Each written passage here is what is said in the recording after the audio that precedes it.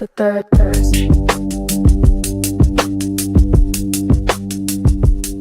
The third verse. Third verse morning show. It's breakfast. I'm Justin. I'm Stat Quo, and we are on time. First time in a long time, maybe ever.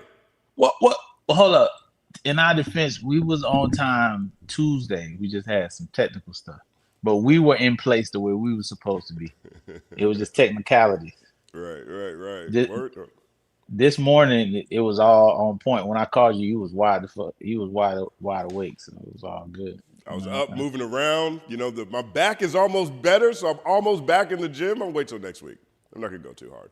Yo, that back, when you have back problems, I don't know if people have ever experienced that. That's up with us right now. It's a game changer, dog. You really feel like that's the fastest way to feel old, having bad back. Right. It's the reason why it's called back. It's the backbone of everything you do. Right. Good morning, Lord Racer. Good morning, El Blanco. Good morning, Brown Girl L. Good morning, Tim641. Good morning, Lils. Third verse Kids Unite. It's all happening. I'm out ready to fight with Justin over his opinions. You know what I'm saying? Oh man, that's crazy. How was your day yesterday? You missed Culture United. You weren't on yesterday. Very spirited. I enjoy not being on, so I get to like hear some other people's opinion and laugh at them, and you know, it was really good though. It was dope. Yeah, it was really dope, man. You know, because at the same time, I know I'm a ball hog, dog. I'm like Kobe with that thing. You know what I'm saying? When I get the rock, I want to shoot it all the time. You know, Culture United, it's a lot of teamwork going on. You gotta sit and wait for somebody else to talk. I don't want to wait for them niggas to talk. I want to talk. And you know what I'm saying? And you as you to kind of moderate and everything, you have to give everybody opportunity. I'm selfish. I don't want to give them niggas nothing. You know what I'm saying? What about me? What do I have to say about the topic? Because that is the most important thing. No, I'm just cool. Saying. What about Stat? Exactly. I'm just playing, but yeah, I love Culture United. It's very.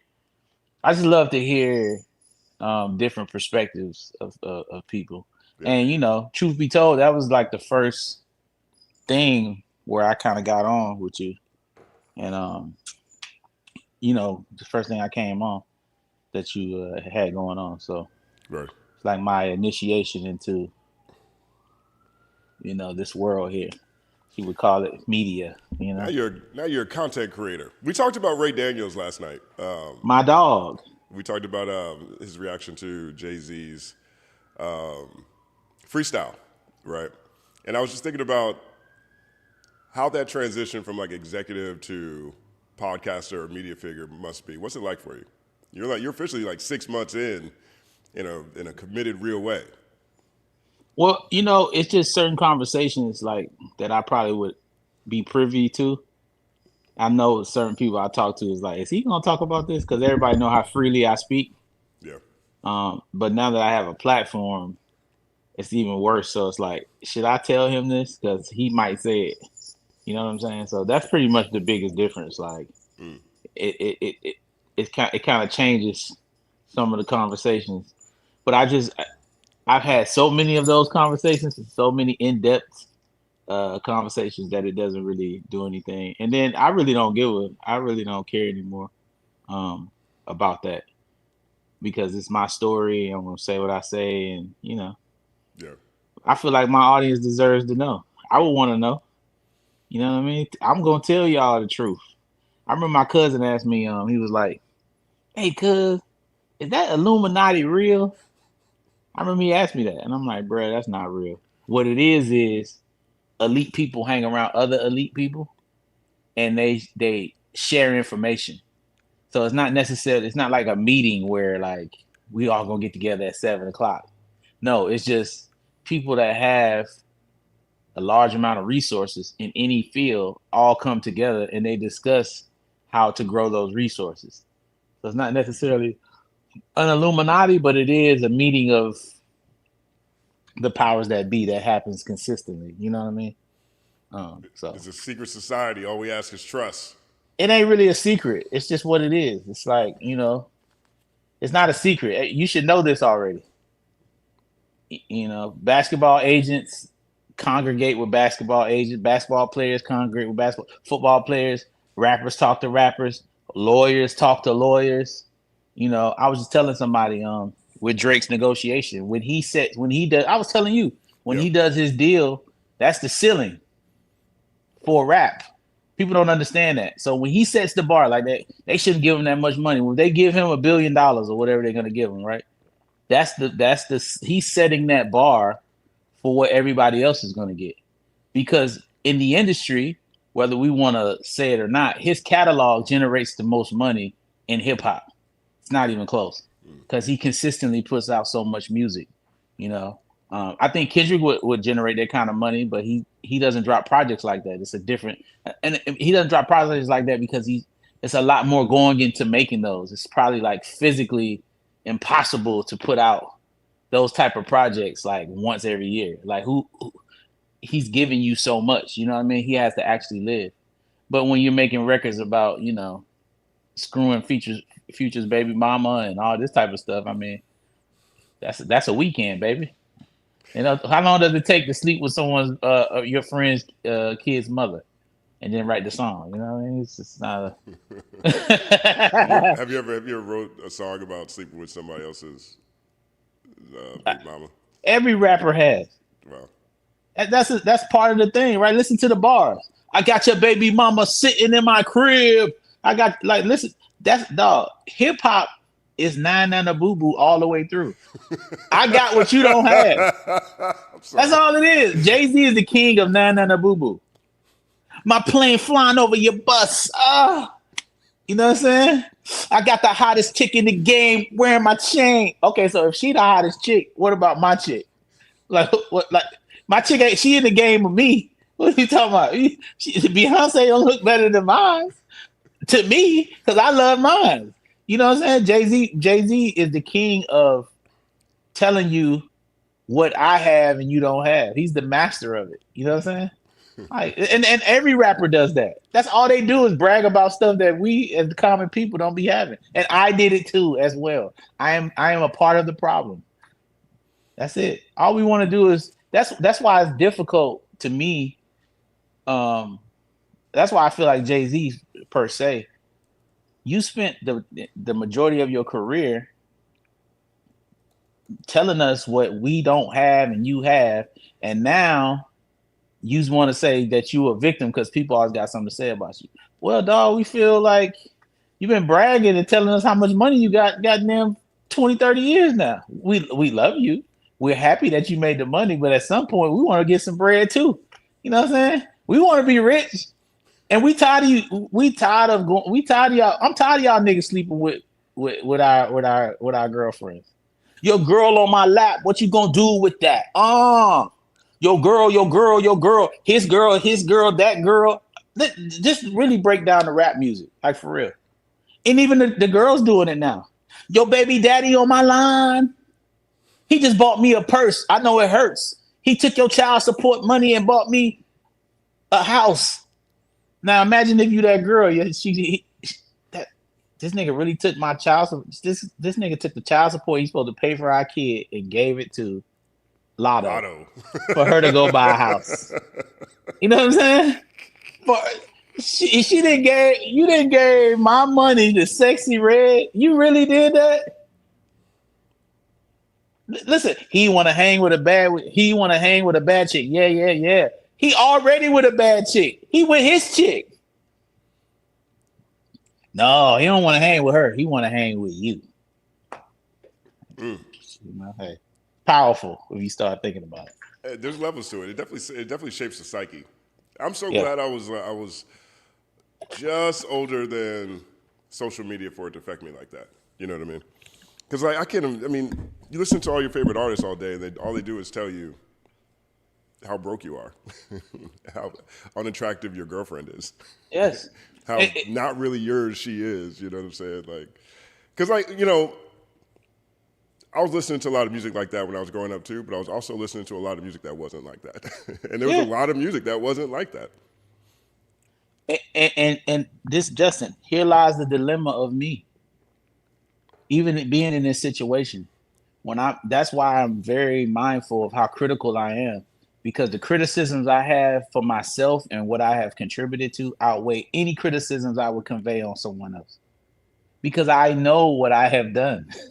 It's like if I created Instagram or social media and I watch people post their highlights as if they live a life that's filled that has no negatives, no low lives, and I know what it does to those kids or anybody else watching that. There's going to be guilt associated with that. You know what I'm saying? Like if I open a restaurant and all we sell fried chicken, macaroni and cheese, and I know we dumping grease to the highest level, and I'm watching people suffer from hypertension, high blood pressure, heart attack, and this is how I make my bread and butter. How can you not feel guilty when you know you spreading poison? You know what I'm saying? So that's the kind of guilt I feel, because hey, at the end of the day, the problem is that consumers want it. You get what I'm saying? So if the consumer is wanting that, then that's where the dilemma comes in. It's like, damn, I got to give them what they want. They really want me to shoot this dude in the song, blow his head off, shoot him in the gut. Nigga, what? Nigga, kill a nigga. That nigga ain't nothing. That nigga ain't nigga. It's like, man, okay, y'all want more nigga? 16 bars, all killing niggas. I feel guilty about that. I don't want to kill. Nigga is black to me. I don't want to kill no niggas. How about keep a nigga alive? Why can't that go platinum? What about keep a nigga alive? I want my nigga to get a new job. I want my nigga to get a beautiful wife. I want my nigga to get more ice. Nigga, get that Benz. Nigga, get them ends. Hey, nigga, get some better friends. Right. But that shit don't sell. Y'all, these people won't murder that nigga. Shoot him in the street. Blood leaking on your feet. That's what they want. So what do we do here? You know what I'm saying? All my niggas got healthcare. Why not? I'm growing up. I want niggas to have things. I don't want niggas not to have shit. I don't want to say niggas ain't shit. I'm tired of saying niggas ain't. I want niggas to be shit. That nigga the shit. Right. I want niggas to be. If it was me, niggas would run the. I want niggas to run the world. I want niggas to be so the champion of niggas that niggas just like, oh, niggas is there. Hey man, look at all these niggas out here. What a beautiful sight. I love niggas. What we doing? It's but the Juneteenth. songs. Happy Juneteenth. Hey niggas. Hey. But no, it's like I hate that nigga. I kill that nigga. Drill that nigga. Mess with that nigga baby mama. Man, that nigga ain't nothing. Oh, that nigga bluffing. Oh, that nigga's a snitch. Oh, that nigga's a trick. Oh, that nigga's a bitch. Oh, right. nigga. It's like nigga smell like cinnamon doo-doo. Dog, cinnamon doo-doo, nigga. Listen, and I'm not saying he can't say it because his daddy is black. So I'm not doing that. But one of the most cringe-worthy moments of my life in hip-hop, and it made me see the word nigga so differently, is when Kendrick dissed Drake and said he wasn't comfortable with him saying nigga, and he dropped that shit where he was intentionally just like nigga. I was just like, oh, I got uncomfortable listening to that. I almost took nigga out my vocabulary after listening to Drake say nigga 1,000 times in a 16-bar round. I got uncomfortable. It was crazy. I can't say nigga. He was just intentionally going there, and I was just like, It's such a weird point to try to make. Yes. Like that. Yes, I felt like, weird. Like to me, as soon as he did that, it sounded like it just confirmed everything that I just heard on Euphoria. He's saying you sound weird saying nigga. Is there anything whiter in the world to prove that you're black by saying nigga a bunch of times? It felt weird, dog. Is that the least black thing possible? I don't know, man. I can't lie. It felt very odd. I was uncomfortable. Yeah. It's like being in an elevator with someone, and we are from the same. You be in an elevator with a black dude acting a fool, and it's a bunch of other races in there. And he just in there acting crazy. You get this cringe feeling, like these goosebumps on your body. It's like, come on, bro. Like, come on, dog. Don't do. we got to represent ourselves, man. Like that's what I try to do. Like now, when I go out, I don't just think about myself. When I'm somebody, I think about everybody that look like me. The women, the men, the children, everybody that look like me. I want to represent us so well, so that the next person that comes in, you already have this judgment. Like, nah, that's quality. You know what I mean? That's just how I approach life. I go out of my way to not let anyone see us in a negative light. You know, I went to this Argentinian restaurant, right? Okay. And it's in the valley or whatever. And I didn't know that Argentinians were racist. But man, they treated me so poorly in that restaurant, dog. I'm talking about like just little shit. Like they bring out hot bread, and I knew they brought out hot bread because I had read the Yelp review, and I'm watching everybody around getting hot bread, fanning the bread. Dog, my bread they brought me, it's like they got it from out the freezer, dog. Freezing. It was freezing. The lady had a stank attitude. She was not nice. She was not welcoming. I sat there, and I was extremely nice to them people. I still tipped.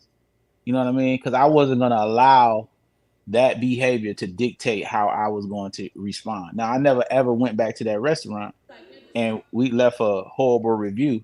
But like I said, I try to be an example at this point in my life, because for all the years that I was not a good example, because I definitely was ignorant. So we're not saying that I wasn't, because I definitely was ignorant and I definitely was out there. But now that I am maturing and growing, this is where we at right now. You know what I'm saying? Right. In my world. I give you a lot of credit because I haven't heard a lot of people talk about survivor's guilt essentially in this space. All the songs that they've written that were just detrimental. You know what I mean?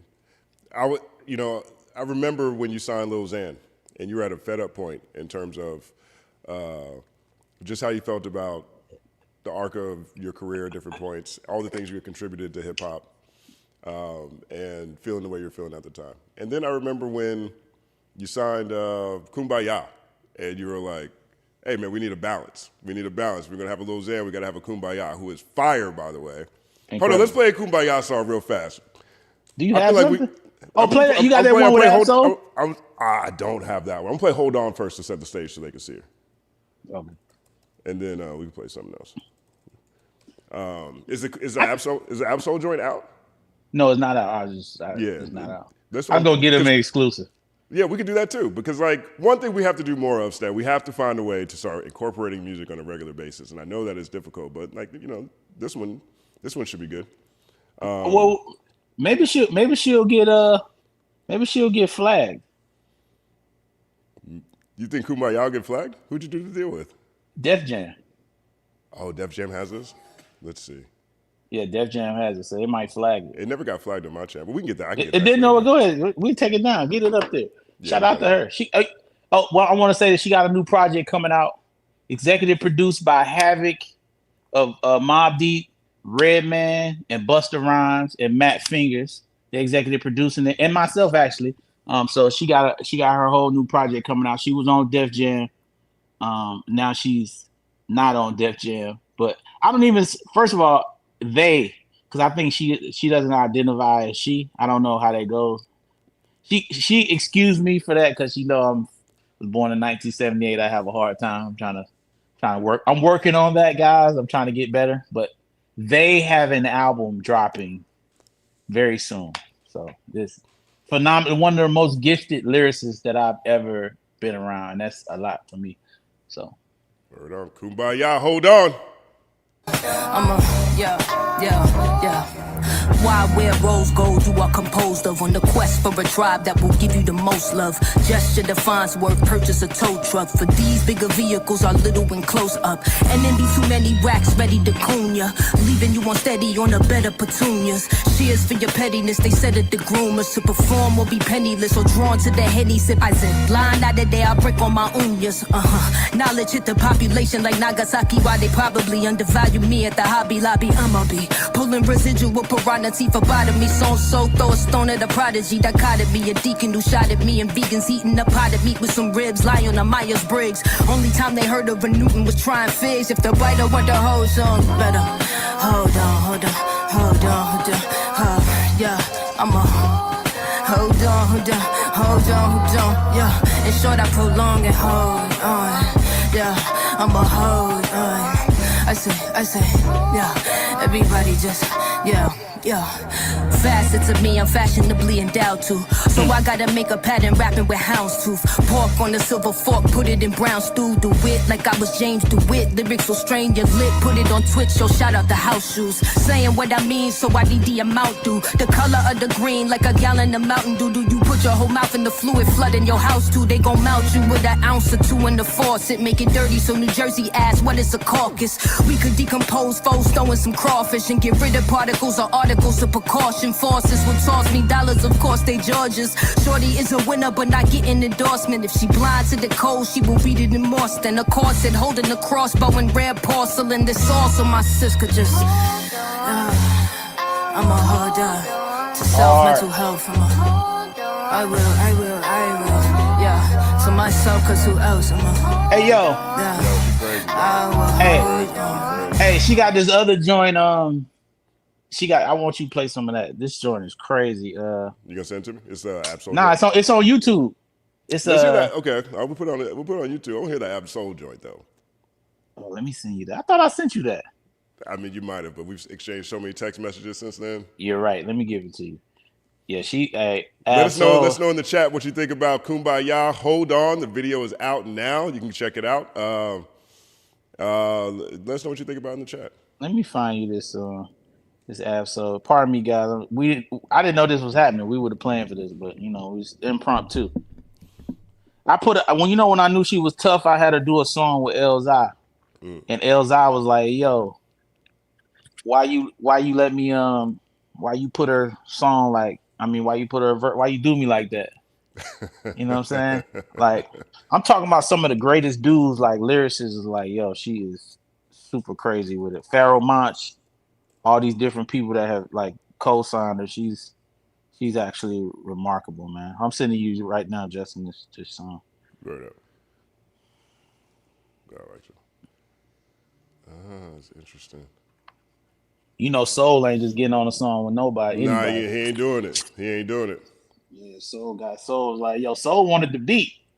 He wanted me to give it. I was like, nah, I can't do that, chap. You got it? Yeah, we got it. Hold on. Bring it up. These songs ain't gonna be on her project that's coming out either. So this is some exclusive for y'all. All right. Play that. Give me that, Justin. Yeah. Now see, this is what I'm talking about. Smooth like a pristine, I'm adjusting to your feathery nest when I'm nesting in your breast is. You can rock the boat, baby, that light vest and jet skis and turn on before you get water. Thank you for letting me see you radioactive PUBU, cutting me short the moon gone boom on a sad Saturday. You'll get a few snoozes soon. Come by, heard from a birdie that you'll get a believer. You might try to tease me, but too busy hurting, so bye. I like to keep you safe and warm, so your eye is so defined, and even when you close it tight, there's ever no sure how you gon' lose where you get this from. Won't you come my way? That's not true, don't you listen, come. Won't you come my way? What a surprise, you've already won. Won't you come my way? Oh baby, won't you come my way? I just wanna fly you out, book a suite, wine and dine your fine ass, watch time go by fast. Lay you down on silk sheets, proceed to lay it down, lick you from your navel to your labia, tickle your clit till you call your savior. Hail Mary. I'm more of a pleaser than a receiver. With such a colorful touch, you'll wanna study synesthesia. That's savvy. Got you caught all up in my aura, explorer of every crevice. You're more mature than Dora. What happens behind closed doors is me and yours to keep. You swallow me whole and I swallow the key. Now your mind, body, and soul is entitled to me. I'm an intellectual, she a sapiosexual. Say I'm unlike anyone, she the prize, she already won. How you gon' lose where you get this from? That's not true, don't you listen, won't you come? Kumbaya. What a surprise, you've already won. Won't you come my way? Oh baby, won't you come my way? Wait. Hear your katana, now go ahead, slay. Catching up, I can follow. And I'm Miata with no age, you a Boston brave. Out of the me, you make this ball of knees. It's sorcery for plates, I got a soggy chopped cheese. That is a sermon you serving, you see, I'm certainly certain I had coagulated grease before I met you that day at 3. You and me, and the weed was loud when you came my way. Heard from a birdie that you get up and leave. You might try to deserve me, but you're too busy hurting. I like to keep you safe and warm, so your eye is so divine, and even when you close it tight, there's ever a show. How you gon' lose where you get this from? To come my way. That's not true, don't you listen, won't you come my way? What a surprise, you've already won. Won't you come my way? Oh baby, won't you come my way? Kumbaya. Crazy. Crazy. That's yeah, crazy. so I won't play the one. She got to just join with Prodigy. That's hard. But I won't play that. I think she's going to put that on her album. Go. I should send you this song with me and Dot so you can play it on here. We'll get in so much trouble. I love no, we that won't. song. Did I send it to you? You played it for me in at your I never sent you that, huh? You never sent it to me. See, I was sending you. That was actually one like the first times we were getting ready for the podcast. That was within our first like 3 or 4 meetings. So that's how long ago. It was like a year ago. Exactly. I should send it to you because you can play my verse, but you gotta cut him off. So play a piece of him and then cut him off? No, see, that's what I'm saying. You can't play none of him. I would send you my part. No, I send you the song, but then you cut it off because I do the verse and the hook, and then he rap second and I rap last, but you gotta cut it off before he come on. Okay, I'm down.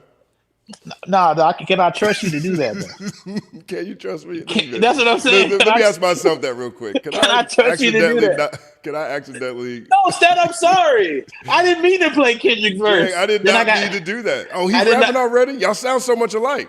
Dog, listen. Let me tell you something. So I was playing this Eminem song that never came out in my truck.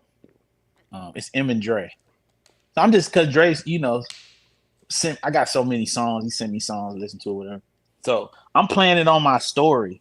I ain't got a lot of followers. You know what I'm saying? It's like 15,000 people. Like I'm thinking nothing. When I tell you when I played that song, every vlog picked it up. Paul called me. So what are you doing? What are you doing, Stat? Because I also played that song with Nipsey that came out with Dre. Yeah. I played that long time before that came out. And boy, when I tell you they called me so quick, like, yo, you can't do that. I'm like, no, ain't nobody, it's only 15,000 people. Paul was like, it's only 15,000 people. Paul was like, it only takes one person to copy it and put it everywhere. You can't do that. It's only 15,000 people. It's kind of That's exactly what I said. It's only 15,000. This is how you know you came up in the Dr. Dre family tree. It's only 15,000 people. No, for sure. I was like, crazy. come on. I'm like, and I told Paul, I said, dog, I'm sorry. I'm a fan. At the end of the day, I'm a fan. I work with these people, but I'm a fan of them. So I got carried away, and that's why I learned my lesson. So since then, I have not been putting up songs that I shouldn't be having out. But boy, when I tell you I got some fiery music in this phone right here from some of your greats, I got some songs that I should not have in here. And if I send them to Justin, he'll play every last one of them. So that's why. It's the truth. I feel like music was created to be heard. I mean, I do too. But the problem is I don't know what people be doing with the records. So I don't want to step on like a rollout that somebody has, Because people make songs. Someone's going to roll out your track with Kendrick? Well, we might roll that out. And then I don't want him to feel away. He's at a different place than he was when we recorded that song. He might not even want people to hear, even though he's on that bitch rapping. Hey, listen, he on that thing floating. And I remember when he sent the verse back so fast. I remember when he did it because I was like, oh yeah, I got to get him on the third. I got him on the third though. You know what I'm saying? Right. Just so y'all know, I got him on the third. But the first verse, he wiped the floor with me because he on that thing. Yeah. Raising the status quo up the I was like, oh, okay. Yeah, he teleporting. We're not doing that. You're not doing that. And I sent the status quo up. That's true. They just start like that. I sent it to my dog, my partner on here. I think he in the chat, Ty Cutter. I sent it to him. Shout out Ty Cutter. I sent it to him on accident. He called me the other day. He said, "Dog, is this Kendrick rapping like this on the second verse?" I was like, I had to look at my phone. I'm like, "Dog, did I send you that?" I sent it to him on accident because I was trying to send him another song, and I'm like, "Please don't ever, please." He's like, "No, Quo, I would never." I was like, "Please, I don't, because I've already got in trouble with putting these people's stuff out without letting them know." But chat, listen, as if we get bigger in this, like if I get on like third verse is like the JBP podcast, I'm not gonna care. They just gonna have to deal with me because I'm gonna be so big that it doesn't matter. So I got all these songs. I'm gonna just start playing them and just be dropping them every week. Like, yeah. Now what? Say something. I got. You want to play? I got whole folders. You want to play the Kendrick joint? I'll stop it before his verse starts. You're not gonna stop it, dog. Look at your face. No, you're not gonna stop it, bro. You're not gonna do it. I can look at your face and tell. I'm gonna do my best with the technology. See what I'm saying? No, you're not gonna do it. StreamYard's a tricky place sometimes. That's what I'm saying. See what I'm saying? I can't trust you to do the right thing. You're gonna play it, and then you know what I'm saying. And then I'm gonna get a phone call from Dave. It's nothing worse to get chastised from your little like. This is somebody that I was already in the business, and now to get chastised by somebody that's not you understand what I'm saying? It's like your little brother telling you why you shouldn't be doing that. I don't ever want to be in that position to where him telling me what I shouldn't be doing. I should be telling him what he shouldn't be doing. You see what I'm saying? Shout out to WE714 says Mac Wop do it all the time, Stat. He won't care. He does? Hey, that's what they're reporting in here. There's all kinds of Kendrick leaks flying around, by the way, right now. For real? Yeah. Mac Wop just be playing his Kendrick songs? That's what they're reporting here. Is WAP as tight with Top as I am? Because Top, it ain't a top thing. I mean, what's up? It's more of a Dave thing. Hey, I'm thinking. Shore says yes, he does. Miss Hummus says yep. He does. Divine Eternally, shout out Divine Eternally. She says that's true. WAP is tripping. Does Kendrick even talk to him? WE714 says he's TDE. We got Belize says all the time. Miss Hummus says Mac's part of the crew. I gotta see what's going on. Roger says drop. We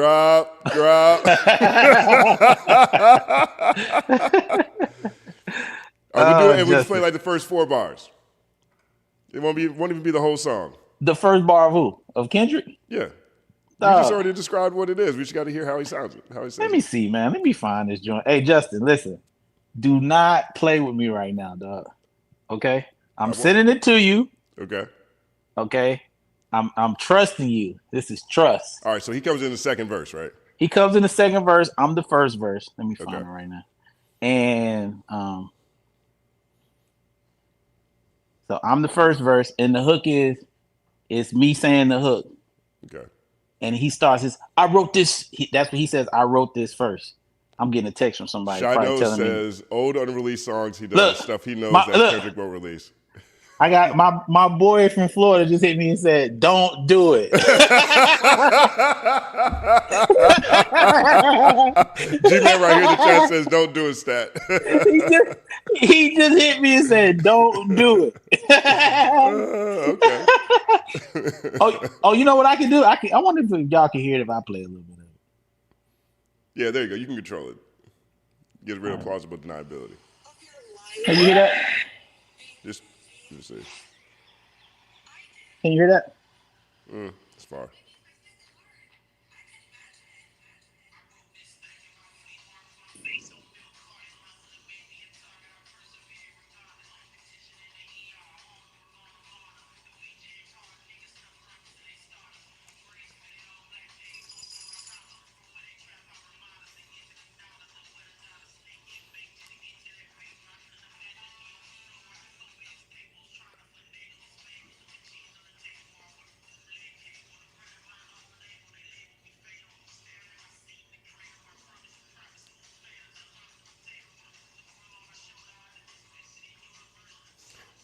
The chat's saying they can't hear anything. The only thing I can hear is the beat. I can hear you. Oh, you can't hear that? I can hear you. I mean, look, it might be better if you have it back down there, though. Do it again. Start You think over. so? Yeah, start over down there. Keep it down there. That's better. Is that better?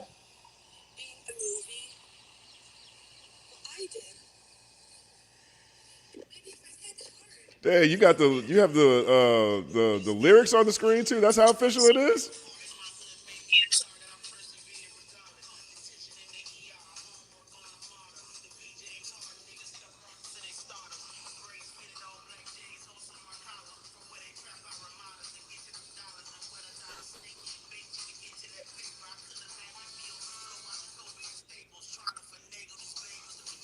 They can't hear it. They still can't hear it on their end.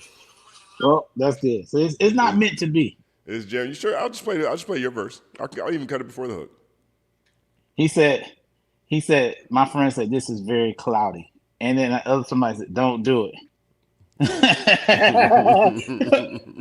Well, anyway, yeah, we won't be playing that, but yeah, y'all can hear it.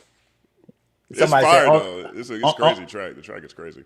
Yeah, I am no longer a rapper, but yeah, it's definitely a song I listen to sometimes. Yeah. Yeah. When I get to a certain level, guys, I promise you I'll be playing all the exclusive shit on here. When I get to that level where we can't be shut down by the powers that be, we can be shut down right now. And just magically just pull the plug on YouTube and no more third verse. Right. We're like, what happened to third verse? Well, Stat was playing songs we shouldn't have been playing. Everything was fine until Stat got too comfortable. Exactly. I got too comfortable. They didn't call Leroy Cohen and we magically disappeared. We don't have the power to do what we want to do, guys. But yeah, you know it is what it is. Word up. You're tuned in live. Third Verse Morning Show. Happy Thursday, Third Versicans. I like that name, Third Versicans. Listen, man. Hey, I like it. I like what the chat like. It sounds appropriately ridiculous. Third verse, because if we're in the third verse, right? And so if we're from, then we'd be versicans. Whatever you say, Jeff. Whatever you say. You know what I'm saying? Oh gosh. Whatever you say. Every Thursday morning, right here at 8 a.m. We also have a main show in studio every Tuesday morning at 8 a.m. And then we also drop segments from these shows 8 a.m. the rest of the days of the week. Every Sunday we have an exclusive members-only video that is us addressing your comments. That also drops at 8 a.m. on Sunday. So when you think of third verse, you think of 8 a.m. I like that. That was a remix from a line from Coming to America. When you think of garbage, you think of Akeem. Exactly. DJ thinks that we're going to end up coming on here all the time. He says that every time. Have y'all started every day? Real quick, we forgot our. Oh, the DJ poll. Yeah, the DJ poll. Let's see. Is DJ? Well, let's see. Will DJ show up today? Yes. Yes. We gonna see. Yes, and option 2 will be DJ ain't coming. DJ showed up. Me and DJ had a whole podcast yesterday. Stop playing. We talked on the phone for like an hour. We had our own podcast on the show. Okay, so we're going to add this start and show. We're going to have this poll on the screen here. Regardless of platform, if you think DJ is going to show up, add a 1 in the chat. If you think he is not going to show up today, drop a 2 in the chat. We're going to keep this right here. And we shall see if our brother DJ makes it to this episode of the third verse. 50-50 already. 50-50 already. Third Verse Morning Show, man. Look, but the point I was making before we played the music, which was actually really good, I do want to hear that other Kumbaya song here at some point. If that one with Havoc that you were talking about, that'd be dope. But the point I was making, I remember when you signed Lil Xan and the frustrations that you felt at that point in time. I remember when you signed Kumbaya and you were talking about everything's got to be a balance. And then I remember, you talking about on this show, just how dark things actually got for you once you realized once you accomplished all your goals and you were looking for another way to rejuvenate yourself. And I think that is a level of vulnerability that we don't necessarily hear from a lot of writers in this space, artists in this space, just that level of, survivor's remorse and how you got through it. I thought it was really dope to hear your story. Yeah, I don't know. I mean, everybody's different, of course, but I definitely don't hear enough artists really talk about that. I guess I'm just self-aware, I'm very self-aware, and like, there's no way I could write the songs that I've written and say the things that I've said and contribute to making someone believe that way of that mindset is just okay. You know what I'm saying? I've written some very disrespectful things, especially about women in songs, that I don't condone in my personal life at all. You know what I'm saying? Like, I've called women out their name in thousands of songs, and I don't do that personally. You know what I'm saying? So it's like, that is attack. That's something that I feel guilty about, especially like black women. I don't do that in my personal life. I've never called a woman that. You know what I'm saying? So it's just like, to have those type of records, and then to be as old as I am and to not reflect back on that and not feel anything like, oh damn, I don't know how people could do it. You know what I'm saying? Like, you watching people die diabetes, but you selling them chicken all day, and you don't feel no guilt. You don't feel nothing. You don't have no like remorse to say, damn, maybe if I had some some vegetables in there, or try to, like, you just gonna sit there and just make all this money off of other people's pain. Like, I don't. So I tried to, when I was doing the cold stuff, like, people got to understand, I had come off of Anderson .Paak, kind of like working with him, not making any money because he already had a team, but kind of putting that in play. And I watched him on Club Shay Shay, didn't say nothing about my name. It's okay, Andi. I don't feel away. It's okay, but Breezy. It's okay, Breezy Lovejoy. That's what your name was when I met you, with long ponytail down your back. It's okay. I'm not mad about it because my name ain't. But how did you just magically get to Dre? How did that happen? How did you start working with Game? How did you get on Schoolboy Q's album? Or how did you work with will.i.am? How did you work with Diddy? How did these things happen? Who did that? I didn't have no paperwork, so it was nothing to it. So I didn't make any money off of that. Like I said, when Kendrick and them came around, the day Dre met Kendrick, he met me. You know what I'm saying? So we was all together, and he did Women Weed Weather, and I think one other song that he performed, that he made at Dre's house at the time. And I was nowhere to participate in that. So for me, there's no way you're gonna find another Kendrick and you found Kendrick and Anderson .Paak. I didn't foresee me ever finding anything of those two at that levels, and I didn't make any money with either one of those, because I didn't find Kendrick, but I was a part of what was going on. I didn't make any money on that, which I shouldn't have, but whatever, I'm like, I got to make some money. So when that movement of underground, like, rebellious music that older people that love hip hop hated, I saw an opportunity. And so that's why, and when I met Diego, which is Xan, I didn't care what he sounded like. I just saw a star. You know what I'm saying? I realized that there were going to be people that wanted something different than what I would deem to be great music. I wouldn't even sit in the studio and listen to that stuff. You know what I'm saying? 'Cause it's not really my cup of tea. Listen to Aretha Franklin and all that. I'm listening to different types of stuff. But I knew what I can identify a hit record.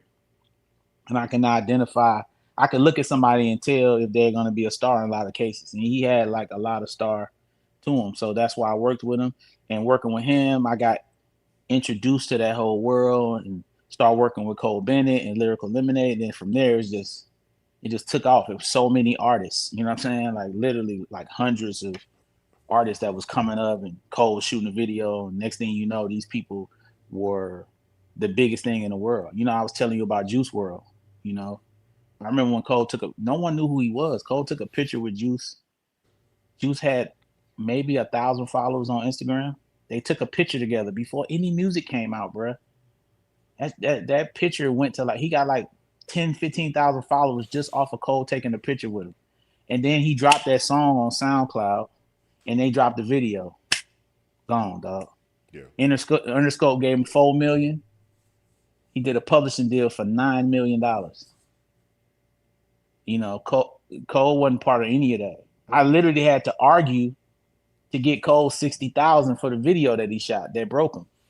You know what I'm saying? That be a lot of my arguments. Like, you know what I'm saying? Well, that was a lot of my arguments at the time. Like, Lyrical was such a road for artists to blow up, and then when they go get their money, they don't even want to get this kid his just due. You just really just came up off of the platform, you know.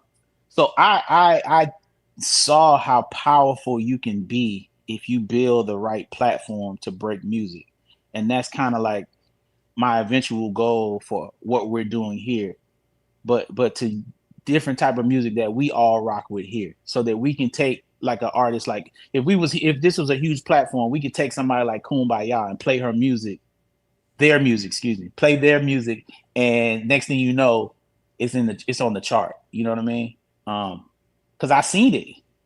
You know, I've seen the power of community. I watched it with Lyrical Lemonade. I seen it with that thing going from 30,000 to 30 million people subscribe to it. So I totally understand it, and that's kind of like my goal for what we're doing here, especially with like Culture United and stuff like that.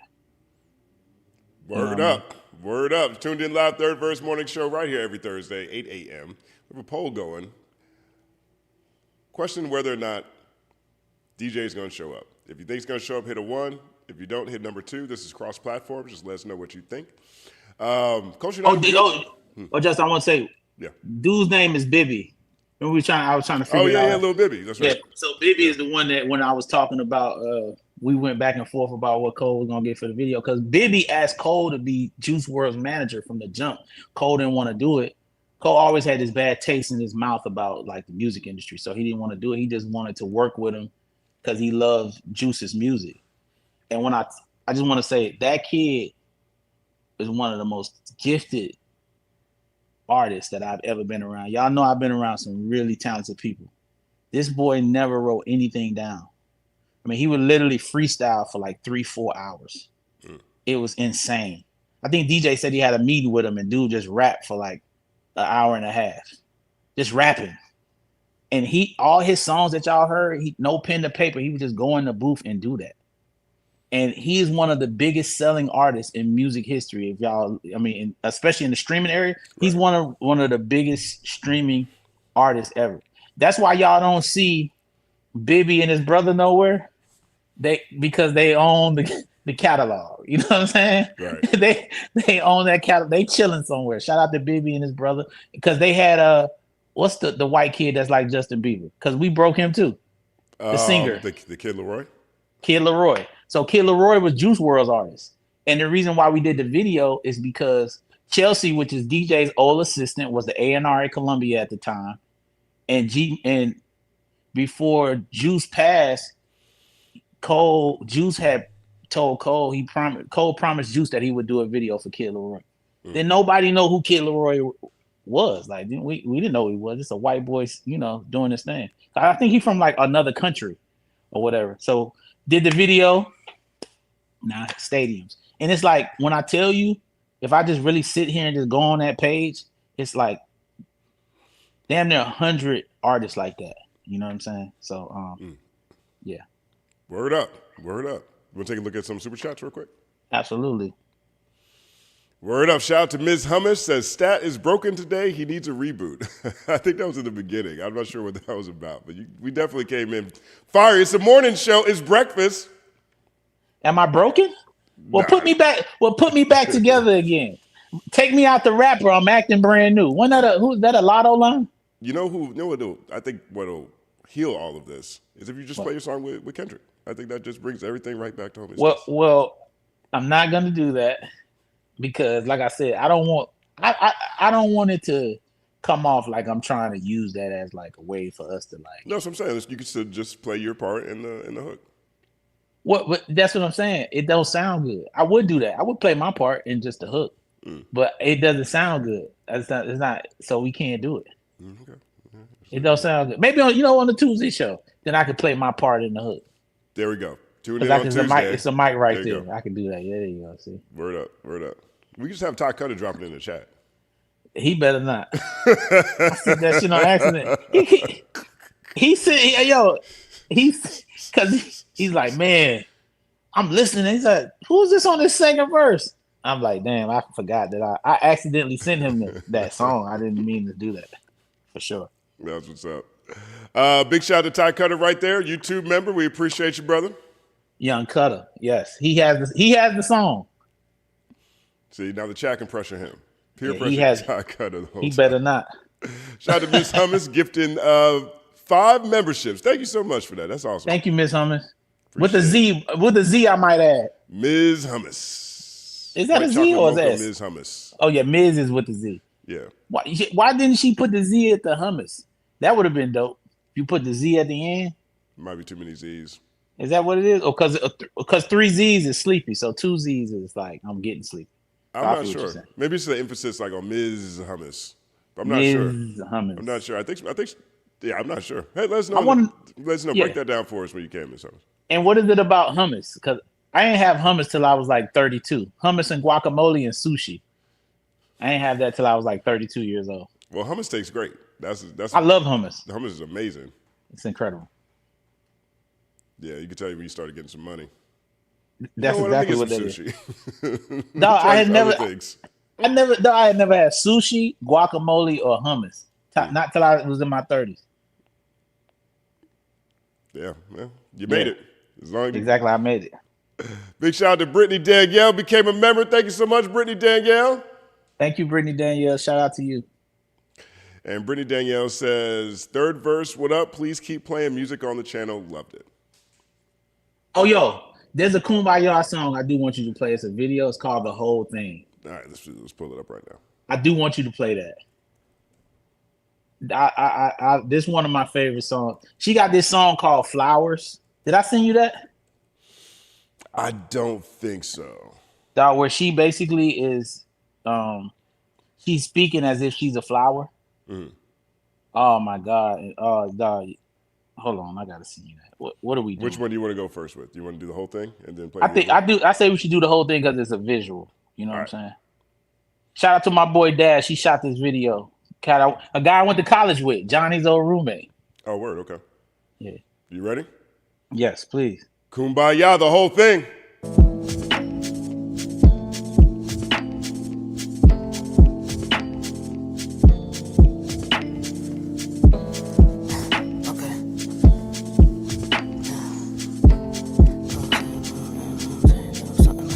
I'm going crazy in the dungeon. Died a maid at the tungsten. Playing in the back with a pretty rat who not even saying where she come from. Something fell off like a wall from the clown that's around low on my brow to punch them. I'm too tight, I got that unwind with tree I can't climb, laying upon my lungs done. And yo, I know that whole thing homemade in my brain, but it real still. But it real still. Oh, but it real still. And yo, I know that whole thing, but it real still. But it real still. But it real still. I don't know. I just feel okay. Talk about it. It's just not the same anymore. Like feeling uncomfortable. I don't know how to talk about. I do not want to be. It's just doing its own thing, and it don't want to do what I want it to do. I just feel like.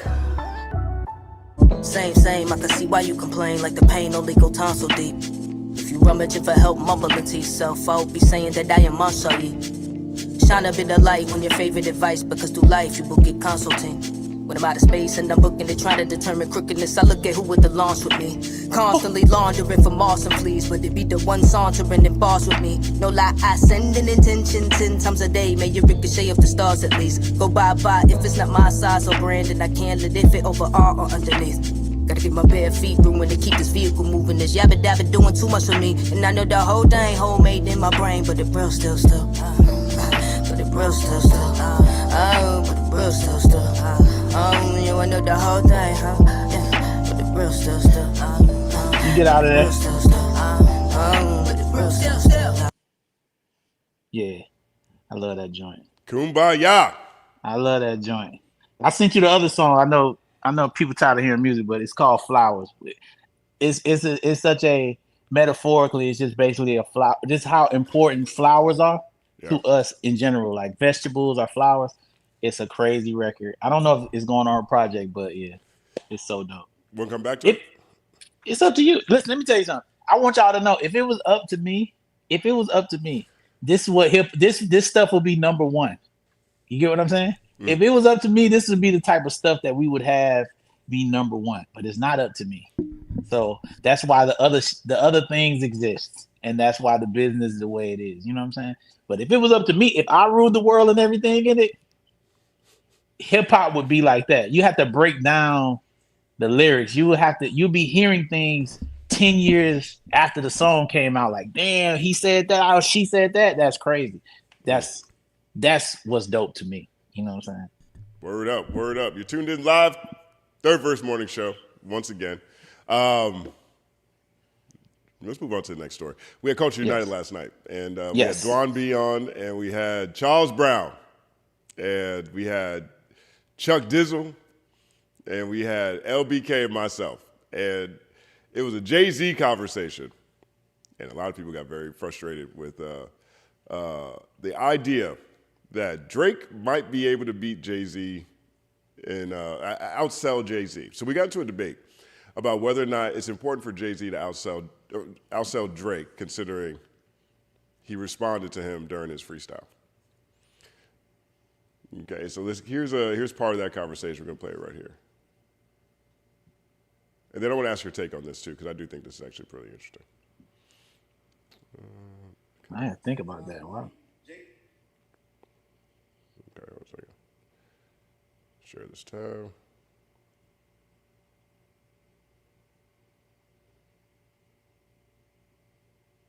All right, there we go. All right, nope, not that one. This one, okay.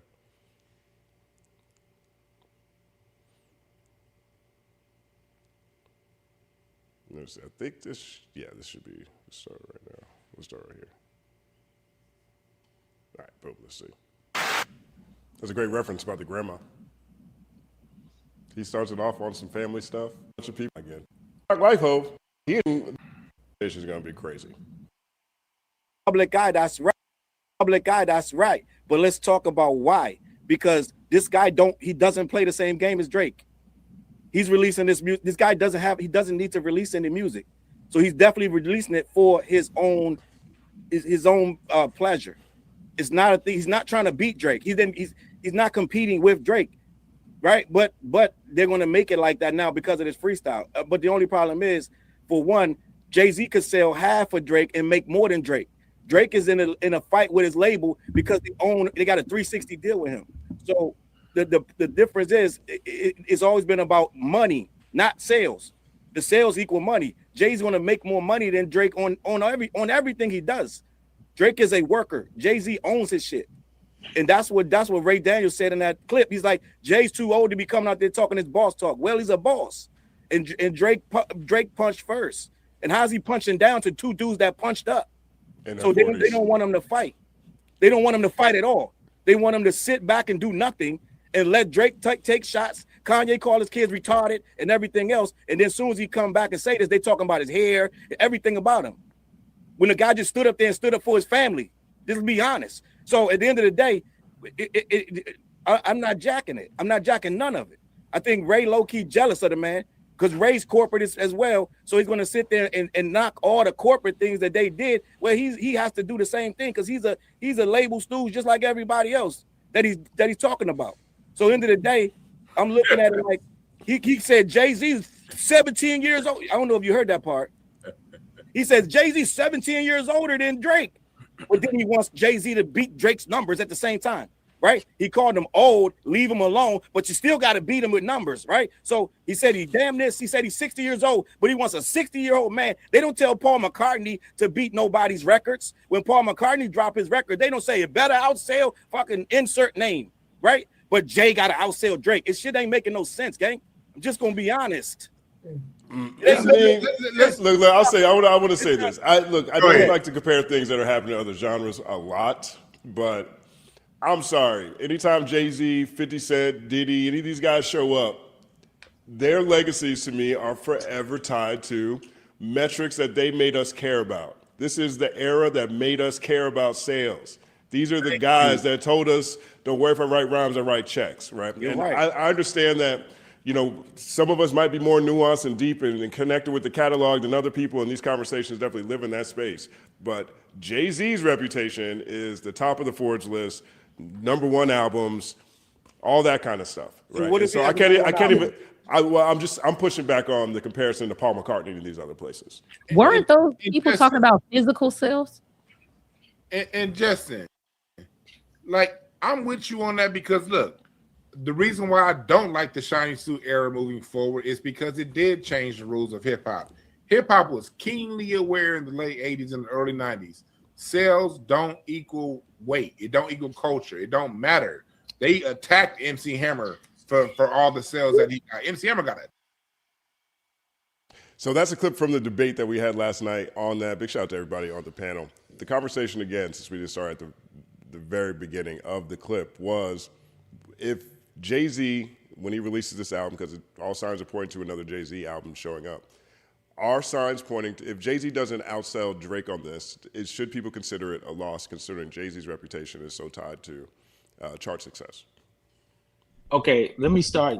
I'm going to answer your question, but I want to address Ray first. I don't like Ray, somebody calling Ray a label stooge. That's my dog. That's my it's my partner. But one thing I can say about Ray is Ray has a relationship with Dame Dash, okay? And so some of the things, and Ray is aware of some of the things that happen behind the scenes with Jay, and I think it has contributed to some of the conversations that he has when it comes to talking about him. You know, it's a very cutthroat business that we work in. Rock Nation, Jay-Z, they definitely have some practices that a lot of people are not fond of. DJ being one of them. He's not fond of the practices, so it kind of spills over and it makes you see somebody in a certain light. And then if you really go back to Ray's history in media, his first time kind of like really going viral was when he said something about Jay-Z. You know, he said something like derogatory. I remember calling him about it.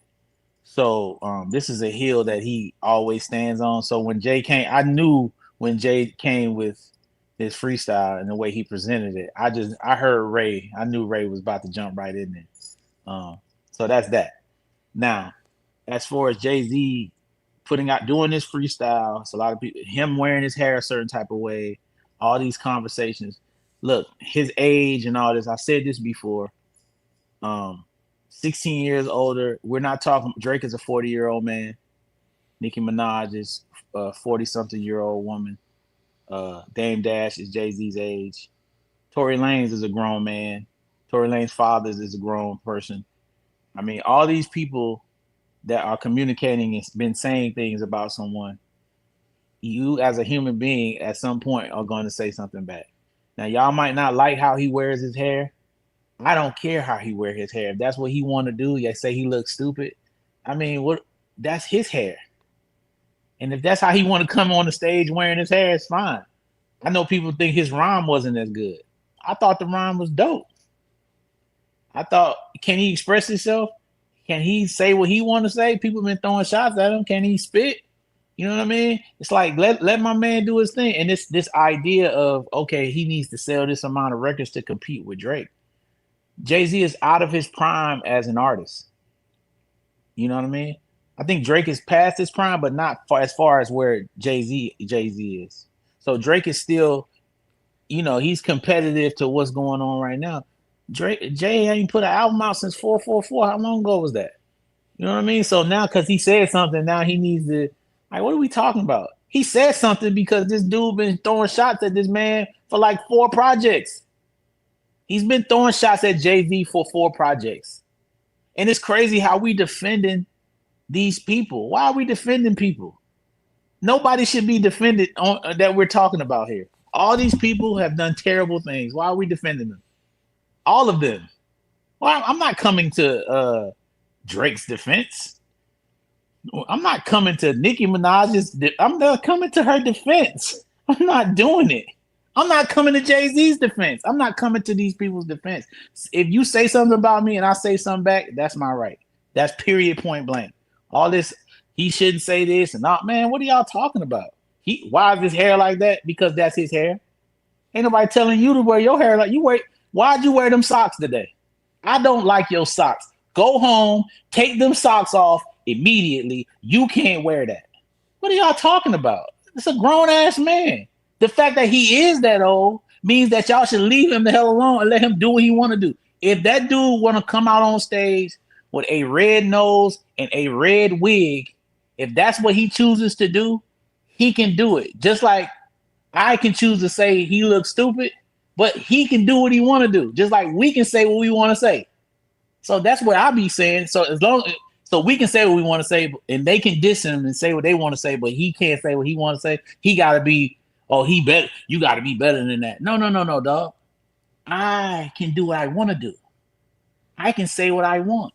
Just like Dame said his breath stink because he chew big red gum. That's what Dame decided to say. That's Dame's right. Dame might have smelled his breath. Hey, my breath smells too in the morning before I brush my teeth. Before I start flossing, I had bad breath as well. But now I floss, we fixed that. I'm just saying, but I knew when he said big red gum, I'm like, damn, he might be talking some shit. I had a homeboy in school and he stayed with the big red. I used to tell him, bro, you can't put air freshener on shit and think it's gonna smell good. You got to get to the core of that thing. You know what I'm saying? You got to get in there. You got the tongue is key. Not just here, but the top. You got to go to the top. So when he said that about the big red, I was like, damn, Jay probably had halitosis. But that's cool. He's a person. He's allowed to have stanky breath. I'm sure he didn't like that Dame Dash put him on Front Street like that. But Dame didn't like the fact that you said my teeth fell out of my mouth, which they did, Dame. We never would have saw that. You could have stopped that video from coming out. He could have did that. Dame could have stopped that. Why did he post that? But guess what? He has the right to post it. And now I know that you have a denture. I wouldn't have known that Dame Dash had dentures. That actually made me feel old as hell because I remember when he was doing all the dances. But now he has some shit that my grandfather had. And that, sir, makes me feel old as hell. That's what I'm saying. So my overall synopsis of this is people can do what the hell they want to do. And we can talk about it if we want to. Just like we can say what we want to say, they can do what they want to do. And I'm glad for one that he did it. Because if someone's talking about me for as long as these people been talking about him, and someone says the things about my children that Kanye West said about his kids, you damn right I'm going to say something. And what he said in that song is absolutely correct. He going to get in front of Kanye, and this dude Kanye going to curl up and blame it on him being insane. Okay, I'm going to punch you in your nose, and then we can talk about the sickness that you got.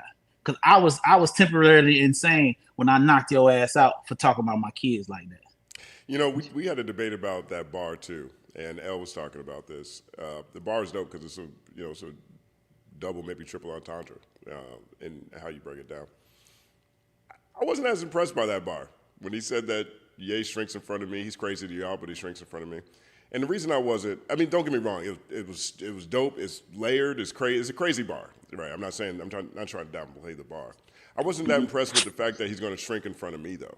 You know what I mean? Because I've watched Ye do this. I've watched Ye cry on radio shows. I watched him apologize to Van Lathan. I think a huge part of his, story arc is that when he feels like when he gets called out there to a certain degree, he will apologize. So I have no idea.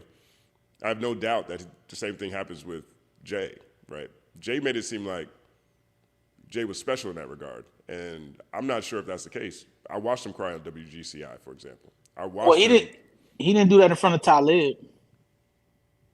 Who? He don't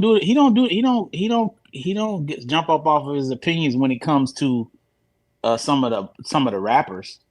He don't do that. Remember he was clowning Talib Kweli, telling him he was always wearing that hat, saying how goofy he is. He got in Talib's face and told Talib, "Yeah, that hat's goofy."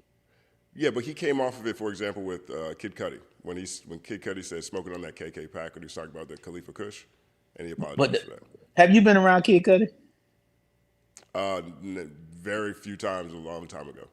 Okay, so it's a different type. Okay, so it's a different type of. Let me explain something to you. It's a different type of curling up, if you will, when you're curling up around someone who don't mean physical harm.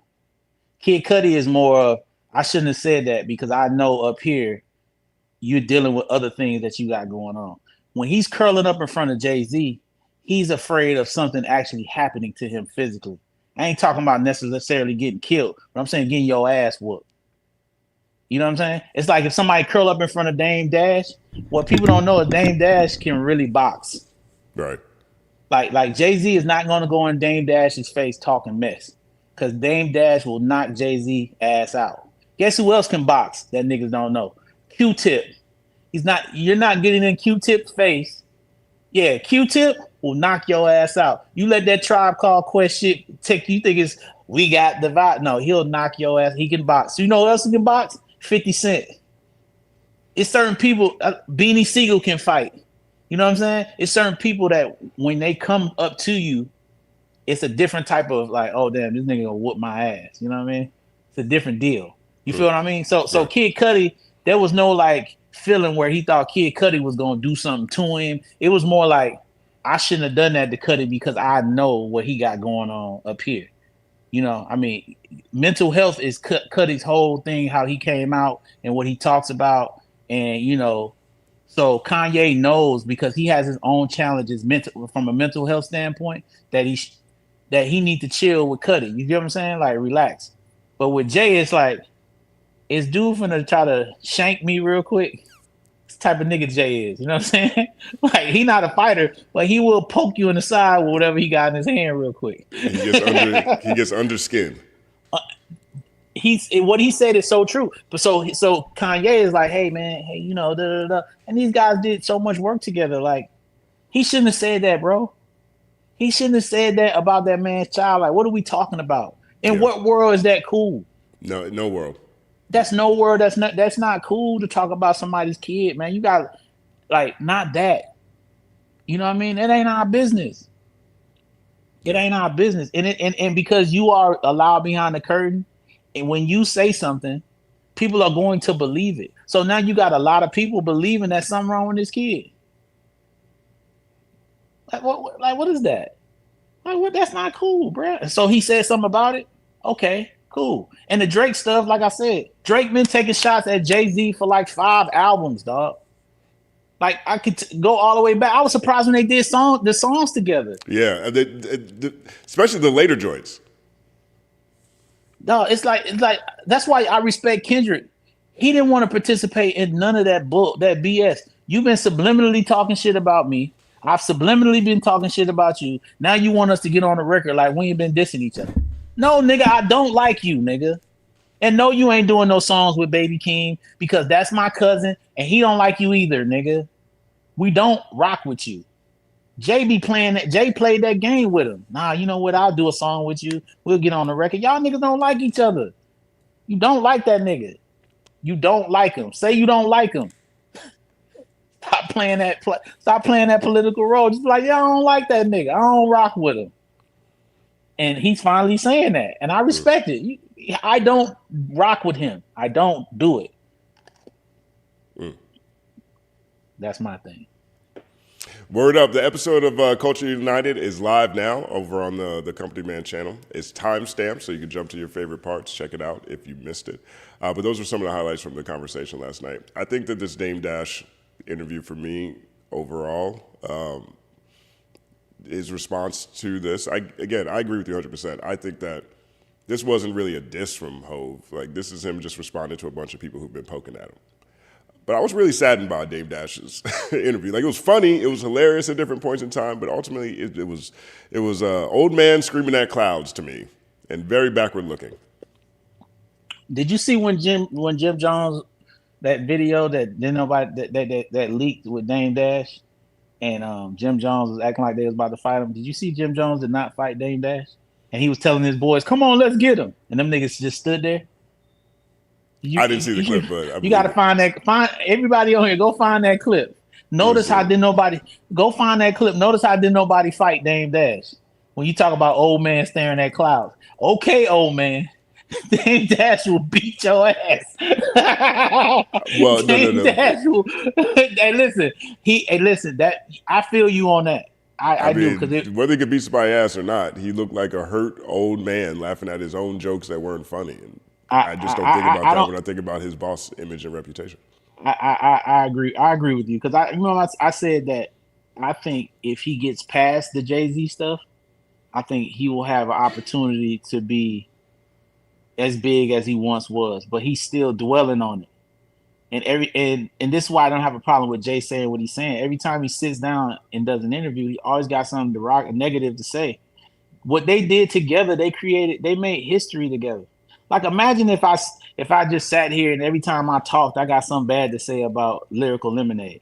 That's part of my legacy, bro. Right. Or if I got something bad to say about Dr. Dre and Eminem, that's part of my legacy. That's part of like how I'm here. Like, what are you talking about? What are you doing? Like, of course there's gonna be situations where you didn't like what they did, but at the end of the day, y'all made history. Boy Wonder, right? It's like, oh, he produced for Kendrick, but he made history with Drake. So he needs to stand on that whenever he's having a conversation. Imagine if he ran around. I mean, they tight, so it's not the same thing. But imagine if he's running around talking stuff about Drake. All the history that they made, 40 was talking about Drake. No, Dame made history with Jay-Z. And all he keeps dwelling on is the negative. And people keep asking him the questions, and he keeps going back there with the negativity. Young Chris, you interviewed him, who got a project coming out, got some new stuff dropping. Man, they ask Young Chris that question all the time about Jay-Z stealing his flow. Man, Chris be like, yo, man, what are you talking about? My guy, he you answer that question correctly. And for that, Chris has moved on and had his own lane and created his career. But like Dame, as a grown man, and this not to be disrespectful to him, and this is what I told Ray on the phone, he need to let that go. You gotta let that go and move on. And y'all time together was y'all time together, and y'all time apart is y'all time apart. So you're right. Yes, it looks bad for him. I just was pointing out the fact that people, when they talk about Dame in our industry, they tiptoe around Dame because they know Dame will knock your ass out if that's what it is. Right. So he's one of the few dudes that actually got hands. I've got hands. Not, I can fight. I don't want to fight nobody, but I can fight. But Dame got hands. So when people tiptoe around talking about Dame because they know Dame will knock your ass out. That's just straight up. Bone Crusher, CeeLo Green. CeeLo Green used to knock niggas out. He went to Benjamin Mays High School in Atlanta, knocking niggas out. Bone Crusher in Atlanta, knocking niggas out. I'm telling y'all people that you just ain't finna be talking about. There's a dude named Alpha Mega that used to hang around T.I. will beat the brakes off of you. Right now, he's in his 50s. I believe Bone Crusher. Bone Crusher. For a fact. Bone Crusher was nothing to play with. I mean, he was never scared. He was never scared. It's some guys. You know who else can fight? Freddy Gibbs. Don't play with Freddy, dog. Right. Freddy beat a nigga up on a plane. Listen, it's some stories out here, man. Freddy got to fighting with a dude named James Cruz, dog. Hey, man, what was that? Fred? Or was that Buck? Young Buck was either Young Buck or Freddy Gibbs. One of them was fighting with James Cruz. But anyway, that's a whole nother subject for another day. But anyway, yeah. Let us know in the comment section what you think about Jay-Z, Dame Dash, Drake. Do you feel like Jay-Z If he doesn't outsell Drake, it's gonna mean something one way or the other. Y'all better not say that Jay-Z need to listen. I'm being, but y'all better not say Jay-Z need to outsell Drake. Y'all know better than that. Y'all better not do that. Don't do that. Does Drake or does Jay have pressure to drop an album of the year contender since Clips did it in their 50s? I think there's okay. So I'm gonna say this: he does have pressure to put out some good product. I thought 444 was a good album. Yes, because what he has done, but I don't think it's like it's so crazy where he feels like it's gonna ruin his career. I don't know why. Just me just thinking sitting here, I don't know why he wants to do it. I'm gonna give y'all suckers nothing if I'm Jay. But it's I don't know what he's doing. I don't know why he's putting out music. We talked about this last night, and Dwan was referring to his 10-year deal that he signed with Rock Nation that ends not Live Nation. That ends in 2027. And so he has another tour that is still under that contract. So if you're going to go out with another tour, perhaps new music is just the next thing that's around it. We can't just repackage one of them old albums and just throw it out there like they do. That's what you told me before. Want my old shit, buy my old albums. The 25th anniversary of Reasonable Doubt or whatever it is. Or you're right. Or the 25th anniversary of the Blueprint, 30-year anniversary of Reasonable Doubt. I just, you know what, I don't. Put those out with some bonus tracks. You know what I don't like to see, and I just don't want to see. I don't want him to put something out and it's not good. I hate. It bothers me when artists put out music that's not good. Like, bruh, we talked about it. I'm gonna say it on here, and God bless her heart. Shout out to her. And she just gave life, and respectfully. But that Lotto album, boy, I went and listened to that, man. And listen, heartbroken, broke my heart because I wanted it to be good. She from Atlanta. She's starting her family, and I think she sold 34,000 records. And salute to you and your team, because whoever marketed it and got you up there to get those kind of numbers with that product. They need a bonus and a half. Woo! I tell you, listen, man. When I tell you, I'm listening to this, I'm like, man, the song with her and 21 is okay. I think it's called Hostage or something. That's all right. But man, I was just listening to the project. I'm just like, is this passing me by? That's what I thought. Like when I listen to Drake, that's what when I listen to some of the Drake albums, I was like, yo, is this passing me by? Do I not know anymore? Do I have no idea anymore? I was like, am I the old man that don't know? Because what is the heck? I thought I was in the twilight. I'm listening to it. I'm like, they put this out? Is this what we doing? And respect her. I don't want to hurt her feelings because, having a baby's tough and she's going through what she's going through. And she said she made the album when she was pregnant. Man, I wish she would have made the album when she gave birth. I think her daughter would have given her more inspiration to make a better project, man. Because it's not good, bro. It's not good, man. And she's talented, and salute to her and everybody else that helped her with the project. I'm not trying to come down. I'm just giving my honest review. It's not as good as her last project that she put out or anything that has come out. And I don't know who's listening to this, and this is what we got this is the bar that we setting. Because there's so much other music that came out that's better than this. Well, people are fans of artists now. There's a decreasing population of people that are just fans of genre. So she's got her tribe, and I think that's probably where most of the support is coming from.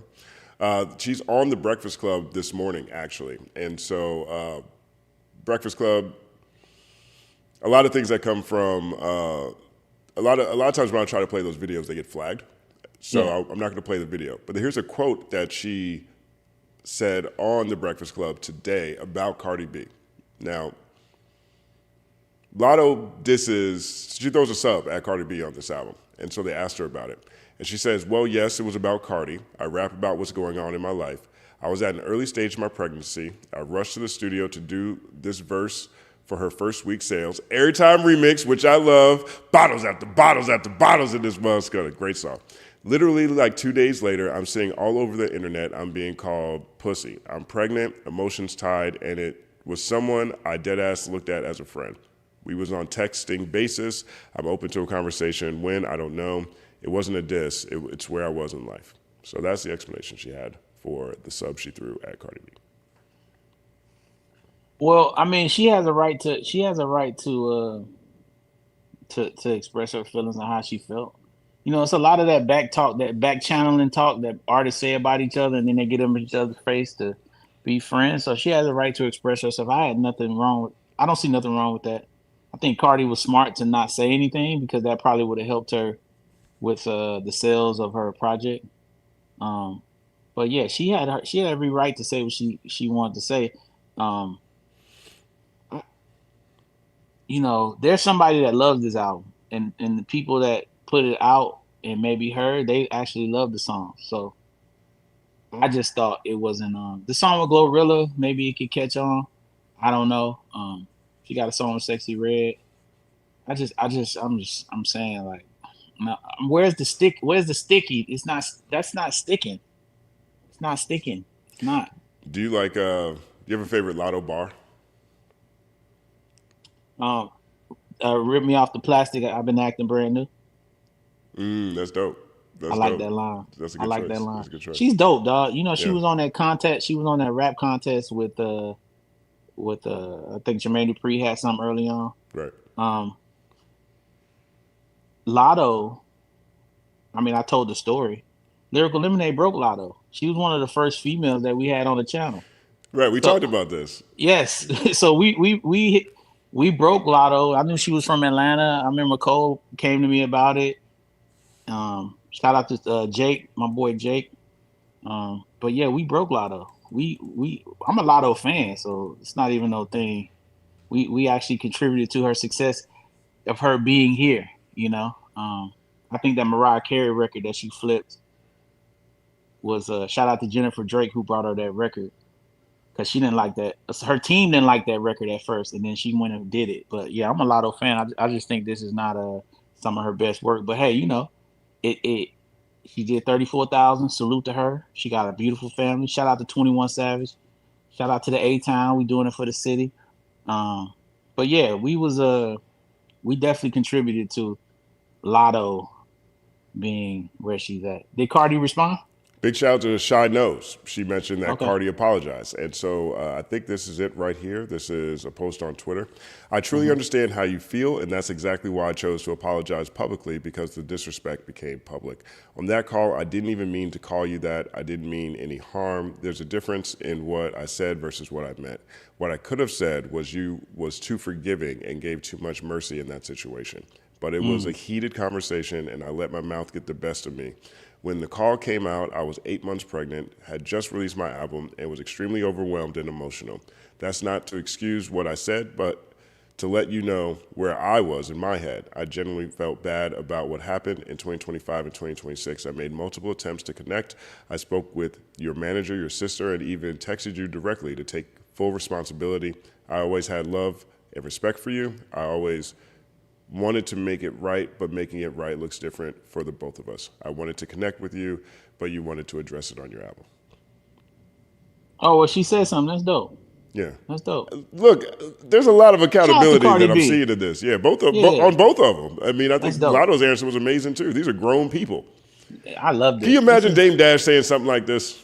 That's what I'm saying. This is amazing. See, once again, the women are showing us men how we need to handle conflict resolution. Right. This is how you do it. And she got her bars off.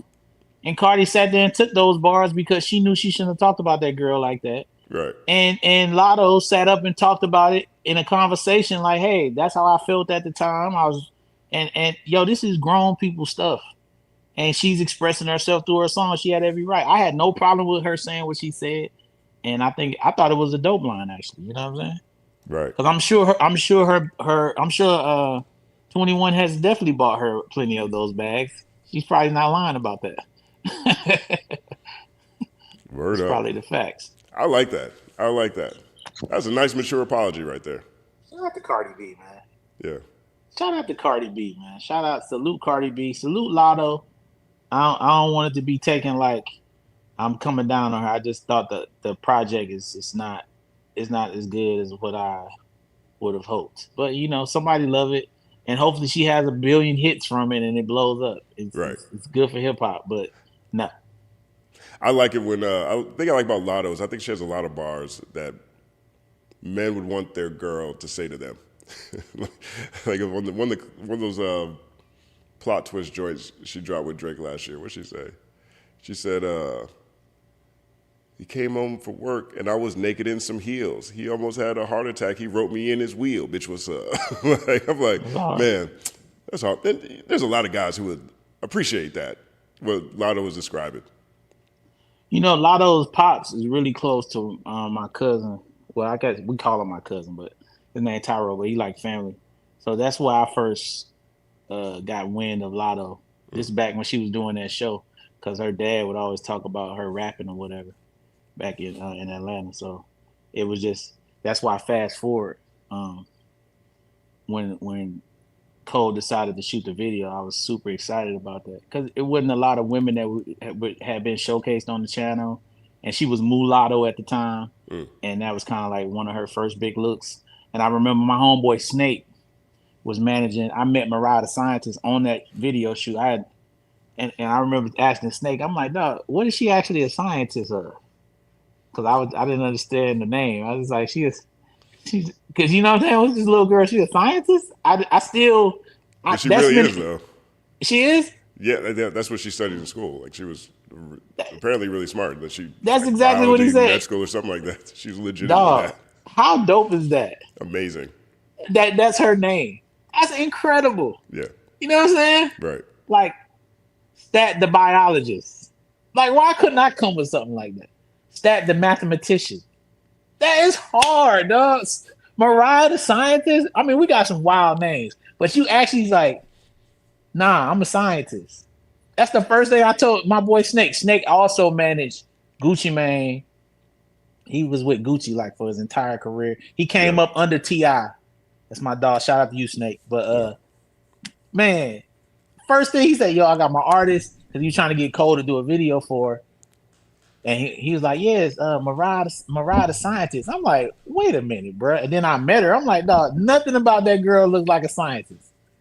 You know what I'm saying? I don't know, but she does not look like a scientist. Well, he laughing. She's a scientist who's an R&B singer. Hey, listen, guess what? It works. That's how that's what we call her. I don't call her. I've never said Mariah in my life to describe her. I always say Mariah the Scientist. Right. It's what I told Dr. Dre. I said, dog, regardless of what happens, no one calls you Dre. They call you Dr. Dre. And you didn't have to go to school to get called doctor. That's crazy.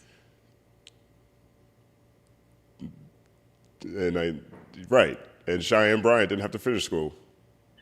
But they call her Cheyenne. She got hers ripped away. I think she trademarked the name. Man, ain't nobody calling her doctor no more, dog. It's over with. The grifter formerly known as Dr. Cheyenne Bryant. Exactly. They calling her bathing suit on the boat playing Pretty and Petty. Bryant. That's her name. I want to see what you think about this clip from Tyler, the Creator. He sat down with DJ Drama recently and had a lot of things to talk about. But this clip right here, he talks about top 5 lists. Right, and I want to get your thoughts on this. Where are we in top 5 conversations? All right, let's go. I think people who fixate on objective top 5s are fucking lame. Like, I'd rather hear people talk about the shit they like and love and their favorites instead of who's the best based on numbers or hit. Like, who gives a fuck? Like, people really be arguing like, how dare you not put so-and-so on of all time? Like, what if you just told me who your personal favorites were and the shit you like, and then explain it, and maybe you'll put me on to some new shit instead of us sitting here arguing about like that's crazy. You care about another nigga's top 5 list when you're on your way to work. Like, go get a fucking hobby. It truly blows my mind. Oh, how dare you not put Pony Tony on top 5. He killing niggas. You heard his verse on so-and-so. He rapped from the perspective of a hot dog. Like, Oh, but what's your favorite song on that album? I don't really listen to that album. So what albums do you listen to? But people aren't selfish enough to like, hey, this is what I like. Check this out. This is what I learned about it. This is how I grew from this. This is when I heard it. Like, that shit is crazy. Now, when I saw this, one, you know, I'm fine with his point of view on things. I think that Tyler he's come across as he's killing these conversations. I'm not sure he is. The first thing I disagree with him on is that we're in a superfan environment now.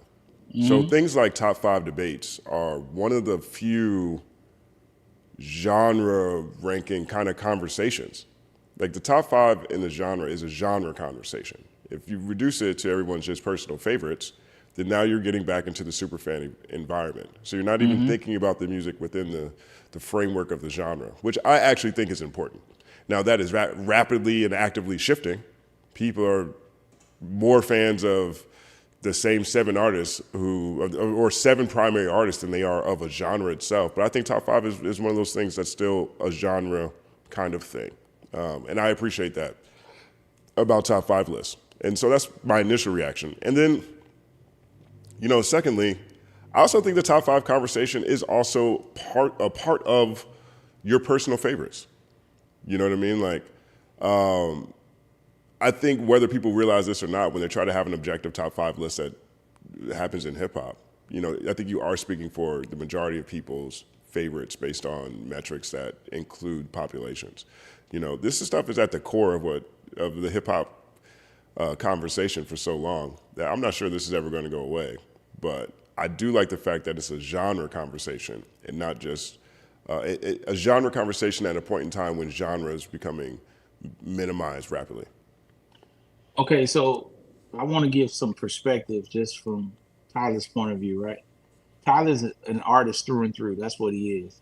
You, Justin, are somewhat of you are a media pundit, and this is what you have been your entire career in hip hop. So y'all have totally different viewpoints and perspective on this topic. What he's trying to condemn is the backbone of what we actually do in media to create conversations around the genre so that the genre can actually grow. He's condemning it and saying, hey, I hate when people do this. Well, this is the thing about what you're saying, Tyler, which I love Tyler. First of all, he's managed by my partner, Chris Clancy, who we're going to have on the third verse, my dog, one of the smartest guys in the music industry, period. Whenever you try to jump on somebody else's opinion and say they shouldn't do it, you're actually becoming a part of the problem. You are actually being what you're saying they're doing by doing it. People should have the right, if that's what they want to do, if that's how they want to say and they want to do their top 5s and say this is our top 5 and we came up with that, you have that. Just like Justin here and me, we have a right to condemn it and say we don't agree with that. And this thing sparks conversation, so people like Tyler and those other people in those top 5s can sell records and make money. You get what I'm saying? All of this is important to the ecosystem of what we're doing. So I think Tyler is so into what he is that he's not thinking of the other side of it. Whereas people in this chat, people that love hip hop, we have these debates, we have these conversations. This is what pushes things forward. So we just supposed to listen to it and say, oh, this is my favorite. You want to go back and forth. Nah, my guy's better than yours. No, I like Cardi B. No, I love Nicki Minaj. Nah, Jay-Z, he gonna sell more records than Drake. Nah, man, Drake gonna sell more records. Man, Drake better than Kendrick Lamar. Nah, Kendrick Lamar way better than Drake. This is what drives it. It's the same with sports. So I can't love the Cowboys and I'm gonna get mad because somebody love the Giants and then be like, what's the top football team of all time? Y'all shouldn't have that conversation. Oh, LeBron versus Jordan, I'm tired of that. I don't want to hear that. Da, da, da, da. So what are we doing here? This is helping what we're doing. This is these conversations fuel hip hop. And yes, realistically, you can't compare eras because it was a different time.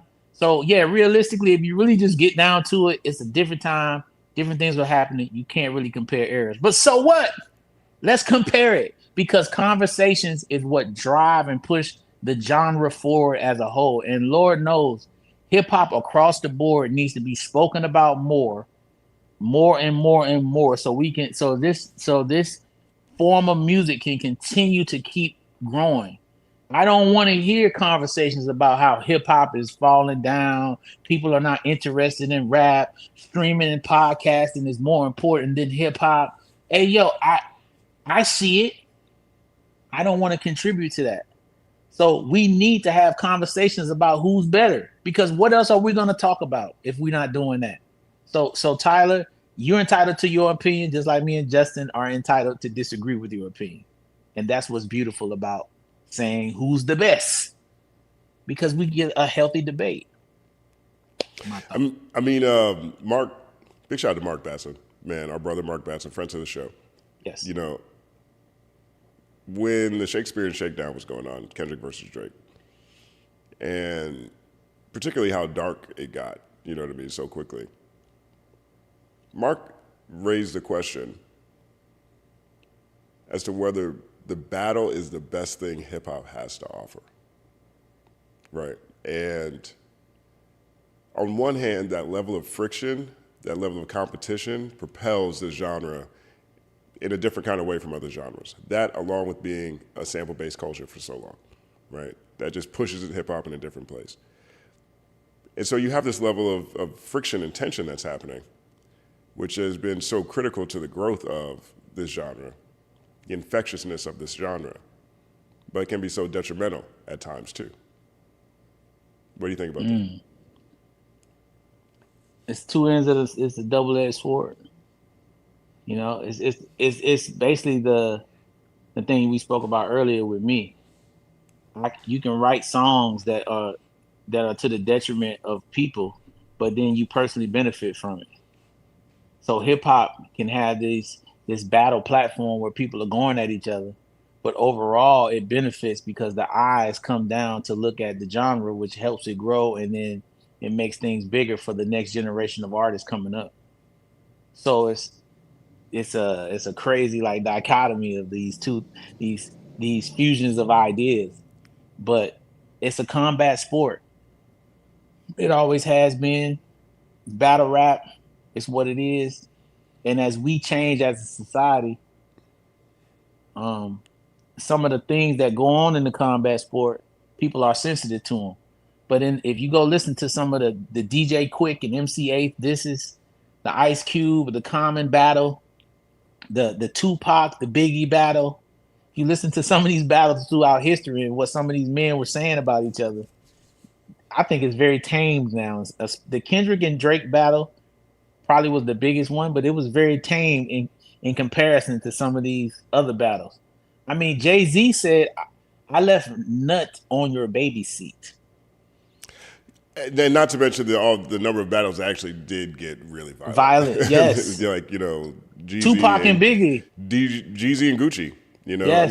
I mean, a lot of these drill artists, King Von, you know what I mean? Now maybe this is really, you know, localized conflict that spills over into the music. Maybe we look at it differently than just pure rap beef in this era, but there's a lot of really violent examples. Yeah, drill music is battle rap. It's just they battle in the street and on the songs. I mean, they're talking about they're disrespecting each other on the records, and it's like you said, it's spilling over into outside. But the bars, if you're dissing someone, technically it's a battle rap.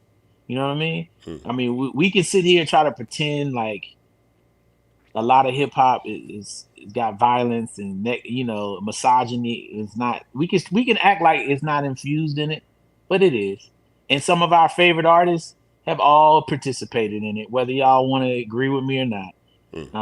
Some of the greats that we all love and that are endearing have participated musically in the sport of saying some things that they probably would take back. People that I respect, Common, Black Thought, all these guys, Talib Kweli, go through the catalogs. They've all said things in rhymes that you could be like, yo, you shouldn't have said that. All of us have participated. From Pharaoh Monch to, you know what I'm saying? Like from Q-Tip, like we've all played a role in saying some things that like, damn, I probably shouldn't have wrote that. Right. But it's a part of the whole culture. You know what I'm saying? That's why it's so polarizing. So me and Mark, we debated that for a while, and then the pop out happened, and then Mark said, actually, I was wrong.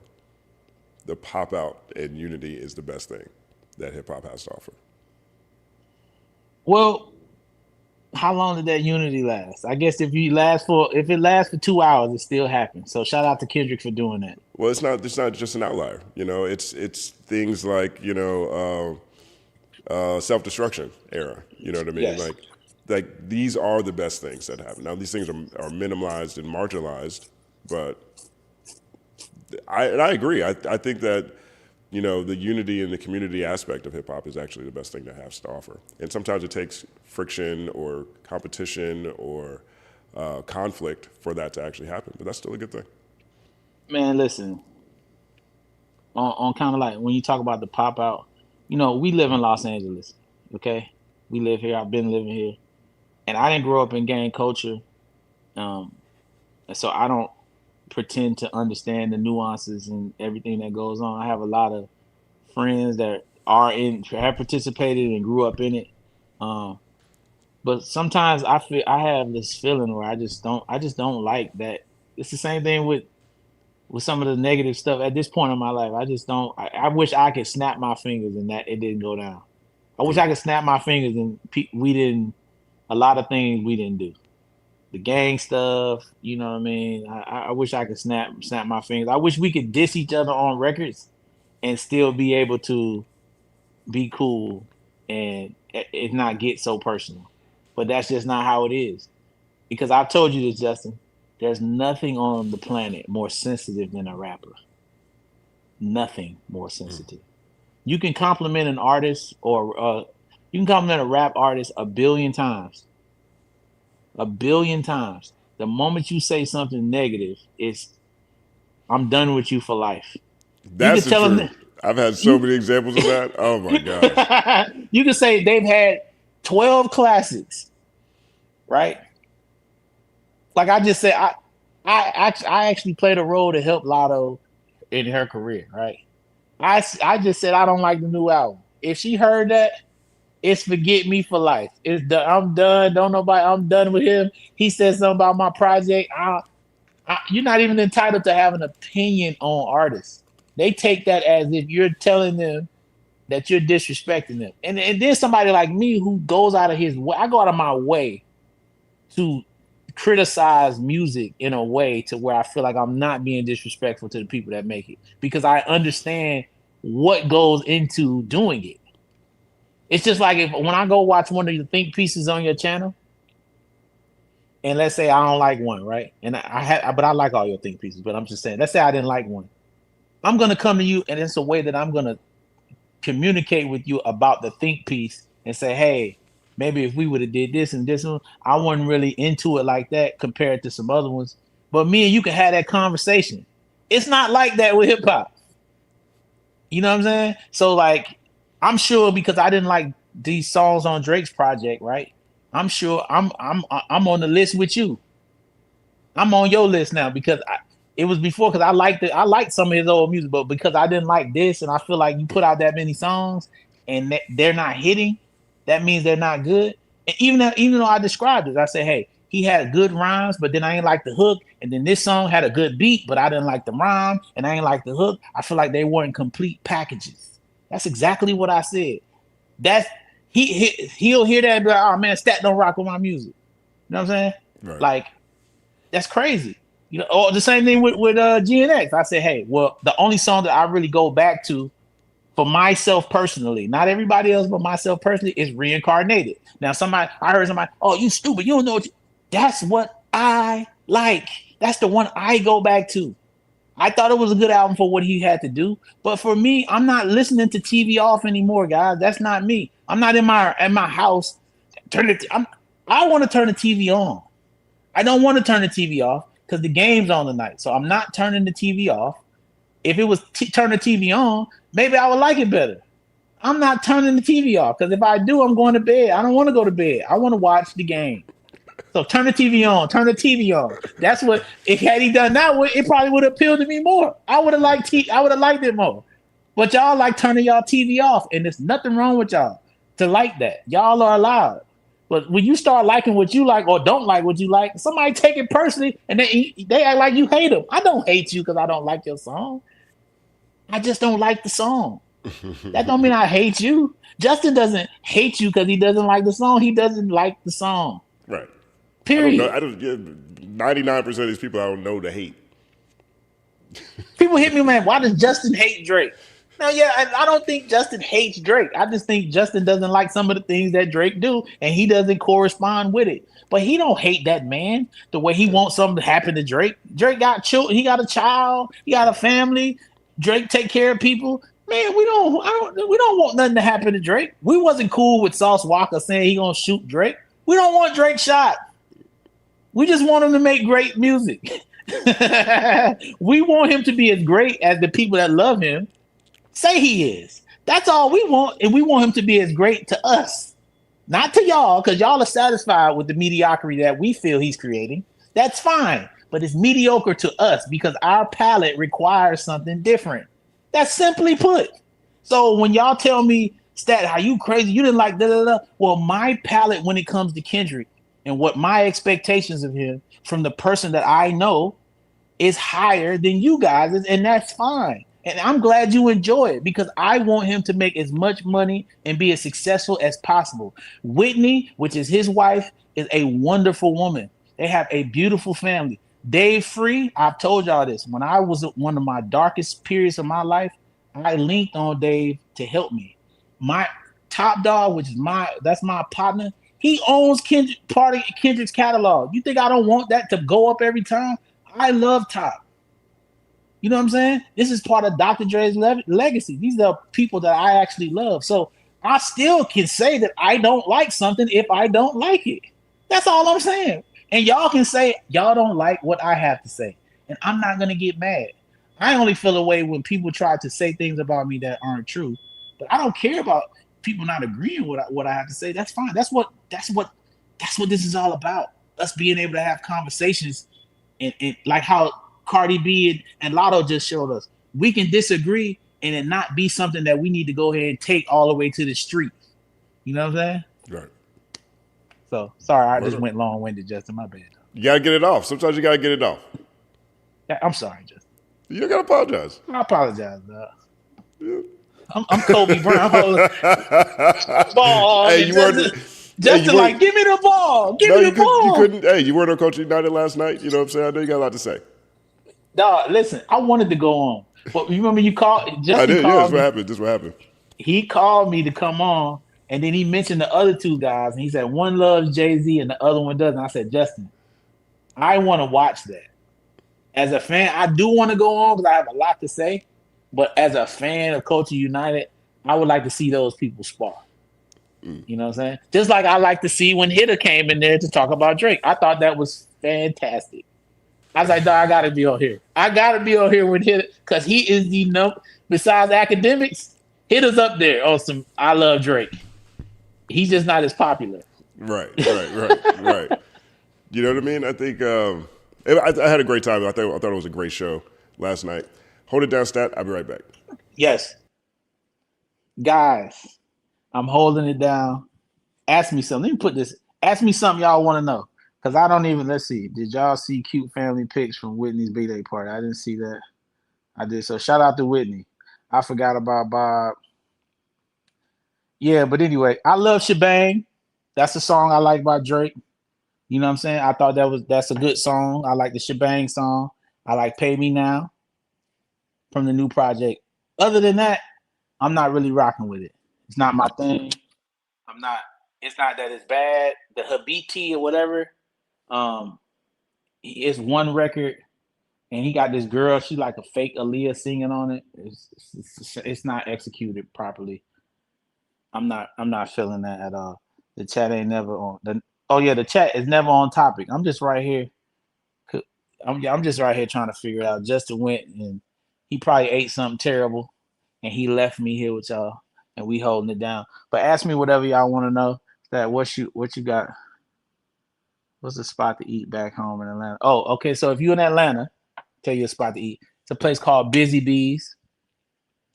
Wonderful lady. She owns the spot over there across the street. I don't know if that grocery store is still there, but Busy Bees is probably my favorite place to eat back in the A. I ain't been home and I ain't been in Atlanta. I can't even call it home now. I would play a song. I'm not gonna play a song because I don't want to hear I don't want to hear my friends texting me telling me that I shouldn't be playing this music, saying that I'm clout chasing. I don't want to clout chase. You know what I mean? I don't want to do that. Did y'all hear about Adam 22 getting a divorce? Is that a surprise? I know y'all don't like Adam 22 on here. But I just saw it came across on my thing. You know what I'm saying? When you gonna sign Emmett Dupree? Hey yo, Emmett Dupree, I flew him out here to I met with him and he ended up going with another manager. I wanted to work with Emmett. Emmett's solid, dog, super dope, super talented. I flew him from Arizona, so I rock with Emmett. It's a joke. Okay, good. I am a CA thinking about moving to ATL, but scared. It looks rough out there. Atlanta's a beautiful place, especially if you love black people. If you love black folks, Atlanta's a place to be. Anyway, I was just talking. Wakanda. Yeah, it's definitely Wakanda. Yo, we were talking about things that you weren't going to talk about. That's what we were doing. Oh, okay, that's good. Well, good thing I wasn't here. Yo, Stat, I want to try a chart report on the Thursday show. Okay. Let's try a chart report. And so I think it'll be easier to do chart report on the Thursday show than the Tuesday show because I can control the screen. And I haven't done chart report in a while. And I like chart report, again, because it gives an indication of the business of selling music, right? Whether or not the charts are valid or not, you can see how songs are compared to each other, right? But once YouTube was not factored in anymore, I don't really know what I'm looking at. And so that's made it more difficult for me to do chart report every week. You know what I'm saying? But I want to see what it's like here. Let's see what this looks like right now. So we're going to pull up the Billboard Hot 100. Going to share this tab, and we're going to see where the charts are right now. All right, so that's Billboard. It's the Billboard. Where's this at? While he's pulling it up, I want y'all to salute to Justin, man, because Justin's back is terrible right now. He's going through it. You know, salute to him for even doing this, because if it was me, I'd be laid down doing this show right now. So salute to Justin, man. Salute to you, dog. Doing Coach United last night and sitting up in that uncomfortable chair with a bad back. Shout out to you, dog. Appreciate it, man. You know, show must go on. The show must go on. Absolutely. All right, so here's the Hot 100 right now. Drake is still number one with Janice STFU. Second week in a row. Second week in a row. Number two, Choosing Texas, Ella Langley last week, number 5. This week, number 1. She's probably going to go back to number 1 next week, I imagine, because that song is just a monster. Number 3, Be Her, Ella Langley, last week, number 14. This peak position, number 2, 15 weeks on the chart. That's crazy. 4, Shebang, Drake, last week, number 4, peak position, number 4, 2 weeks on the chart. Number 5, The Cure, Olivia Rodrigo, peak position, number 5, first week on the chart. New entrance. I haven't heard this song yet. Have you heard this song yet? No. I haven't heard it yet either. I'll take a listen to it. Number 6, Ran to Atlanta, Drake featuring Future and Molly Santana, last week, number 2, peak position, number 2, 2 weeks on the chart. Billboard's website, man, all the ads they have popping up, it always shifts the screen. It's always so frustrating. Number 7, So Easy to Fall in Love, Olivia Dean. I love this song. Last week, number 20, peak position, number 5, 35 weeks on the chart. Number 8, I Just Might, Bruno Mars. Last week, number 16, peak position, number 1, 20 weeks on the chart. This is one of the few songs that I heard, and immediately when I heard it, I was like, this is a big song. Like this song. Bruno Mars just makes hits. Absolutely. He's amazing at that. Number 9, Whispering My Name, Drake. Last week, number 3, peak position, number 3, 2 weeks on the chart. I love that. That's probably one of my favorite songs. It's probably my favorite song off of. Whisper My Name. Yeah, it's probably my favorite song off that project. Number 10, Man I Need, Olivia Dean. Last week, number 17, peak position, number 2, 40 weeks on the chart. So that's the top 10. Any thoughts? Any reactions? My thought is from a mainstream standpoint, not in the underground, is what I always say. We need more youthful artists from a hip hop standpoint to be represented. We need to build Culture United and Third Verse up so we can become that vessel, so we can have artists that we rock with, and we can look at these charts and see that we're represented. Because that's what's alarming on here, is that a lot, even the rap music up here doesn't represent the people that's in this room, right? And the people that subscribe to what we listen to. And the only way we do it is to grow our community here. And I remember I was telling you yesterday, it's not even too many places you can go anymore where like-minded people like us in here that care about lyrical content and care about the art form itself all coincide and exist together. You know what I'm saying? Even if you listen to some of the podcasts, it's basically mainstream based. You know what I mean? Right. So it's all the music that they promote is kind of like from the mainstream artists. So if we could build this up to where we can take some of the underground guys and put them out there. Man, wouldn't it be dope to look at a top 10 with Nick Grant in the top 10? I mean, it's one of my favorite albums this year. No, wouldn't that be crazy if Isaiah Rashad's album just didn't fall out of the top 10 in the week when it came out? We actually had the power to keep it sitting up there because it was good. You know what I mean? Like, so that's kind of what I see. Salute to Drake. He's still in the charts. I mean, still up there. I mean, regardless of what y'all want to say, it's in the rap hip hop category. I know some of y'all don't consider it to be that, but it is. And it benefits us for him being there. It does, guys. It helps us all. He's very important to the ecosystem of what we have here. So salute to him. And I'm glad he put the music out, even though I think for his standards, it's very mediocre. Most of it. Number 11, National Treasures Drake. Last week, number 6, peak position number 6, 2 weeks on the chart. Number 12, Drop Dead.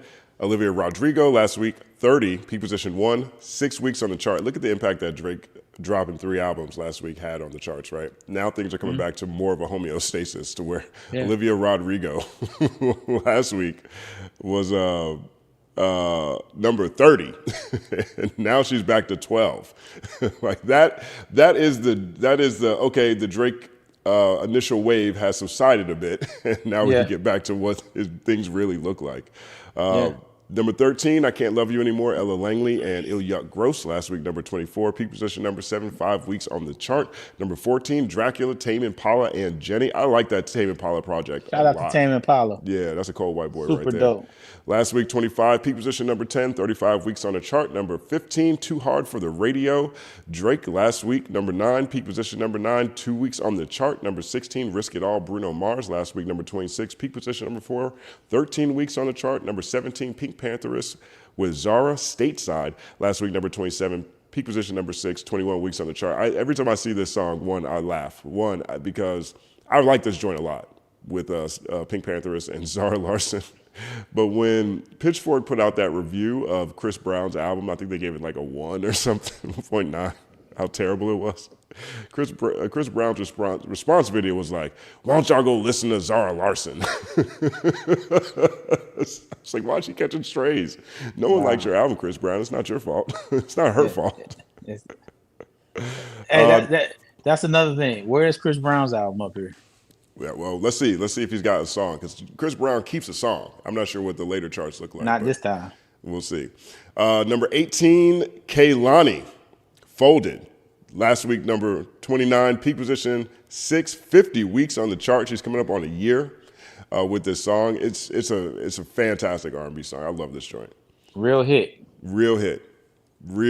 record. Just like this one. Number 19, Billie Jean, Michael Jackson. Last week, 32, peak position number 1, 30 weeks on the chart. And number 20, Boston, Stella Lefty. Last week, number 33, peak position number 20, 8 weeks on the chart. I'm not familiar with this song. Me neither. I need to take a listen to that.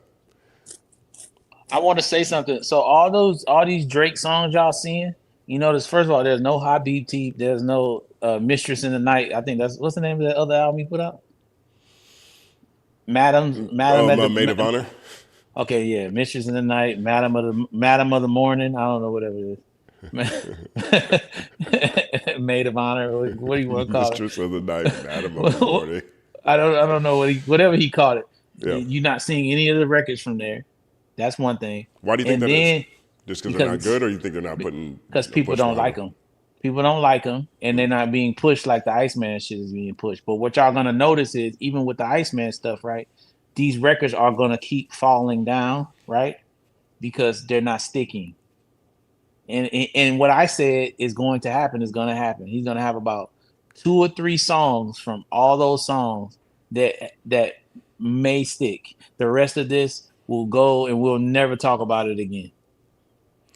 And that's crazy. Yeah. That's 40-something songs, and he's the best art. This is what I'm trying to tell you. 40-something song, this is the best we have to offer it to some of the people that say he's the best. And we're only going to have 2, 3 that are going to be talked about. When we got a guy who got a song up here from 50 years ago in the top 20, what are we talking about? Real hits. Real hits. All right. We got a girl folded, came out 2 years ago, is still sitting up there. 50 weeks ago, yeah. That's crazy. Crazy. Here's the 20 through 30. You got Plot Twist Drake, last week, number 11. Peak position, number 11, 2 weeks on the chart. You've got, that's that crazy website. Make Them Pay Drake, last week, number 10. Peak position, number 10, 2 weeks on the chart. 23, Homewrecker Somber. This song's been around. Last week, number 40. Peak position, 19, 16 weeks on the chart. 24, Dust Drake, last week, number 8. Peak position, number 8. 2 weeks on the chart. Number 25, Midnight Sun, Zara Larsson. Last week, number 38, peak position 23, 19 weeks on the chart. 26, Sleepless in a Hotel Room. That's a crazy title. Luke Combs, last week, number 37, peak position number 11, 20 weeks on the chart. 27, Bees on the Table, Drake featuring 21 Savage, last week, number 12, peak position number 12, 2 weeks on the chart. 28, Burning Bridges, Drake, last week, 13, peak position 13, 2 weeks on the chart. 29, Earrings, Malcolm Todd, last week 45, peak position 26, 13 weeks on the chart. And number 30, Michael Jackson, Chicago, peak position 30. This is a crazy song because I think this song right here was on Michael Jackson's posthumous project. Let's see what song is this on. Damn, my guy ain't got no hot beat tee up here. Not yet. We haven't seen it yet. Yeah, this song came out in 2014. And so this was it was on the project. What's the name of this project? What was this called? It was from the album Escape. Michael Jackson's Escape. And this is in the top 30. Like, this is a deep cut Michael Jackson joint right here. Like, this is like, do you know the words to this song, Chicago by Michael Jackson? No. I mean, look at this. This is a crazy outlier. I mean, obviously I think this is from the movie, but I don't know if this song charted that high when it came out. Next thing you're going to tell me is that song. Look at that new entrance. First time on the charts. You about to tell me that Demerol is number 30. Demerol. Y'all never heard that song Michael Jackson singing about the drug Demerol? I don't Go Google that. It's incredible. Demerol. Oh God, she's taking Demerol. It's a demo. It's incredible. Is it called Morphine now? Yeah, I think it's called Morphine. That's actually the name of the song is Morphine. He's Demerol. Can we play that? No. Okay. I can't play anything from Michael Jackson. Give us 1 second. Joining us on the show today, we got the one and only DJ Mormile. DJ Mormile's in the building. What did they say? Was he going to show up? What's the poll look like? 56% yes, 4%. 44% said you ain't. You know he ain't showing up. Stop playing. That's what I mean. Look, people still believed in you, DJ. They still believe in you, but they believe in you less. Last week it was like 72% yes. This week it was like, we really can't tell. Well, I've been listening to you two goofballs for about 5 minutes. First of all, that Luke Combs song is really good, and and Chicago is a. Timbaland produced it, actually. It's a song off. It was like a thing he did like in like '99, and then Timbaland finished it for Escape, the posthumous album. Yeah. And it's wow. And a lot of shit is going crazy because of the movie, which was actually very good. I went to see it last week. Okay. And I wanted to see it before it was out of theaters, and I was blown away by how good the kid was. I know he's his nephew or whatever, but I was looking forward to it, but thinking of somebody actually being Michael Jackson sounded ridiculous. But he did it. But he did a good enough job that the movie I found very entertaining. Word up! It's like a big long music video. Yeah. But it was good. Like there was enough. Like the story was interesting enough. The dad was good. Like Joe was good. Like all the characters were good. Like it was. Like I was glad I went to see it. Can you quote this song, Chicago? Can you quote it if you had to? Me, no. Yeah. I mean, just the idea that this song is at number 30 for the first time, and it came out in 2014. Like, legit, like this is deep cut, right? Like, Yeah, I always think about there's like a bunch of sounds on TikTok going crazy about. That's where it's. That's where it's blowing up. Okay. Just kind of exploded through the movie. I don't even remember it in the movie. I think people have just been searching. I'm trying to remember in the movie like where it was. It very well may have been, but I'm saying it's just all his stuff is starting to go, and this is the one that kind of. It's a product of how music charts these days. This one. Hey, Justin, can you remember when we had Timbaland on to bring up Chicago? Yep. Y'all remember that, so we can talk about that. Yeah, that'll be easy. I had no clue that Timbaland had anything to do with that. Yeah, this is crazy. Word up. Let's round out the top 40 really fast. So we have 31, Human Nature, Michael Jackson. Love this song, especially the SWV remix. Last week, number 44, peak position number 7, 18 weeks on the chart. 32, Changed My Mind, Riley Green. Last week, 49, peak position 27, 17 weeks on the chart. 33, Baby Doll, Dominic Fike. Like that song. Yeah, it's a good song. Last week, 46, peak position 16 weeks on the chart. 34, What Did I Miss? Last week, 15, peak position 2, 14 weeks on the chart. 35, Make Them Cry, Drake. Last week, number 7, peak position number 7, 2 weeks on the chart. 36, Be By You, Luke Combs. Last week, 54, peak position number 12, 15 weeks on the chart. 37, Love and Life Again, Ella Langley. Last week, 53, peak position 21, 10 weeks on the chart. 38, E85, Don Tolliver. First song on this album. I love this song. I love this project too. Last week, number 50, peak position 15, 17 weeks on the chart. 39, Little Birdie, Drake. Last week, 18, peak position 18, 2 weeks on the chart. And number 40, Pop That Thing, DaBaby. Last week, 51, peak position 26, 17 weeks on the chart. I'm happy at this little DaBaby resurgence. DaBaby he's a master at self-sabotage. I don't know how many people self-sabotage the way DaBaby can self-sabotage. And he found himself back on the top 40 in a real way. And I don't even think, he might be in the top 20 if this Drake album doesn't drop, or these Drake albums don't drop at that point in time. But DaBaby is back on the charts. What y'all think about that? Yeah, he would be in the top 20. I mean, that's what it shows, what, hits at the end of the day, especially in like records that connect and drive when really that doesn't exist that much anymore. They fight through, and DaBaby makes records like that. What's the biggest records? He makes real, What's the biggest challenge? I didn't mean to cut you off. My bad, DJ. No, go ahead. What's the biggest challenge for you guys when it comes from an artist standpoint to get on the charts in the first place? Convincing the artists that their biggest songs are hit.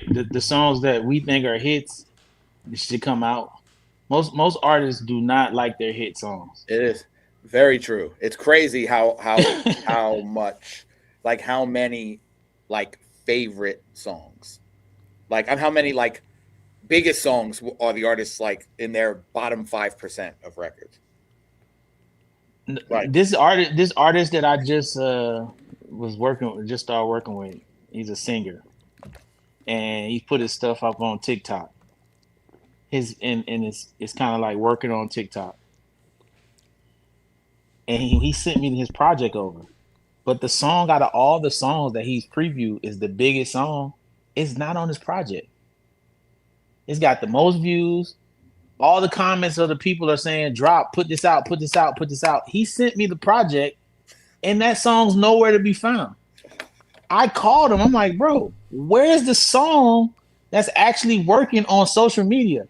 He's like, I didn't think that kind of fit the vibe of what I was doing. It didn't fit. It didn't really fit the album. I don't know if I like that. I said, yo, what? I said, sir, listen, man. I've had this fight since I've been doing it. What are we doing here? Like, what's going on? Are we trying to?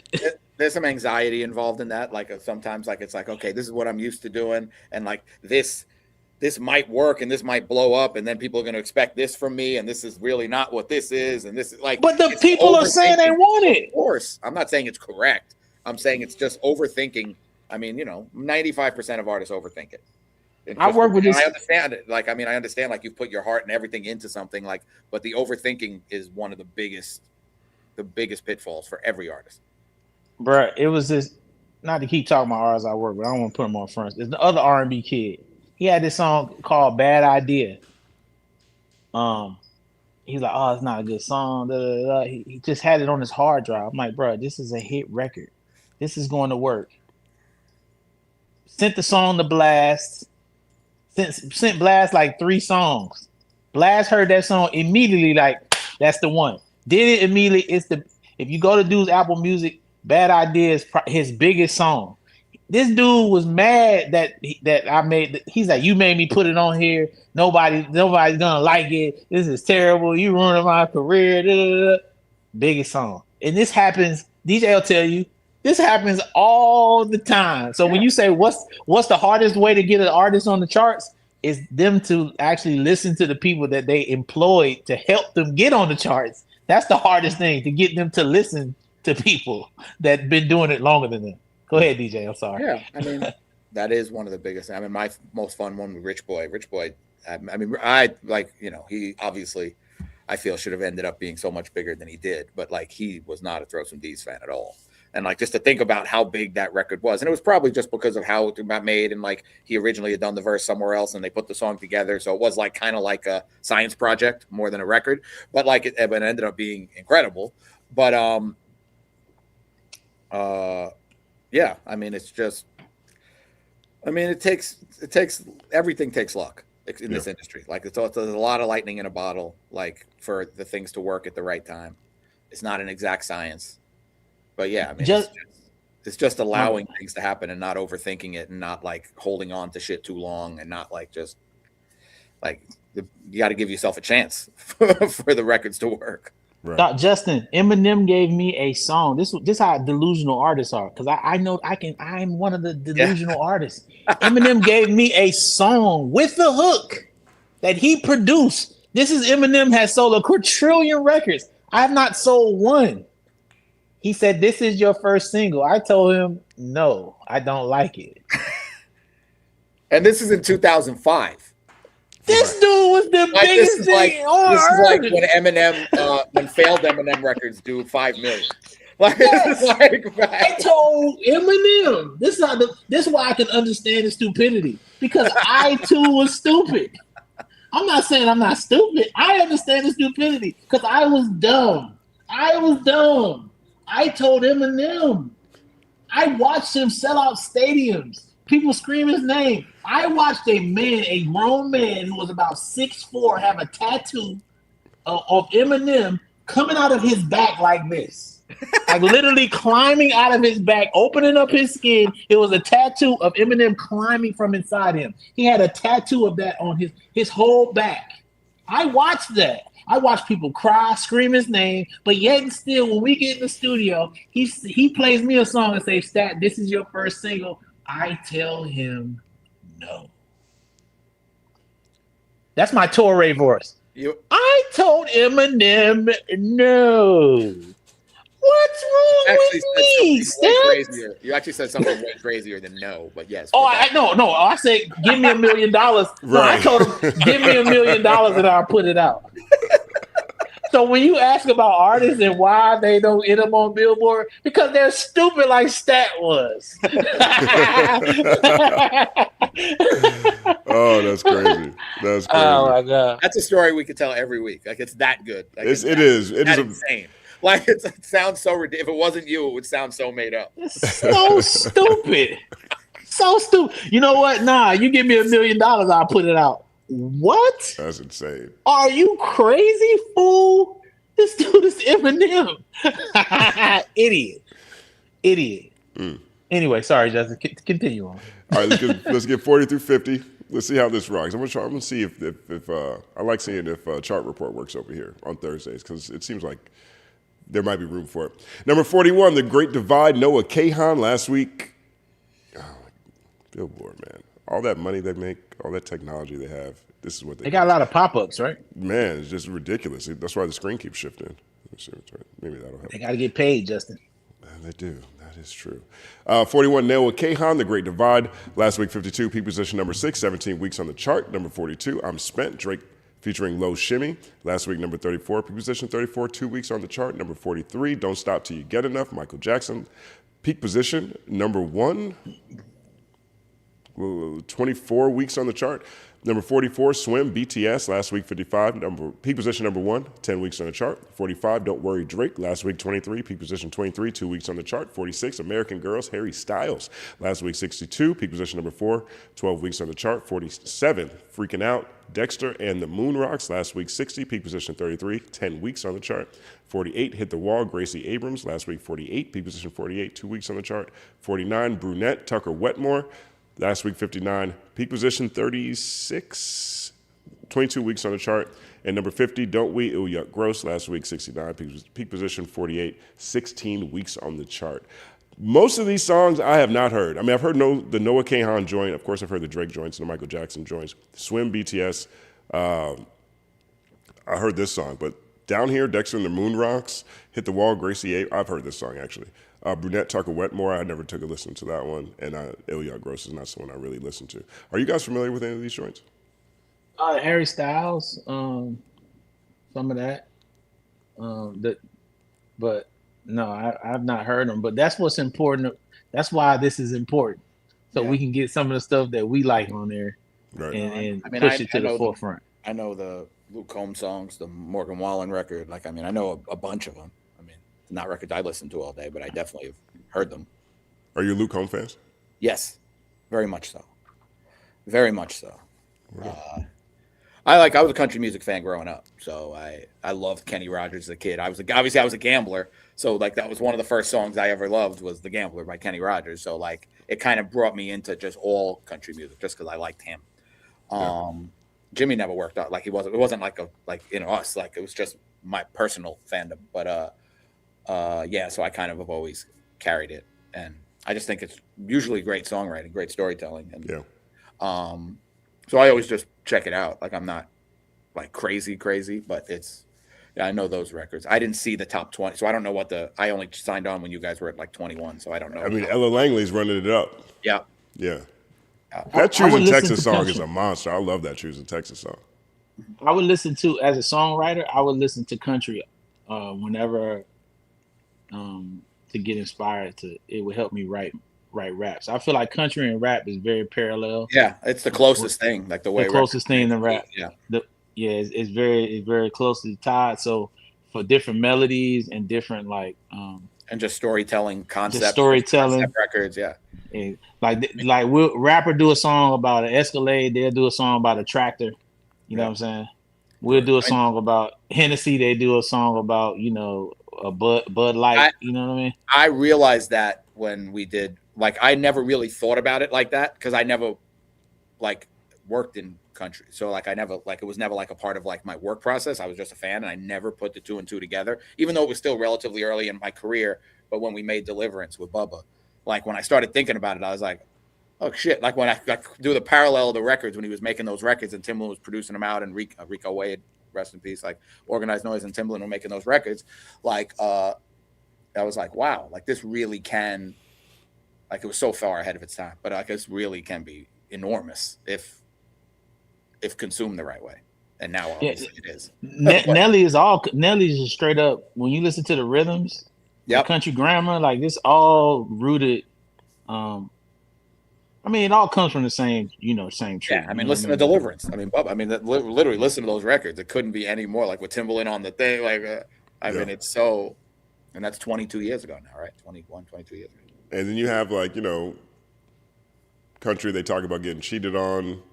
Rap, they talk about taking your girl. You know what I'm saying? It's like, it's the other side of the coin in a lot of ways. It's different views of the same story. Right. Which is, I guess, is the great American tale ultimately, right? 50 through 60, we got, let me put this back on the screen. Let us know in the comment section if you're enjoying this chart report over here on the Third Verse Morning Show. I haven't done Chart Beat in a while. I know Chart Beat was a fan favorite on my channel, but I also think it's really dope to be able to go through the charts and break it down with two industry expert executives who understand everything that's happening and can point out things that we're just not seeing. So let us know in the comment section if you rock with it. Number 51, Make Them Remember Drake. Last week, 19, peak position 19, 2 weeks on the chart. 52, I love it, I love it, I love it. Bella K, I love this song actually. Last week, 64, peak position 17. 15 weeks on the chart. 53, Make Them Know, Drake, last week 21, peak position 21, 2 weeks on the chart. 54, Doors, Noah Kahan, last week 58, peak position number 9, 5 weeks on the chart. 55, Cinderella, Mac Miller featuring Ty Dolla $ign, last week 80, peak position 55, 3 weeks on the chart. What's the story behind this? I think they probably put out another Mac project recently that I might have missed.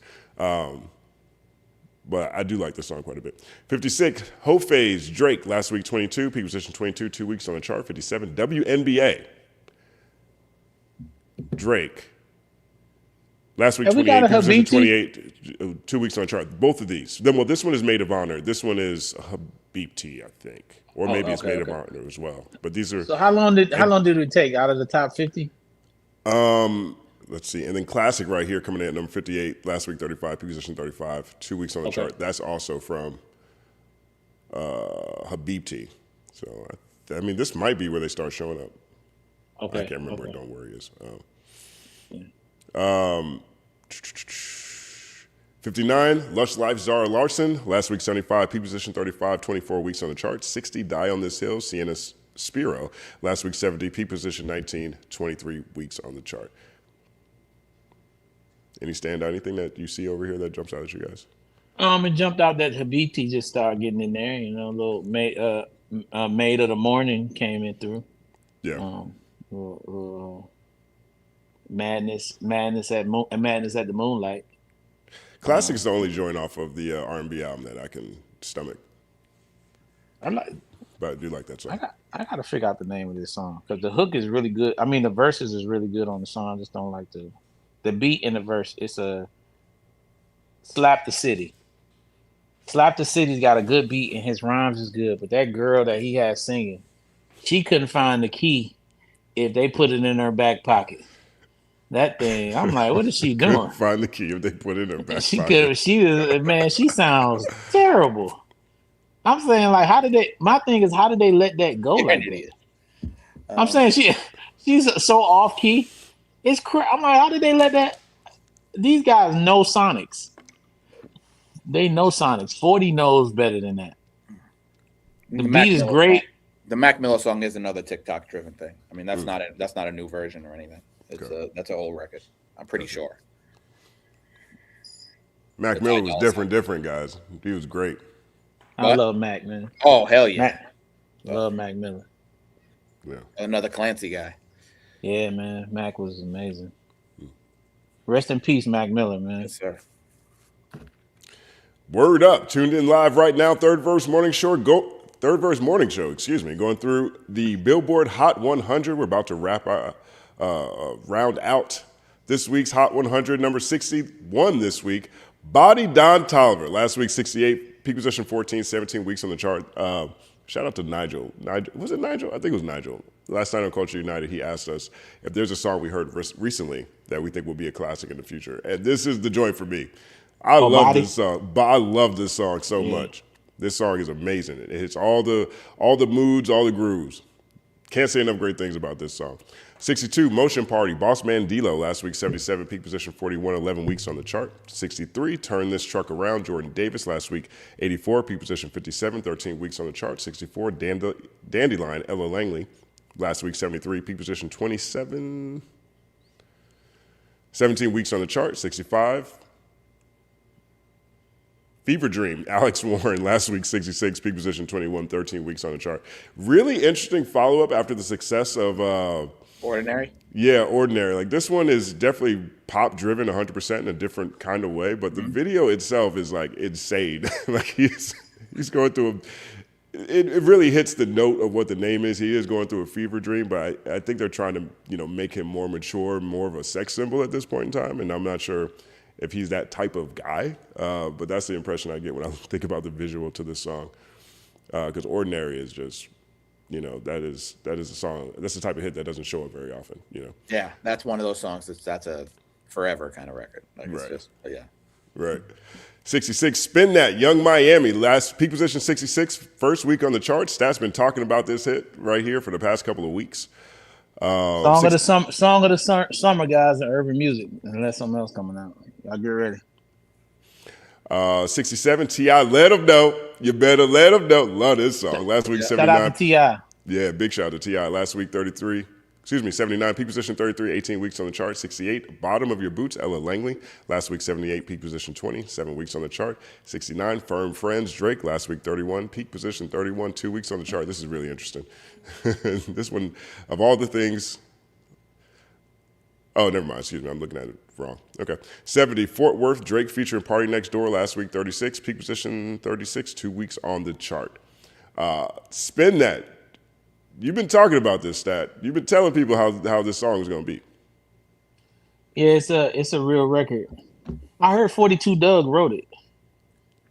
That's what I heard. I'm not sure. I don't know. Yeah, I heard he wrote that song. You can find out, but I heard he wrote it. Shout out to him if he did. But it's a real song. It's a real hit. Because see, sometimes with songs, I feel like they fabricate them. You know, like if it's from a big artist and it comes out and it's just sitting at the top because of who the artist is and what they represent in the marketplace. But I think Carisha or Young Miami, I think she was at a place where a lot of people wasn't rooting for her to necessarily have a hit based on some of the relationships she chose to have with some terrible people, right? We wasn't just like, yeah, we want to support that. But when you make a song that cuts through all of the foolishness, right? Especially after that tape that just leaked with dude doing some wild stuff, we still over here talking about spin that.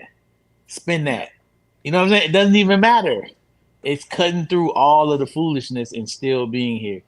And so I believe as the weeks progress, that song is going to steadily especially climb. in a time where there aren't records doing that. Like that's exactly. Same thing for DaBaby. Same thing for like this. Right. And then too, for it to debut at number 66 is pretty high. You know, generally speaking, for a rap song not by a super duper star. I mean, I'm used to seeing songs like this work their way up from like the 80s, the 90s to this position. But to debut at number 66, I think that's really strong. Yeah, it's pretty good. It's good. Yeah. I mean, you know, like there are outliers, but yeah. The name I see when I look at the writers, it says Verse Simmons. Oh, Verse? That's my dog. I'm only doing based what I read on. It says Verse, Jay White, and her, and a couple other people. Verse, that's my partner. I gotta hit my dog up. You should call him right now. See if he wants to call in. You should call him right now. Text him right now. We're literally just talking about him. He probably don't want to talk about him writing that song for a rapper. I'm sure he doesn't want to do that. But but it comes up immediately if you just type it. Like it's not. Well, I'm saying it's not like I deep dove. Man, my boy Verse, man. And I'm not saying, I'm not standing on it because I don't know the information. I just typed because I didn't know the answer, and that's what came up. Wow. My boy Verse, man. Shout out to him, dog. Him Young Miami, Akil, Worldwide Fresh King, Maurice Verse Simmons, Jay White, and Ronnie Wright. Akil's on there, AKIL? Yeah. Wow, that's dope. Akil, if it's the same Akil I'm thinking of, that dude's really talented. Verse Simmons came out of the Rock City camp like with them. I don't know if Ray managed Verse. I know Ray was involved. I remember he was around. Like I don't know what their relationship was, but yeah, I think he did. They all come from the same camp. Definitely out of the Rock City camp, like when they were all up at Interscope, like exactly stuff 20 years ago. Yeah. Verse. I think Verse would have been bigger as a writer if he just focused on being a writer, but he wanted to be an artist more so than anything. Yeah. Whereas Tehran just fell deep into the writing. Tehran is really, and I think his brother wanted to be an artist as well. His brother raps. That's the second half of Rock City was. Yeah. Yeah. But I think Tehran just fell. I'm a writer, and Tehran is incredible, by the way. Yeah. Like literally just going in and writing. That's a, you know. He is that's a monster. capital A-lister. I mean, yeah. Exactly. So. He's one of the biggest. So that's why sometimes when y'all hear Ray talking, they be like, what is he talking about? Well, that's his client, and he's never going to leave him. The loyalty that they have with each other, that's one thing I can say, is it reminds me of DJ and Mike Will. Like real loyalty, like real brothers. of working with each other. You know what I'm saying? You just Paul and Marshall and Eminem, Clancy and Tyler. You know what I mean? Like Jay and Tata and Jay Brown. People are tied into certain people, and to stay with them, Ludacris and Shaka and Jeff. Yeah, like to stay. You talking about staying with people for their whole careers? You know what I'm saying? I don't know if T.I.'s with Jason Jeter no more. I think that's where I don't know if that. Like, I mean Jason's around, but I think KP's doing a lot of those. Okay, well, if you really think about it, KP was there from the beginning. Hell yeah. T.I. was signed to Ghetto Vision. Yeah. So you talking about like you talking about 20, 30 years of people just being with the same business partners. That's to be celebrated. Honestly, because this industry will tear you apart. Right on. Yeah. All right, let's check out the 70s real quick, see what jumps out at us. Billboard Hot 100, number 71, Orbiter, Noah Kahan, last week 83, peak position 56, 5 weeks on the chart. 72, White Keys, Dominic Fike, last week 87, peak position 32, 14 weeks on the chart. 73, Don't Tell On Me, Jason Aldean. Last week, 89, peak position 67, 7 weeks on the chart. Number 74, Hate How You Look, Josh Ross. Last week, 91, peak position 70, 8 weeks on the chart. 75, Dry Spell, Casey Musgraves. Last week, number 98, peak position 55, 11 weeks on the chart. A lot of country all over this chart. I like Casey Musgraves because she uses similes and metaphors, which isn't always the most common in country. My favorite one from her is Mama hooked on Mary Kay, Papa hooked on Mary J. Love that one. 76, Beautiful Things, Megan Maroney. Last week, 95, peak position 32, 26 weeks on the chart. 77, High Fives, Drake. Last week, 43, peak position 43, 2 weeks on the chart. 78, Rain Dance, Dave and Thames. Like this song a lot too. Last week, 96, peak position 49, 17 weeks on the chart. 79, Slap the City. This is your joint stat. Drake and Kendressa. Last week, 39, peak position 39, 2 weeks on the chart. And number 80, MacArthur, Hardy, Eric Church, Ilyat Gross, and Tim McGraw. Last week, 97, peak position 31, 17 weeks on the chart. Listen, a lot of Drake, which makes a lot of sense. I really can't wait to see these charts a month and a half from now. I want to see what's going on. I definitely want to see. I want to see what the top 10 look like in a month and a half from now. He dropped 43 songs. 29 are still in the charts. This is week 2. We'll see what week 3 looks like. But over half the charts songs are still hanging out in the Hot 100 for what that's worth. What Don Tolliver got like 2 left on the charts, right? He dropped 18. Yeah, I'm just comparing it to something. Yeah, that's true. I mean, look, Don Tolliver's project is clearly one of the strongest this year. Don Tolliver dropped when? January, I want to say. Yeah, maybe January. February. Yeah, January. Yeah, I mean, now we're at the point where that's 5 months. Those are real records. That's not exactly records hanging around. I mean, this for an album like Drake. I mean, 43 songs is ridiculous. So it's. Like, even for Drake fans, it's almost impossible for them to keep listening to them enough for them to stay up there. It's just so many. But, yeah, I mean, I think it's a relatively, strong performance that those songs are still sitting there. I mean, most of them are going to tail off relatively quickly. It's just common sense because you're still competing against the rest of the world and records that are being pushed and records that are actually as opposed to just his album. You know what I mean? So, and it was obviously a massive moment, but that lasts – it lasts a month, if that. And then, the records that actually have some resonation are the ones that stick around. Right. Well, I'm going to say this. Because I regardless of what we feel like, this was a success. Can we all admit that? This was 100%. This is absolutely a success. I thought it was going to be a success, though. I'm not. It could have came out and done it. We didn't know, but I said I thought it would do around 700, and the 3 things put together was around there. That's kind of what I think it like. I think the million plus would have been the grand slam of it. But I think I think it did kind of what it was like. I think it achieved what it was like, at least a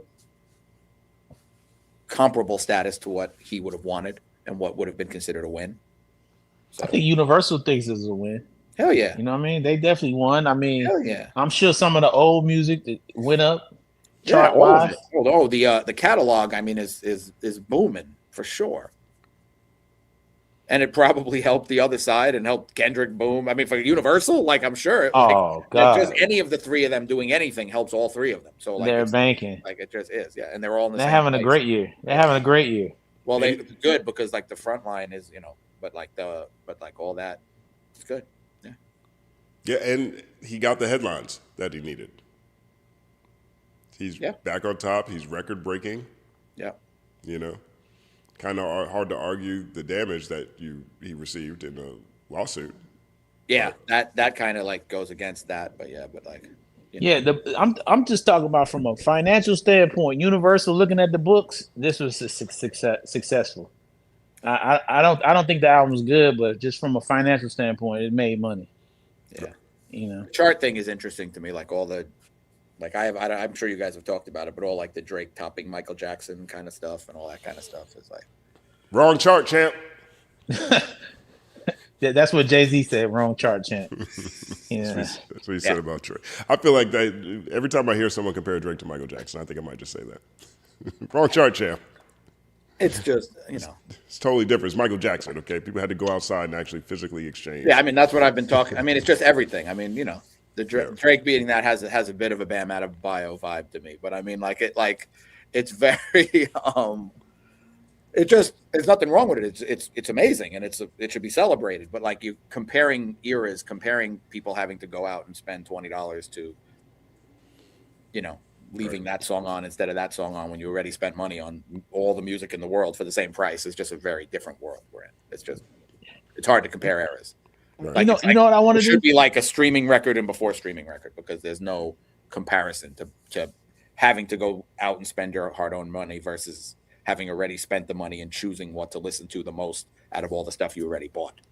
Right. It's not really. It's not the same. I'm gonna go listen to Invincible today. What isn't that the last album he put out? Yes, I think while he was alive. The last album while he was alive. Yeah. Okay, so I want to know if let's compare Invincible. I'm asking. That's what you were asking because there were definitely albums put out posthumous. No. After when he was alive, Invincible compared to these three albums, I think Invincible is better. I gotta go listen. Invincible has aged pretty well, all things. That's what I'm saying. Yeah, I'm saying I would think Invincible is better than these three projects he put out. Because we talk about in primes, it's not even a comparison. Right? Let's not even do that. I'm just saying, none of these songs have a song as good as "You Rock My World." Is that on Invincible? Yeah. Oh, it's over with. None. Yeah, no. We out of there. No. One song, get him out of there, champ. Yeah, it was "You Rock My World." You rock my world, you know you did. Like, that's a top 10 Michael Jackson song. Out of there. Get him out of there. I love that song. Hey, Justin, get him out of there. Butterfly. Is Butterfly on Invincible? Yep, Butterfly. Get him out of there. What is he talking about? Yeah, hey, listen, dog. What? Butterfly? You got to do it not at my when you try to get Now I feel like I saw a bullshit movie because they should have had you play Michael Jackson. That would have been. Did I hit it? You got. Matter of fact, when I see Marsha, whenever I see Marsha, shout out to her again for getting me into the Anita Baker concert.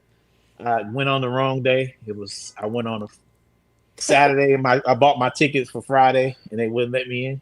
But Marsha was supposed to go. I wonder why. They wouldn't let me in. What do you mean they wouldn't let you in? You didn't have tickets. So stupid. Shout out to Marsha for getting me in. But every time I see it, that's the first thing I do. You got to do is not at your own when I'm trying to get in the room.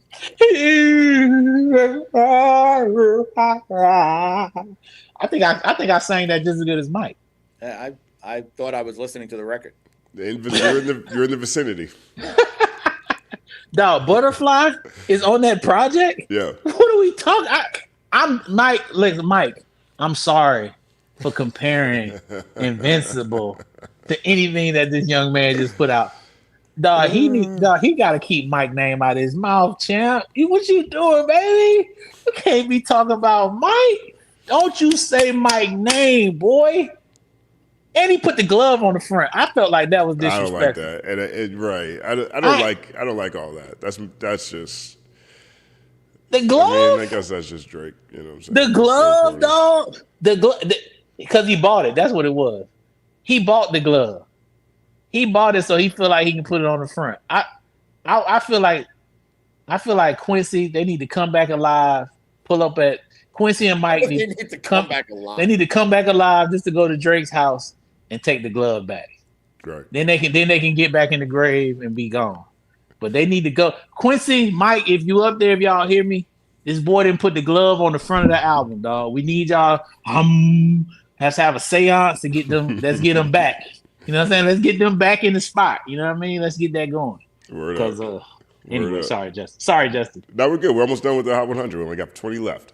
81, Road Trips, Drake, last week 42, peak position 42, 2 weeks on the chart. 82, Self-Aware, Temper City, re-entry, last peak position 73, 7 weeks on the chart. 83, re-entry, Woman, Kane Brown, peak position 81, 7 weeks on the chart. 84, Porchlight, Noah Kahan, last week 90, peak position 20, 11 weeks on the chart. 85, Cheetah Print, Drake and Sexy Red, last week 41, peak position 41, 2 weeks on the chart. I think that probably got one more week and then it's completely off the charts. 86, Willing and Able, Noah Kahan, last week 86, peak position 26, 5 weeks on the chart. 87, What You Need, Thames, re-entry, peak position 56, 10 weeks on the chart. So crazy. It went from 56 to off the charts to back to 87, and this is just the Drake effect, right?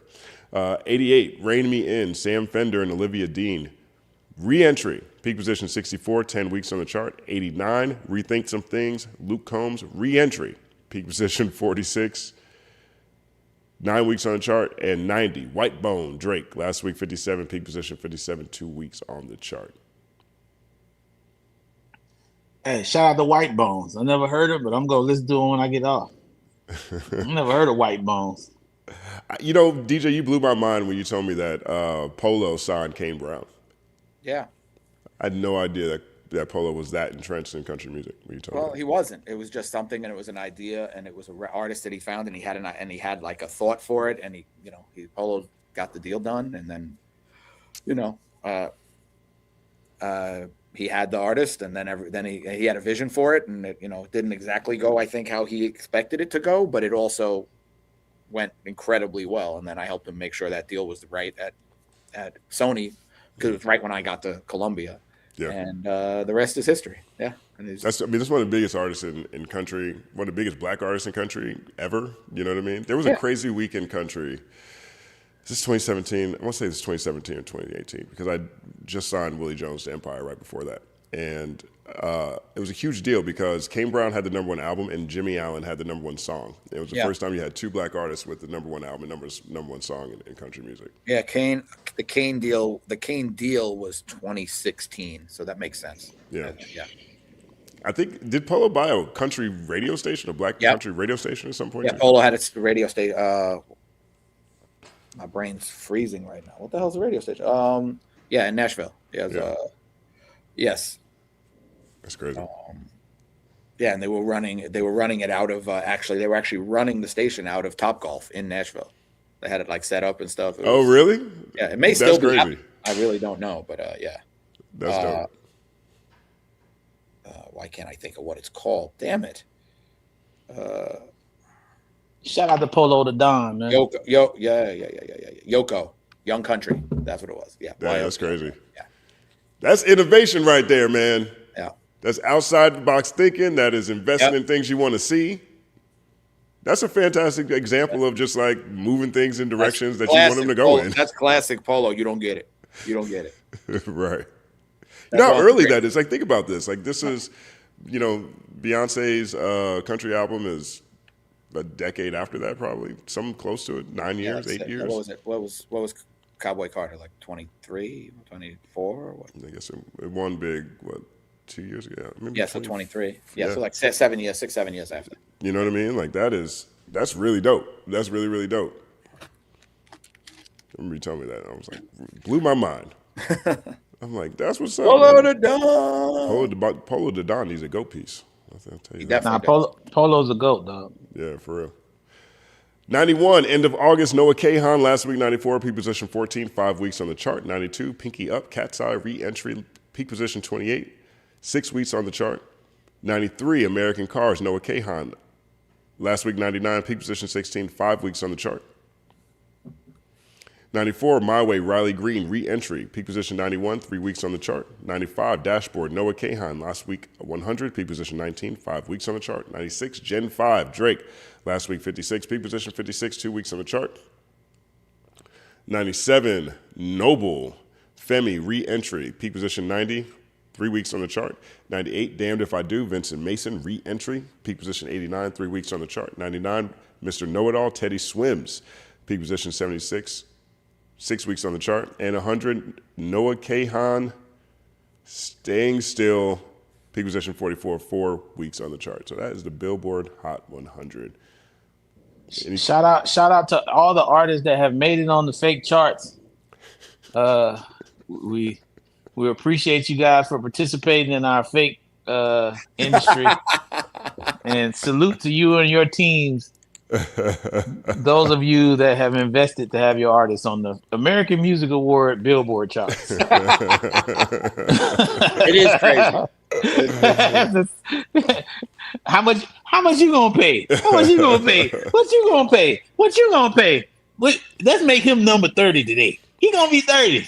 Yeah. That's the we gotta make it look real. Ooh, this one gonna be 42. We gonna move this one down. We can't have too much Drake now. How many songs did he put out? 43? Okay, let's put 29 of them up there this week, and then we'll let it fall down gradually. Keep the couple that they're talking about around the top 10. They'll really believe it then. Yeah. They really believe that streaming is how this going on and that there are no bots. Yeah. That's it. That's what we'll do. We'll have a chart. It's like college football rankings. And then you like all the terrible teams, you put them in the top 10. And you take all the good teams and got them outside the top 10. That's kind of like how this shit is. No, really. Buffalo State is really better than Ohio State. I'm telling you, Buffalo State is a better football team. No, college football is just fun. The concept of college football that's funny is like with the rankings is like you have the media decide who the top 25 teams are before they've played a game. And then you have people trying to argue that they beat a top 25 team when that team started number 5, but they end up going like 3-9. And you're like, well, they beat a top 5 team. Well, actually, it was just 25 guys eating lunch who said they were a top 5 team. They ended up being terrible. But so it's like kind of that whole concept is kind of funny, but whatever. Do you understand people's legacies in music are being determined by a chart that is basically bought? Like I don't think like this is some third verse talk for y'all. I don't think nobody's talking. Nobody talks about this when these charts come out. This is third verse. Do you understand that people's legacies throughout history is basically since we've been in streaming where we can't quantify the music anymore because it's not in the streets, like you're not really hearing it. But since streaming has come, there's no buying CDs, you're not purchasing it. They can tell us anything. And that's what happens every week. And I'm glad Justin brought chart talk back. I want to do chart talk every Thursday. Because every time he does it, I'm going to drive the point home that this is fake. This is not real. None of these people are up here because it's a real chart. That's why a lot of these songs you guys never heard of because it's not. But it's also just it's even more than the Billboard, like the it's really more like the sales chart, like all of it is just, you to buy records. It used to be you have to get up, go to the thing. People wait outside 2 hours before sleeping now literally if you leave your Spotify on when you leave the house and you forget to shut it off. That's what counts as selling. Like that's what's being compared to, and you didn't pay a nickel. I mean, granted, obviously there are super fans and there are still artists that sell like it, which is even more impressive. And what's funny is like the concept of like people are cheating with bundles, which is people spending actually a lot of their own hard-earned money to support an artist, but not by not spending any money to support their artist, just happened to, they already spent the money and happened to hit that button instead of the button for a different song. And that isn't like, it's a very unique, like it's crazy, like literally no, like the super fan part aside, because that's obviously real fans, real money being spent. But the majority, the streaming part is literally just, you don't know if it's bots, if it's people leaving it on in the background, like it's passive. And that's the difference between what when you felt a record driving and a record now on the charts, because it's just on in the back. It's elevator music for a lot of people. It's just what's on, and that counts. Oh, that's what's on. Well, oh, I forgot to shut it off. Oh, wait, I went to the store. I didn't shut my music. Like that's the same sale as if you listen to it on purpose. Like it's not like you didn't get a sale for borrowing somebody's CD and playing it for a second. Like, you know what I mean? Like it's not the differences, but you know, whatever. Exactly. Where we are. Like, I'm not even listening to this song right now. I just have it. I just have it playing of an artist. Turn on music, and have it running on repeat or whatever. It's running right now. So this artist, shout out to this dope. He makes dope music. So I'm glad I'm supporting him. Leon Knight, right? He got a song with Trinidad James. But anyway, I'm just playing it. This guy's getting a sale right now. This is a sale. I'm not even listening to it. Obviously, it's a much smaller scale. Like it's not every time. But yeah. But yes, that's what I'm saying. That's what I'm saying. Whereas before, like you were saying, DJ, we would have to go out and literally go purchase it. And then, the biggest point is you didn't even pay for that. You just pay overall, and you could do anything you want, and it just divvies it up. Like, so it's all passive. Like, not like you didn't spend $1 to listen to any of those people on purpose. Facts. But yeah, you know, is what it is. That's where we are. We are here, Justin.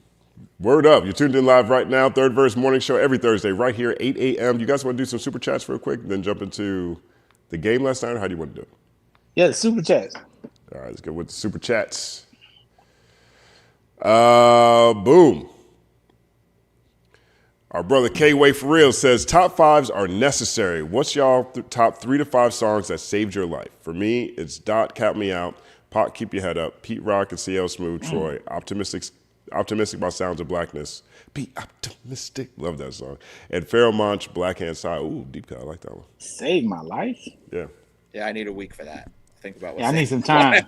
Yeah, he wrote that out. He had a thought. He thought about it. I think it's called Moon. Is it Moon River by Frank Ocean? Hold on, I'm fine. I think it's Moon River. Hold on, give me a second. Moon River. I've talked about this. It's nothing to brag about, but the night when I was considering jumping off the balcony, I had this song playing on repeat, and this song put me to sleep, so I didn't jump off the balcony. So salute Frank Ocean for that. So that song literally saved my life because I fell asleep on the couch. Because if I did not fall asleep on the couch, I definitely was going to jump off the balcony. And we're talking like 30-some flights in the air. So shout out to Frank Ocean for, I think that's a Frank Sinatra original, and he flipped it. Right. But yeah, that's great. So kind of dark, guys, but I'm sorry, I just had to. No, that sounds like it's a powerful song. It saved your life.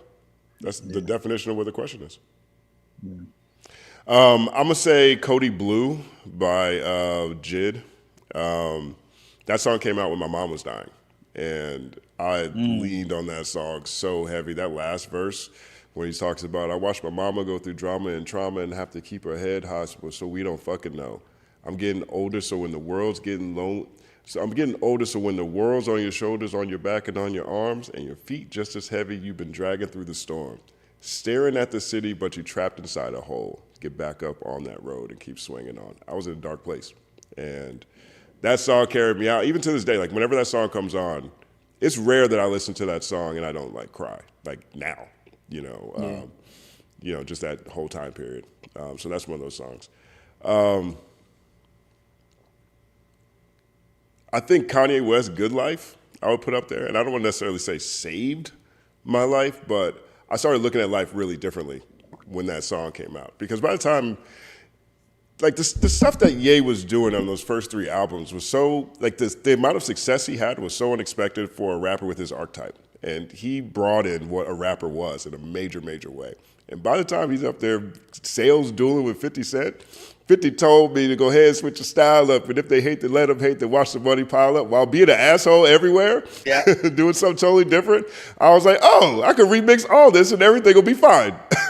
You know what I'm saying? Like, so that's another song that's way up there for me too. That's dope. Yeah. That's dope. Shout out to both of them songs, man. Great question, man. Yeah, that was amazing. Sorry for being dark, guys, and Justin, sorry too, but this is what it is. Hey, but we found light through the songs. That's what K-Way's talking about. You're right. You know? That's what music does. That's the beauty of it. Yeah, all I got, my favorite song is Your Song by Elton John. It's just a record that just always really, really resonated with me. Yeah. But I'll have a list for next week if we want to do it, because I definitely will think about it. But that's definitely obviously The Gambler by Kenny Rogers is something I live by my whole life. So like it's a much lighter. I mean, it's still yeah. But is that You Got to Know When to Hold 'Em? Is that what it is? Yeah. This is a great song. Yeah. Wyclef has a great remix of that though. Yeah. I Could Take a Sunshine, Piss in Your Wine. That was on the Fugees album right there too. Shout out to Wyclef. Shout out to Proswell. Shout out to the incredible, the incomparable, the great Miss Lauryn Hill. Yeah. Shout out to them as a collective. We appreciate y'all. K-Way For Real says, Justin, I can tell by your eye muscles your back is killing you, or you got a boo-boo. Get a foam roller or a Hyper-Piece back brace and take turmeric powder 3 times a day for inflammation and take an ice bath twice a week.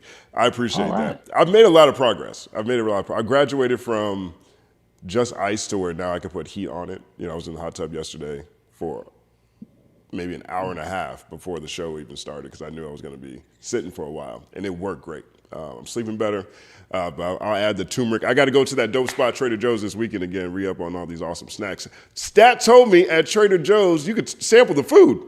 Yes. Come on, man. Yes. How is this not the #1 grocery store in America? You can go in there if you see something that you like, you know, like, man, I want to see what this tastes. They'll open up the packaging, or if it's something that to cook, they'll cook it in the back for you to taste it.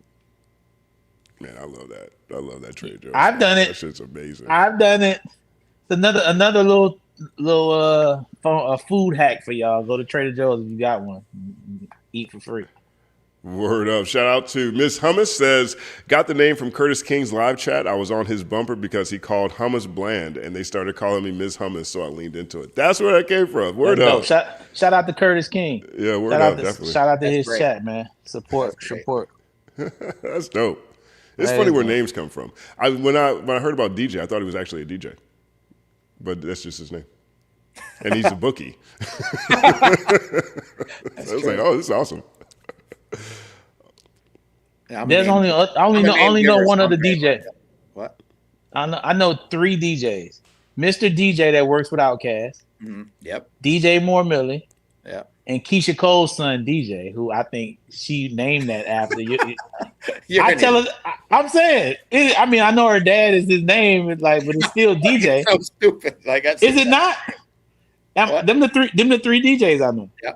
That's it. When she comes on, we're gonna ask her. Okay, good. Yeah, that'll be great. Like, Keisha, did you name it after DJ? Word up. Andy Pandy Pie says Drake sold 13,000 pure sales. Jay-Z's pure sales are going to be crazy. Drake can't outsell Cole or ASAP Rocky in pure sales or concert tickets. That 13,000 pure sales number looks insanely low to me. Does that stand out to you guys at all? Like, are you used to seeing 500,000 records sold with 13,000 pure sales? Is that odd, or is that just sort of looks funny to an audience? Well, I mean, are we really thinking that there's something real going on here? I mean, we know what's happening here, right? What you want me to tell you, Justin? You want me to tell you? What do you want? What you want me to tell you right now? I want you guys to find another way to say the same thing. Yeah, that pure sales number is bullshit. Just like the whole situation. It's some bullshit. What are we talking about? They finessing. Hey, yo, when Jay-Z drops, I'm sure he's gonna do a deal with T-Mobile like he did the one time. It's all gonna be whatever marketing, whatever they want to do to make it get to where they want it to go. It's the same for Jay. It's the same for Rocky. It's all. You think Jay-Z dropping an album and is gonna say he did Lotto numbers? Are y'all like, what are we talking about? He's gonna partner with some company, and it's gonna be on a computer where you buy the computer to be forced to listen to it, and the numbers are gonna get ran up. He's gonna do some partnership, as he should. As he should. He's one of the. I mean, his numbers never matched the guys that he was competing with back in the day. Like they were never close. That was 50 Cent's main argument. Like, I mean, he wasn't doing. Like, I mean, he had a ton of success, but he wasn't doing the kind of numbers that M and all those guys were doing. Nelly? Yeah, no. I think it wasn't. He was just only dudes moving units. M Pimp Juicing us. M Pimp Juicing us. Yeah. That's what they did a good job. I mean, but they weren't the same. But that's what 50's main argument is when he comes to like even when they compare 50 and Jay, because 50's like Jay never did what I did. He didn't. I mean, Jay has had a longer career. Yeah. Longevity is not even close. Jay-Z is. Oh, of course, it's not close. Yeah, but 50's just talking about in a 2 or 3 album run. Yeah. Right. Like he never was there. It was never even close. Yeah, it wasn't even a conversation. He wasn't even in that conversation. Exactly. He might have put himself in that conversation, but he wasn't in that conversation. Like, doesn't mean he wasn't a star. It doesn't mean he wasn't huge. But it wasn't like for the big numbers. He was never considered there. Jay-Z is the greatest. I'm gonna say this because Mark Batson called me this, which is one of my greatest compliments. Mark Batson said, "I am one of the greatest overachievers that he's ever seen in music," and I'm gonna steal that from him and attach that to Jay-Z. He is the greatest overachiever in hip hop history. What he has done with when you talk about just the sales records and to be around this long, he has totally overachieved because of the way that we view him. But if you really just start breaking it down, like if you say like, okay, what's important? What do we deem to be important in hip hop history? You know what I mean? He's losing a lot of arguments when you start like putting stuff together. He has some great songs and fantastic, and he's definitely important to our ecosystem. And he's done a lot of things. I mean, but I'm just saying, you start comparing him to Tupac Shakur, right? Like it's just a different level. You know what I'm saying? Right. It's a different level. We're just talking about impact, and then like the actual. Tupac died at 25, by the way. Yeah, exactly. Right. It's a different level of the catalog, but people put Jay in that conversation. Yeah, and that's a testament to him. Absolutely. Of how he has shaped the way that we view him. Absolutely. Which is incredible. Nobody, when they talk about the greatest, they don't put 50 Cent in that. But that 3-song run, 50, if he continued, that would have been in that conversation. You know what I'm saying? So what Jay has done and how we see him is absolutely amazing. It's astonishing. And he should be celebrated for it, for sure. I agree. Word up. Andy Pandi again says, Lotto did better than Drake. No Atlanta loyalty. Didn't support T.I. either. Sided with 50. You never had a clue. You signed Lil Xan. Oh, my God. I got to do a better job reading these. No. I want to read on the screen. I saw that when it came through. Listen, I did. No, leave that up there.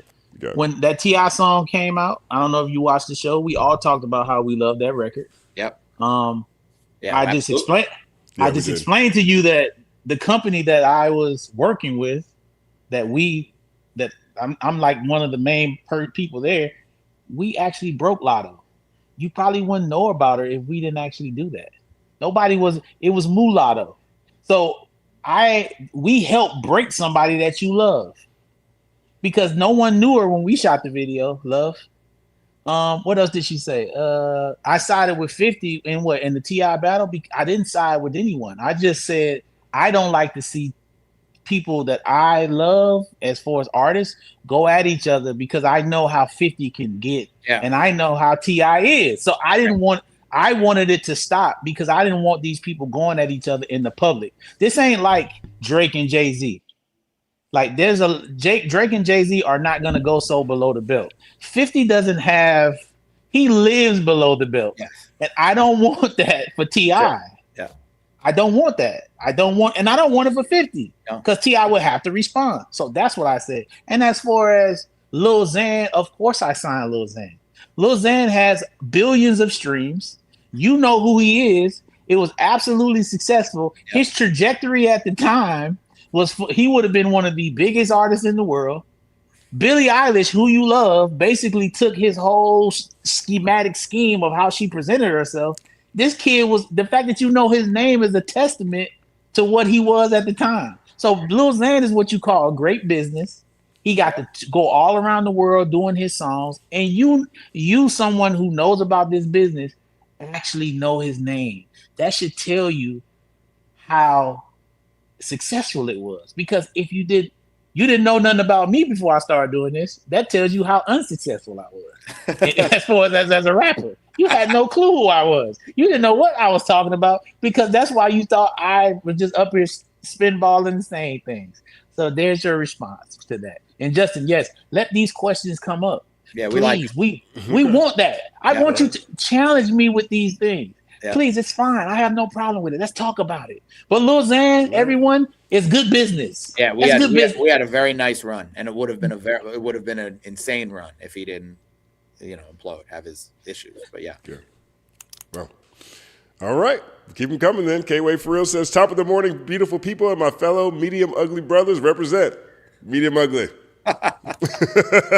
Hey, listen. That's something you would say, Stat, though. For sure. That's why K-Way family. I've been telling Justin that's why this works, because we're ugly. And Justin always says, I'm not ugly.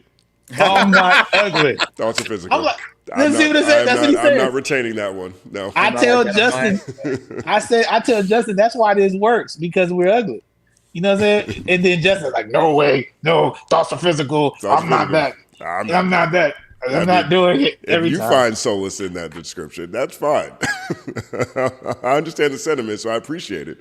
But no, I will not be telling myself I'm ugly when I look in the mirror. That's not going to be happening. Because thoughts are physical, everybody, and everybody should know that.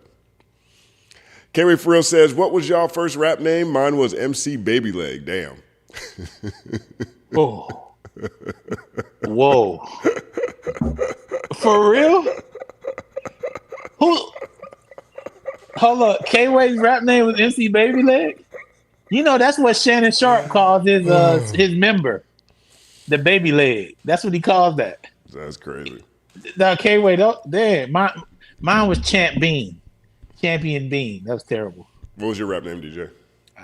I've never had one. You guys freestyle in the car and just like come up with a name. You guys can give me a rap name. I didn't have. No, my nephew I call MC Luscious Lukes, and my daughter who raps in the car I call MC Baby Bop. That's all I got. Myself, maybe I can ask people around me, but I don't know. No, DJ's name is More Millions. So I guess that's my rap name. That's it. That's his name. That's the name I got him. That's his name. Yeah. I'm Mr. Crow It Up, or to his father, Stanley Whacking Crow. That has a lot of names, but yeah, exactly. Yes, but he is More Millions, and Justin is, we call him the good time guy. The good time guy. Justin, the good time guy. That is Justin, the good time guy is incredible. Have a great time. I enjoy life. I will never forget that. Enjoy your life for the sake of life. Oh yeah. Call DJ Lil Ridiculous. Little ridiculous. Oh, that's exactly. Little ridiculous. Signed to Disturbing the Peace, but yeah, right. I think that'd be a great rap name for you. Yeah, Little Ridiculous. Shaka. I'll call Shaka after this. You're right.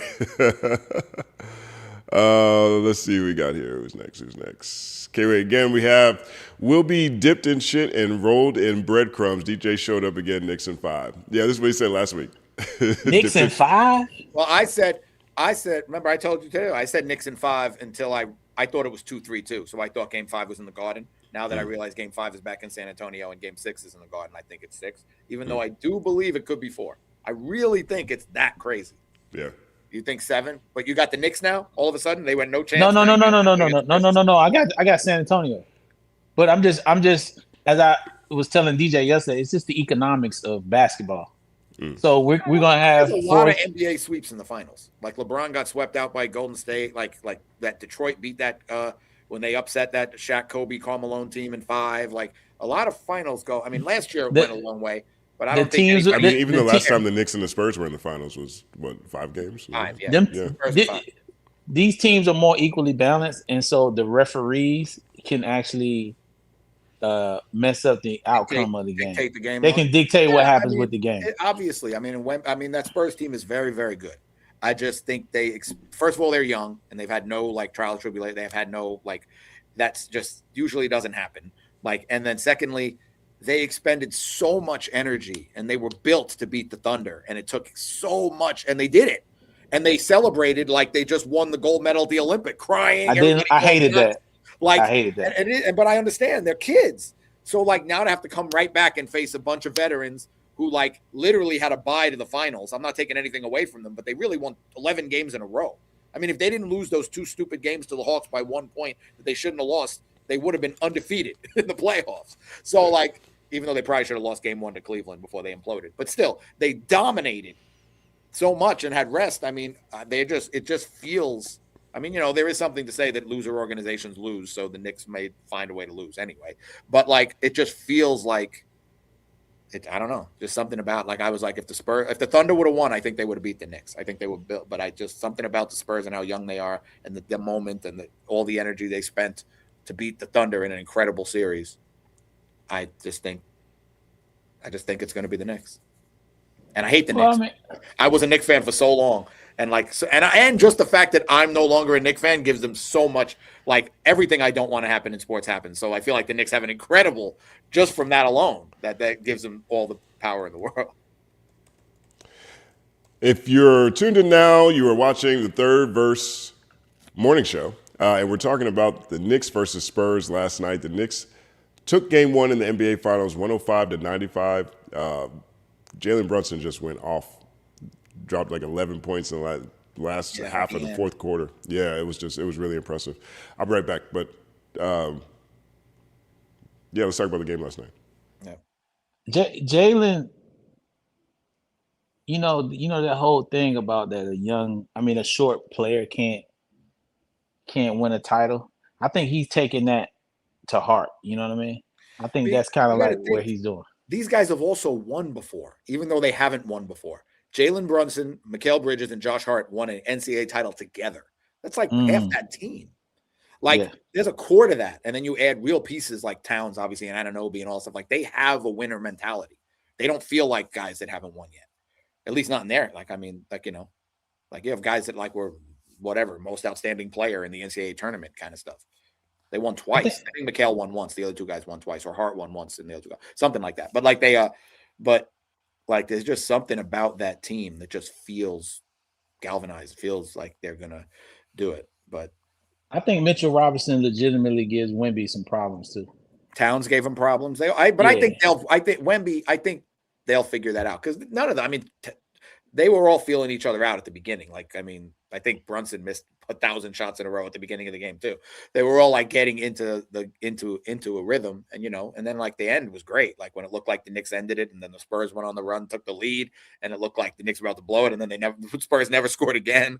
Like it was just kind of like, it was definitely good TV.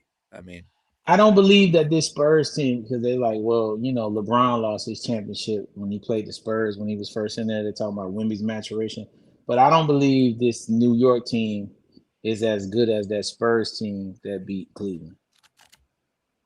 I don't think that's the New York team is as good. Well, so you thought that's a Spurs team that had already won, like they had already. Yeah, no. So that's why I'm saying, based on just the teams, I'm not saying the Knicks can't win, but I definitely think it's gonna go to 7. On top of the fact that just financially, it makes more sense. They're gonna drag that out. The refs gonna do what they need to do. Well, I mean, I'm just, you know. We'll see. Yeah, I don't know, dog. We'll see. I'm not like, you know, I'm a gambler. I bet on the Knicks. I think the Knicks are going to win. But I'd be more than happy if the Spurs, you know, my dad wants to see the Knicks win again, you know. So I'm not mad at that. My little nephew Luca loves the Knicks now. So, and I have a lot of friends. Obviously, I'm from New York, so I have a lot of friends that are Knicks fans, but I'm not invested. Like, it's not like why did you leave him? What was the last straw? Isaiah Thomas. I hated him. Oh, wow. When he was the president of the team, and it just like everything they did, I just hated. So I was like, I can't take it anymore. I just couldn't take how bad they were in the organization. I was like, I can't take it anymore. I can't take it anymore. And I lived in LA, and I hated the Lakers. So I was like, the team I root for always loses. The team I root against always wins. Like, I was like, it wasn't even abandoning the Knicks. I abandoned the NBA. I just said, you know what? I love baseball. This is LA. The Lakers are so good. The best way to not have to talk about it is just, I don't root for anybody. I don't like sport anymore. And then when I decided to start like, you know, working in it and doing some stuff like that, I had to find a team, and, you know, and then I like the Clippers the tickets weren't expensive, and they drafted Blake Griffin. It sounded like it would be fun. And then It ended up being half and half. It was incredibly fun because those games were incredible. Lob City games were a blast, but they were torture when it mattered. But yeah, but they like regular season Lob City games. There was nothing more fun than that. Like going to those games and they're throwing the ball off the backboard to each other like you're watching Jamal Crawford. It was insane to watch. Like the best part of the Clipper games is that it had your company's name on the floor of the game. It did say that. It did say fake work on the wood. Yeah. I remember going to the game and seeing your name on the floor. I was like, this is crazy. Because a lot of people didn't put their company name on the floor. Yeah. I don't know why they didn't do that, but that was a great. I don't know if they still do that. I don't think so. Yeah, that was awesome. That was fun to go and have it say that. Yeah. It was a good moment. It was a good run. I mean, that was a good 8 years. And yes, I'm a Spurs. I want the Spurs to win. I don't want the Knicks to win. I can't stand New York fans. You don't like Knicks fans, yeah. I can't. They're going so crazy right now. Like I feel so for them terrible. because I was such a Knicks fan in the 90s, like those Patrick Ewing, Charles Smith, John Starks, like those teams. And then even in 99, like Allen Houston, like when he hit that shot to beat the Heat, who I hated more than anyone in the world, those Alonzo Mourning, Tim Hardaway Heat teams, I hated. I loved Allen Houston was my guy. And then Spreewell and Camby and Grandmama with the big L, like that was like, and then the Spurs beat us. They suck. The fans, they are terrible. Go New York, go New York, go New York. Suck on the New York, dude. Suck on this New York. Suck on New York. Yo, it's I can't stand it. I don't like him. Fan? Dog, I used to like the Timothy Chalamet, whatever his name, Timothy. You don't like him? He's a Knicks fan? Dog, it's so obnoxious, bro. No Spike Lee movies for you? Come on, bro. Spike is ridiculous. He's nothing but Clipper Carl with some movies. Clipper Carl? Is that Clipper Darrell's cousin? Clipper Darrell. Yeah, Clipper Darrell. He comes in with these outfits looking crazy. I don't know. Him and Clyde Frazier wear the craziest clothes. And they over there talking about the Knicks. I cannot stand Knicks fans to my core of all of them. And I don't like none of them. And then I've never seen and this shout out to them. They got a collection of losers. Not in life. Let me say this. Not in life, but in terms of the NBA basketball, that like their alumni is filled with losers. The Knicks alumni of the players, they never won anything. They just be sitting on the side, all collected together. Like, I've never seen anything like that. Patrick Ewing never won anything. Allen Houston never won anything. All these players never won anything. The only person that has won is Clyde Frazier. That's over there. The rest of them guys didn't do anything. They all got pushed off the playoffs. They sitting over there like they're pushing some winning into the fabric of the team. That's not what's happening, DJ. They're actually infusing losing. That was unfortunate. But he won in college. I mean, he won at Georgia. They were all. Let me say this: they are all winners in life. No, but I'm saying Ewing was a winner. He wasn't given the tools to win, and he came close. And he did win at Georgetown. Like, I mean, he won a real title. He didn't have the tools to win. He got a gold medal. He was on Dream Team. No, he had Patrick Riley as the coach. Yeah, that's a great team. About players. He never had an All-Star. Ever. Who? Ever. Patrick Ewing. Until 99, like Allen Houston, it's real, when he was 39 years old. The best players on that team was John Starks, who was not good. Like, he had like one or two great dunks, so people thought he was good. He really wasn't that good. Charles Oakley was a tough guy. Mason was a tough guy. Charles Smith was a skilled guy, but none of them were all-stars. Like, he never had a Pippen. He never had anything. Like, he had guys that were like, when they lost to the Rockets in the finals, Olajuwon didn't have an all-star either, right? Olajuwon had Kenny Smith, Vern Maxwell, Robert Horry. Who else was there? No, Drexler was on the second team. Yeah. And by the way, Olajuwon's better than Ewing. Yes. So and they won in 7 games. It was close. But Olajuwon is better than it. I mean, that was, somebody's got to win. Olajuwon is he's probably the most underrated basketball player of all time. How good he actually was. Like, right. I mean, like he's a real top 10 argument guy, and he doesn't get mentioned that. He was drafted ahead of Jordan. And Houston still arguably made the right choice. He was drafted ahead of Jordan, and no one has ever made fun of that pick ever. I mean, that's how good he was. Right. Like, yeah, maybe should they have taken Jordan? Maybe it would. Yes, but no one has ever said that. Like, it's not like, oh my God. Like, Jordan was taken third, and you only talk about one guy like taken in front of him. It was a mistake. Bowie. Stan Bowie. Yeah, but like, and you know, he would have been great. He just got hurt. But still, obviously Michael Jordan. But Akeem Olajuwon is that good, and he beat Ewing in 7 games. And the Knicks probably win Game 7 if John Starks doesn't go 0 for 18. Like it wasn't like his Patrick Ewing's running mate went 0 for 14 from 3 in Game 7, and they lost by 5. Like the star, his second star, 0 for 14. So like that's insane. Right. So like, you know, whatever. And Olajuwon's better than Ewing. Ewing is incredible, but Olajuwon's better. But it doesn't alarm you that they just all sit over there and just they jumping up and down, just a bunch of NBA losers. Not in life, because Carmelo's a winner in life, but I'm just saying they just all sitting around like.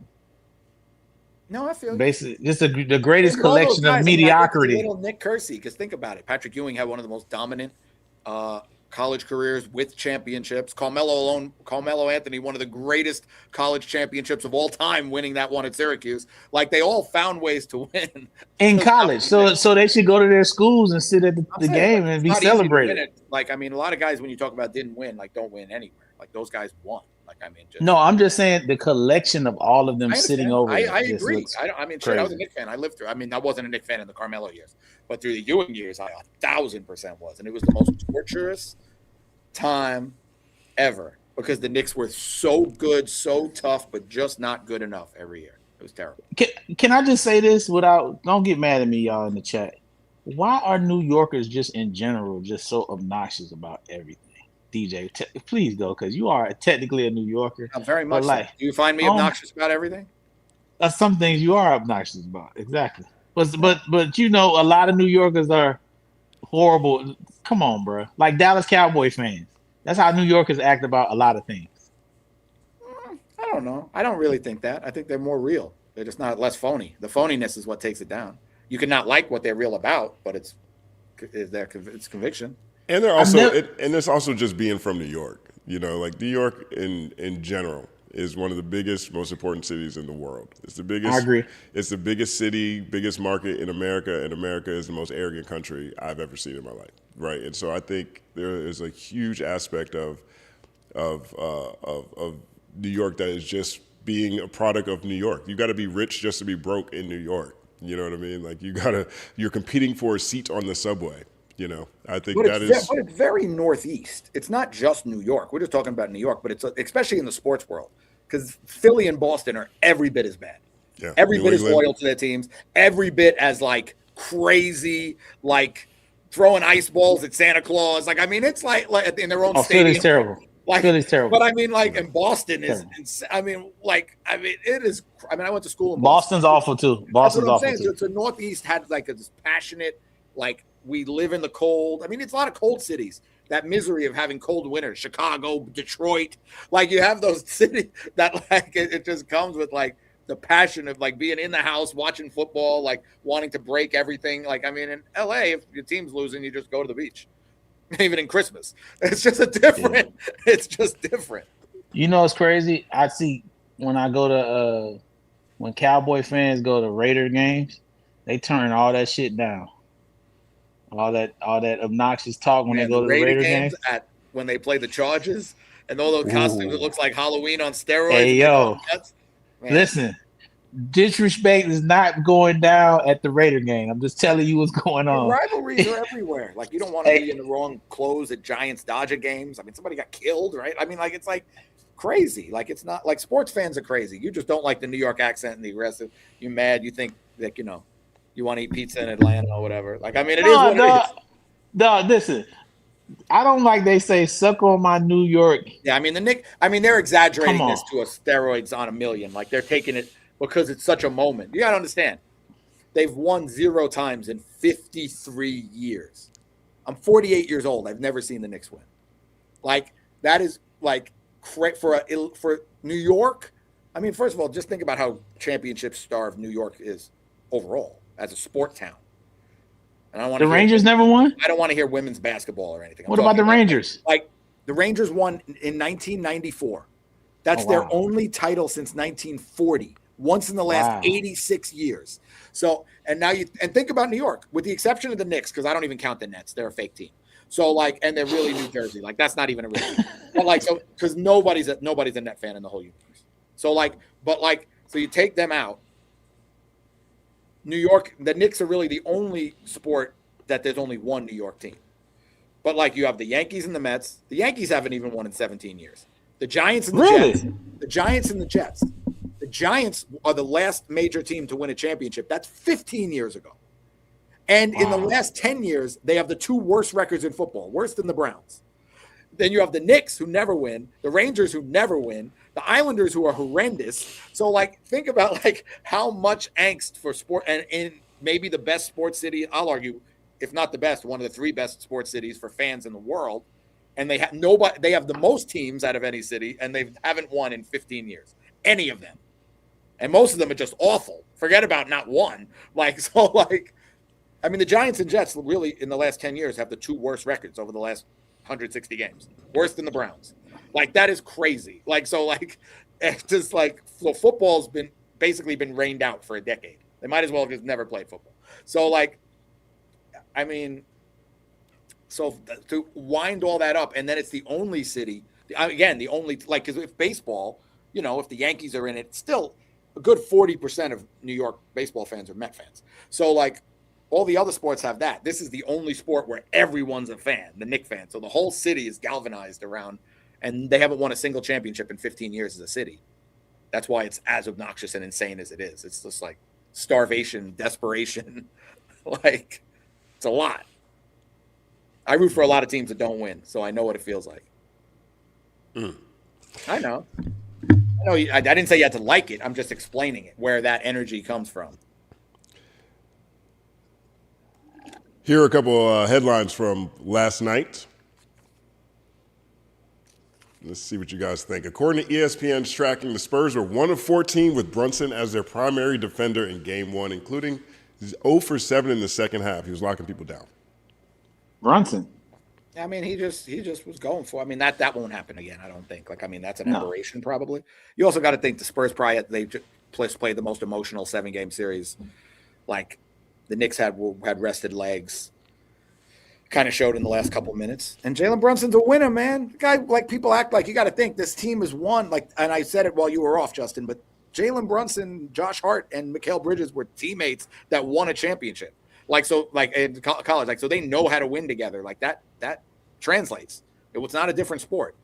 So, like, you know, and they feel it. They can feel it. That's kind of what it feels like to me.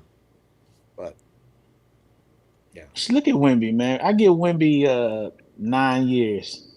I thought I was gonna give him 10, but I give him 9 years and it's over. You better get that title quick.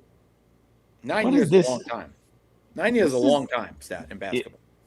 Yeah, that's about it. What is this? Oh, that's Jalen Kobe. Brunson is the closest thing we've seen to Kobe. Man, stop it, man. Stop it, man. Stop doing that. Like, stop doing that. Let Jalen have his moment, man. Get out of there, man. Like, Justin, take that off the screen. First of all, that's disrespectful to the Kobe Bean to even have that thing on his head, man. Kobe was part of the bald head club. Like, he with us. Okay. Kobe ain't have no hair. All right. He one of ours, champ. He with the crew. Michael Jordan, Kobe Bryant, LeBron need to come on home too. One of my proudest moments when LeBron had cut all his hair off, he was doing like this. I think that's what's hindering his career. He should have been went bald. Kevin Durant need to go bald too. That Brillo pad he got sitting on the top of his head. Stop playing with it. You feel LeBron James' career has been hindered? I'm saying because he didn't embrace the ball head. He's playing basketball feeling insecure. You think he can't feel the sweat piling up and that ball spot sitting at the top of his head? If it was all off, he would play basketball with a totally different way. What are we doing? Is that OJ? Yeah. The last time the Knicks had a lead in the NBA Finals was June 17th, 1994. Yes, the same day as this. Yep. Wow. Yep, Game 5. Wow. Dog, it's so crazy that he got off. That OJ, man. OJ, that is crazy. Rest in peace, OJ, or rest in pain, as some people say.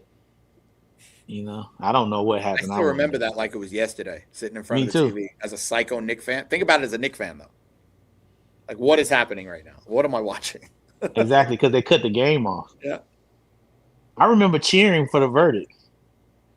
I remember we were so hyped, and people like DJ, people that looked like you were mad. My grandmother loved OJ. Was so committed to the fact that he didn't do it. She was I just remembered in the house. I was like, she was watching the trial. I'd come home. I'd be like, this is the craziest shit ever. Like she would go to Atlantic City to gamble and watch OJ Simpson trial. That was basically it. And she liked the Mets. So she watched the Mets with me. So it was the Mets, OJ Simpson, and Atlantic City. That was life.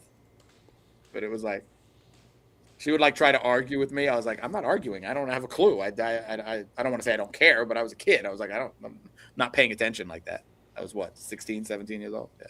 You know what? Because I haven't partied in Atlanta in a long time, but this trial made me realize how separated the South was. Because where we were, no white people wanted OJ to get off, and all the black folks wanted OJ to get off. And then I remember that so vividly. That's exactly how it was. And then when you think about it, Justin, you tell me if it was like this in Carolina, but like when you go to a club. It was Vegas and LA where I first seen black people and white people like partying together. When I was going to clubs in my younger years, I'd never seen like in Atlanta, or except when down in college I seen it at University of Florida. But I'd never seen black people and white people really party together. You know what I'm saying? Like it was like a mix in the crowd in the club. It was so separated and like we weren't together. I didn't get to see that until like Vegas and LA, because even in college we were separated too in Florida. I think. What about you?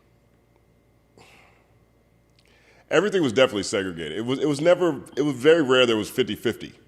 You know what I mean? There might be like 90-10 on either side. A lot of places. Yeah. Definitely in college. On campus stuff, there wasn't that many black people at my college anyway. We were only like 8% of the college in the first place.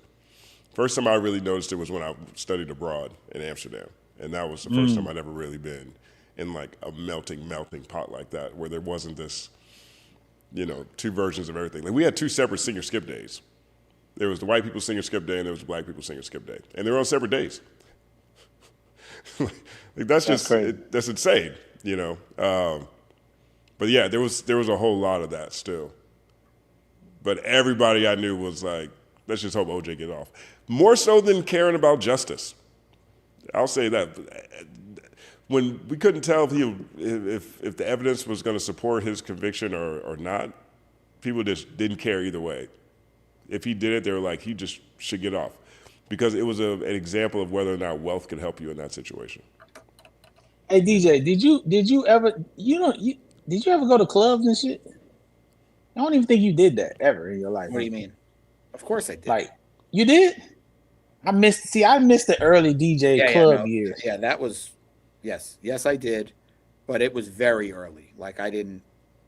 In college? College, yeah. I mean, it was like, obviously I was in Boston, not in New York, but yeah. I mean, I would come home and do like, shit, like run around like the tunnel and shit with M, like in like 97, 98 kind of stuff. Well, we know that was you probably one of the few white people. You and M was probably the few white people in the club. But find like Joey Manda and shit. But yeah, no, but there was like but no, I mean I was never like a crazy club guy. Like I spent a lot of time in clubs with Polo and shit in Atlanta, like when I was down like in the that was separated as well.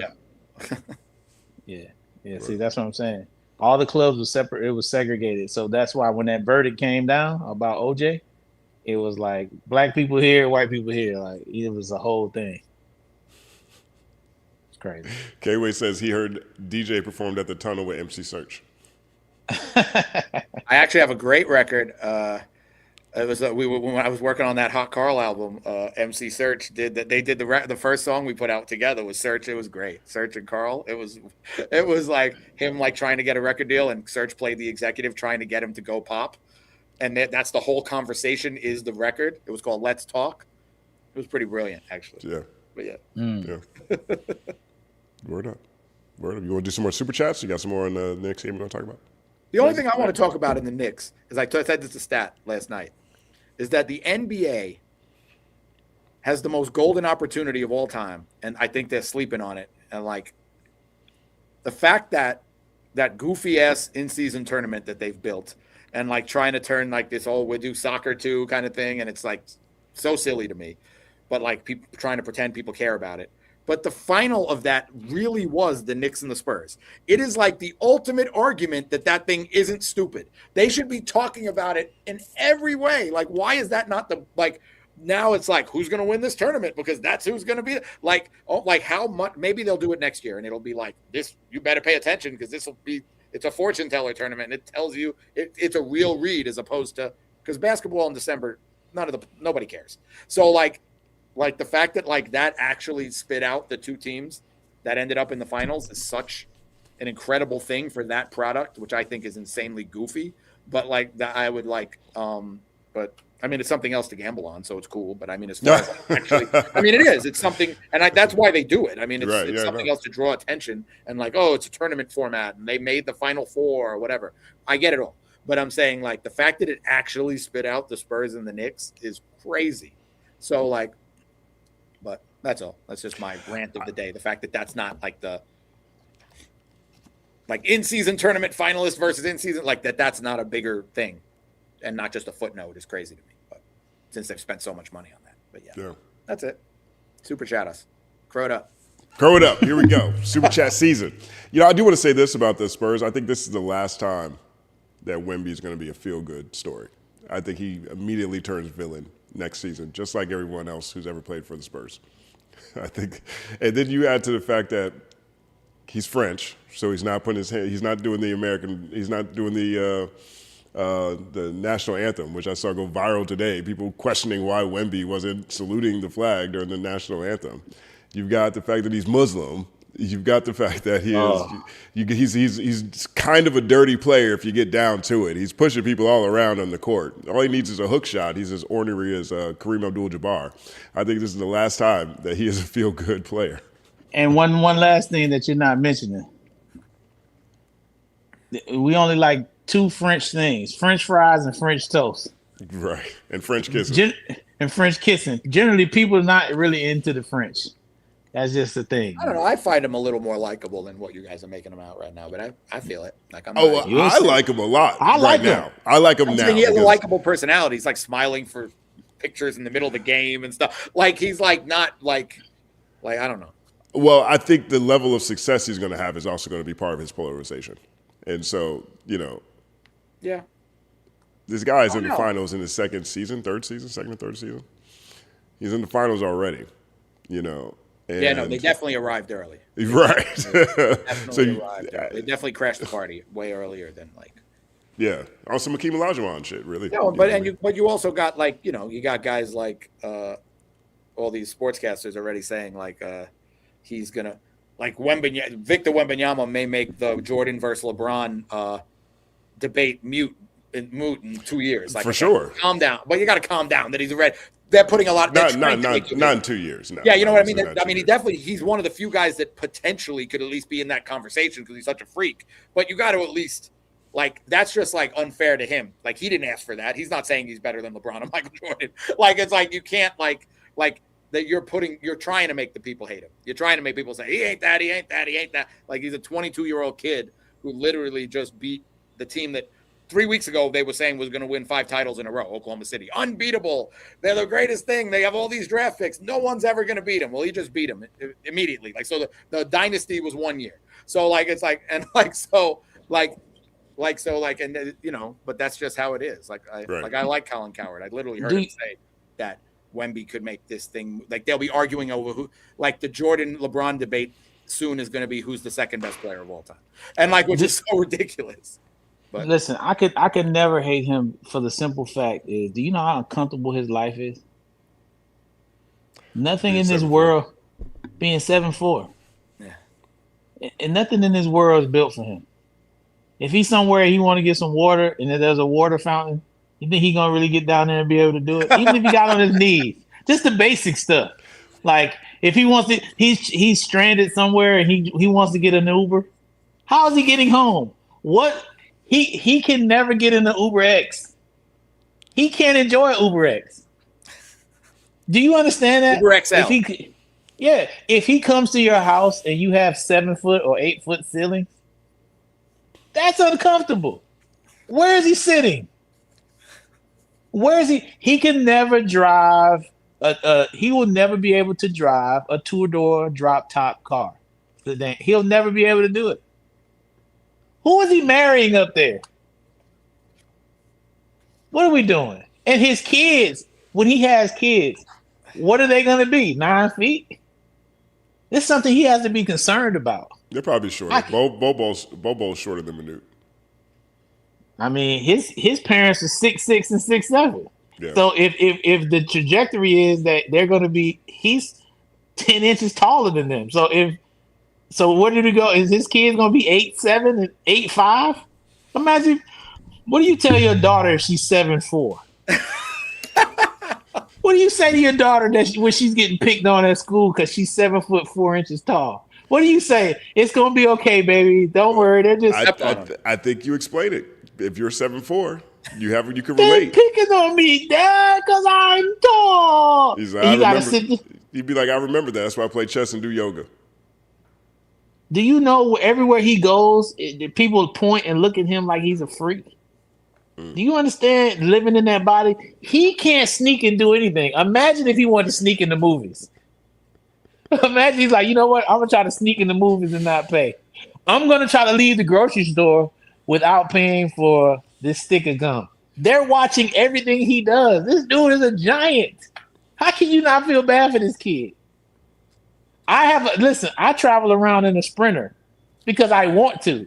He travels around in a Sprinter because he has to. He has no other choice. He's either that or a school bus. You're an idiot. I don't feel that bad for Victor Wembanyama. What plane is what flight is he riding? His life is okay. There are plenty of people to feel bad for in their life. He doesn't make the top 10 for me, but I feel you. He can't steal bubble gum. Probably, I give you that. Even though if he's in LA, they won't stop you anyway. Just take whatever. Do you know how many attractive women there are that are under 6 feet that he can never enjoy? Imagine if he see a woman that's 5'3". What is he gonna do with her? What does she do to that? Like, how do they kiss? What bed is he getting, DJ? He can't get a king size bed. What are we doing? Come on, bro. Y'all not. We gotta feel sorry for these guys, man. He's 7 feet 6 inches tall. What size shoe is that? Oh, yo, the new Jordans dropped. I'm gonna go get me some. No, you're not. They have to make those. Well, we got some super chats here. You guys want to get to the super chats? Yeah. Sorry, Justin. He's flying right now. It's all good. This one right here is from 504 Scooby. Says stat rap name should be Twisted Crody. DJ rap name is Square Briefs, and Justin's rap name is Square Briefs. Is Trey Siete. It's Trey Siete Ninja. So that says. So am I still stuck with this? Am I still stuck at being a Drake fan? I mean, like, am I the Crody? I am American. I am not Crody. I'm Brody. What about Crosef? No. Oh God. Crosef Johnson. Crosef Johnson is a great Crosef Johnson. That's terrible. Please don't encourage the chat. Crosef Johnson is where it's at. That sounds like merch. We do have to make merch. We do have to make. And we have a merch package we have to send out because we do have a third verse superfan tier member of our channel. And so we have to do that. And we still need to do our members only What shirt. merch should we do, guys? What do y'all want? Like t-shirts, hats? What do we do? Muzzles Hoodies. for me? A muzzle for me? I just get it right here. Just shut up, stat. Just put that on the front. Wings.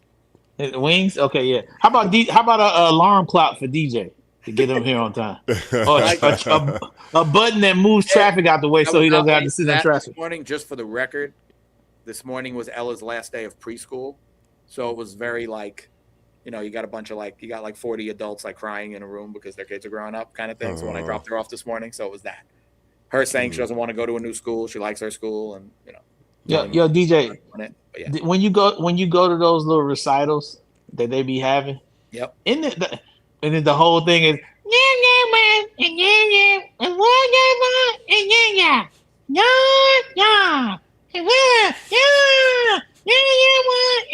that the whole thing is just like that, like it's all high pitched. You'd have no clue what they're saying, and then you just seeing parents move to the front like ninjas. No, my dad is the expert. My dad, by the way, in the history of my dad has somehow videoed every single moment of every single one of our lives forever. I don't know where all this footage is, but it has got to be like if you ask him, he has footage of everything that's ever happened in the history of my life, Ella's life, Luca's life, my brother's life, like everything. He's not in any of the pictures. Like he doesn't exist. He's taken every picture in the history of mankind. That going to those recitals and standing in line at amusement parks for 3 hours for a ride that lasts 6 minutes are two of the worst things about parenting to me. 1 and 2, standing in line at those amusement parks for 4 hours so you can get on some ride that lasts about 5-6 minutes. That, and also going to those recitals. If you're thinking about having children, remember I told you, top 2 terribleness. Those are terrible. No, you just have to make sure you have the fast pass or go to the VIP. You just save up and you go one time with a VIP thing, and you don't even. In the fast pass, you still gotta wait, DJ. It sucks. Even with fast passes on, you go to Universal or you go to one of these places on Disney on a Saturday. I don't care what kind of fast pass you got. They're gonna kick you. You in that line, you in the fast pass line for an hour. You're wrong. And then just flat out wrong, but it's okay. What you mean? Especially for you, the way you do things. No, you could. It could be circumcised. Well, of course. Listen, I'm trying to speak. First of all, I'm speaking for the general public. I'm not speaking for me. For me, I'm not doing that at all. I'm fast. They call me Fast Pass McGraw. You know what I'm saying? I'm trying to get to know somebody at Disney. That shit is expensive anyway. You got exactly. The only way to go to Disney, I mean, I adore and I went is. I mean, the VIP thing is very expensive, but very expensive. If you get 5 couples or 3 families, you got to find a way to divvy it up and stuff. But that thing, you have the guy for 10 hours and you legit go to the front of every line for like everything is set up. That is, and you spend so much money doing Disney anyway. It's better to save and do it once that way rather than try to do it twice the other way and sit there all day. But, well, I'm just, DJ, listen. But I feel I'm speaking. I like doing anything I could do with Ella while she's young is the greatest thing ever. Like I enjoy all of it, so I'm like even her screaming in the middle of the night and waking me up every night. Like I know I'm gonna miss it, so I'm enjoying it. Like it drives me nuts while it's happening, but I'm enjoying every minute of it. And her graduating preschool is like it felt like the end of the world today. I took the picture of her holding the thing. It says last day of preschool. I'll probably post it tomorrow. Like I couldn't even get through it. So like. Took me an extra 10 minutes because I wasn't gonna, come on here crying like a baby, like what's wrong? And I'll be like, oh, I just dropped my daughter off preschool. I look crazy. So that's why you got an extra 10 minutes of no me today. But yeah, I'm only speaking for people that can't possibly. A lot of people can't even get up to afford that type of stuff. So of course, I'm saying, but Disney is so fucking expensive anyway. Like just to go in.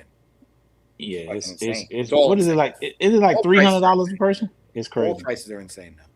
When the last time you been to Disney, Justin? 8th grade. Damn, 8th grade. You got to get back, bro. You do a third version of Disney. Awesome. Honestly, everything you guys just described sounded miserable, to be honest. Third version, Disneyland is awesome. Yeah, you got it. I like the giant turkey leg. That was the most memorable part of it. Okay, I won't even go on rides. I mean, I'm fucking scared of the dark. I'm not doing anything, and I still think it's awesome. Disney is dope, dog. You should go back. Disney. Okay. I just love Disney to see how much money. When people say they ain't got no money, I love going to Disney to see all those people up there spending all that money because it's like I thought everybody was broke. Disney makes you think otherwise because there's so much money to do everything. As soon as you go in there, you got to pay to get in the parking. Then you got the VIP parking. Then you got to pay the shuttle. Then you want to get a corn dog. That's just $100. You want to get a T-shirt. That's $200.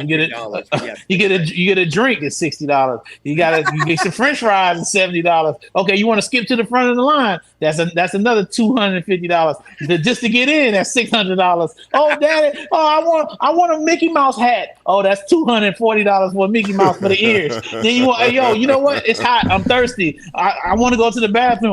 $10 a pee. You gotta pee. You gotta pay to pee. You can't just. You gotta get you a pad. You get a private bathroom if you want to. Then you get a private guy. Yeah, that's $2,000. Get a private person to get you around. Oh, I want to skip this line. Okay, cool. Another $1,000. You leave Disney. You look. I spent $40,000 on at Disneyland. That's a little extreme. It is crazy. It's crazy. It is crazy. And don't go on a Disney cruise. Oh my God! Whoa, you might as well buy a boat.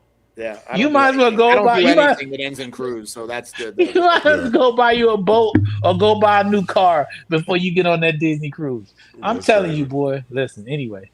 We got another super chat here from K-Way for real. Says, how do y'all feel about #1 draft pick AJ DeBunsta? I always pronounce his name wrong, saying he listens to murder music before he plays. He said it on All the Smoke. We all listened to that growing up. We all listened to it. It's just I listened to all of the stuff I wasn't supposed to listen to. Sugar Free and Too Short.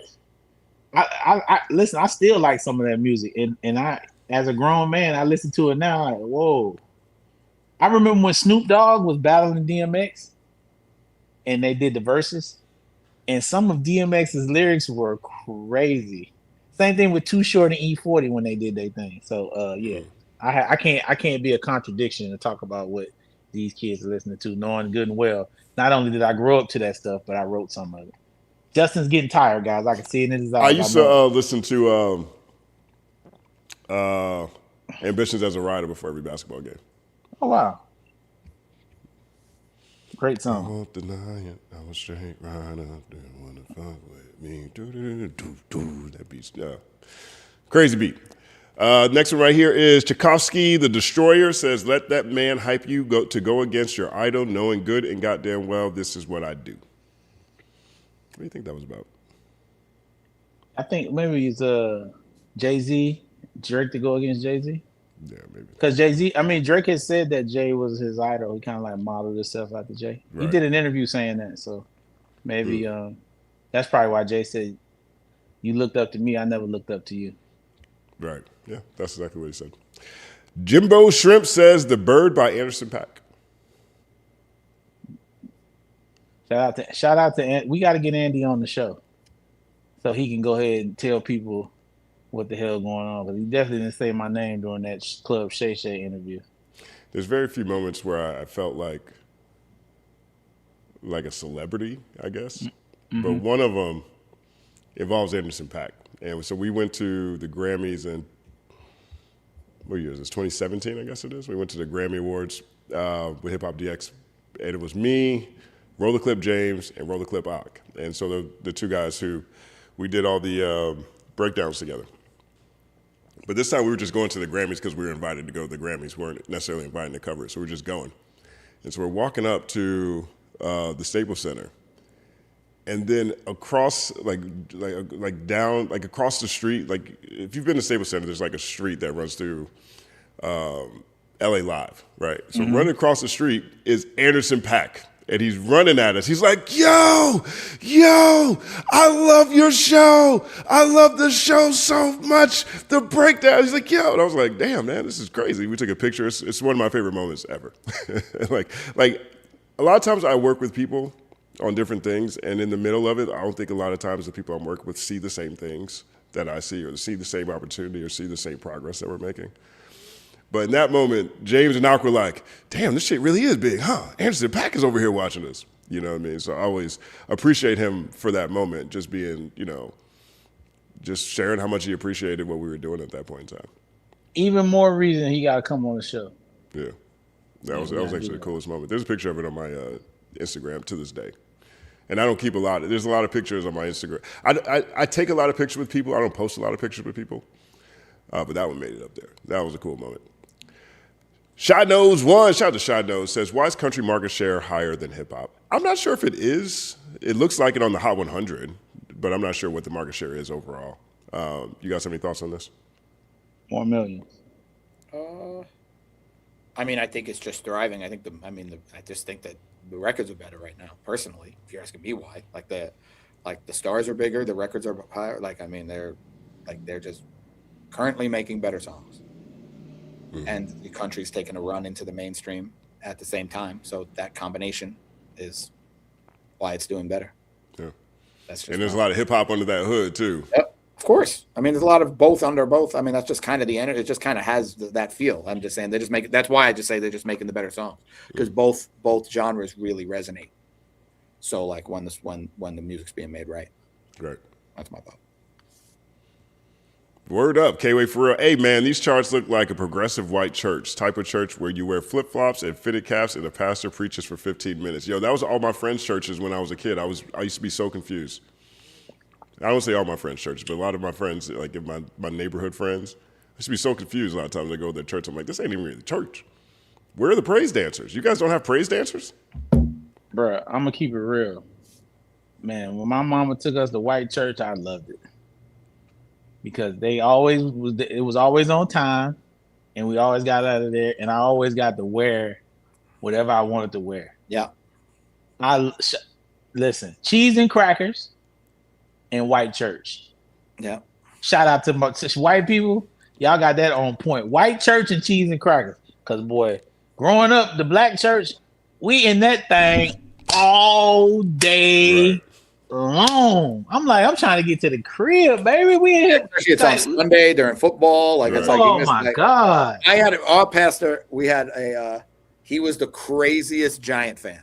That's how they made us. Like, I was able to deal with it because I still don't understand why. If they want people to like church, it should be on Wednesday in the middle of the day and you get out of school for it. It should not be on Sunday. Like, it just shouldn't be. Like, they should be like, there's such a, again, that's a cheat code. You want to talk about cheat codes?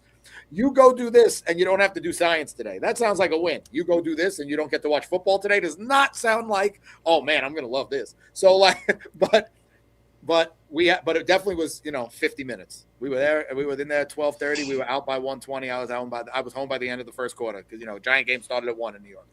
So that was what it was. And but man, some of that music was fucking painful. That shit was that shit was an adult version of how you just sang the kids' choir at the fucking nursery school. So like at the plays, that shit it was mind numbing. But shit sound like Christmas carols. It was like, not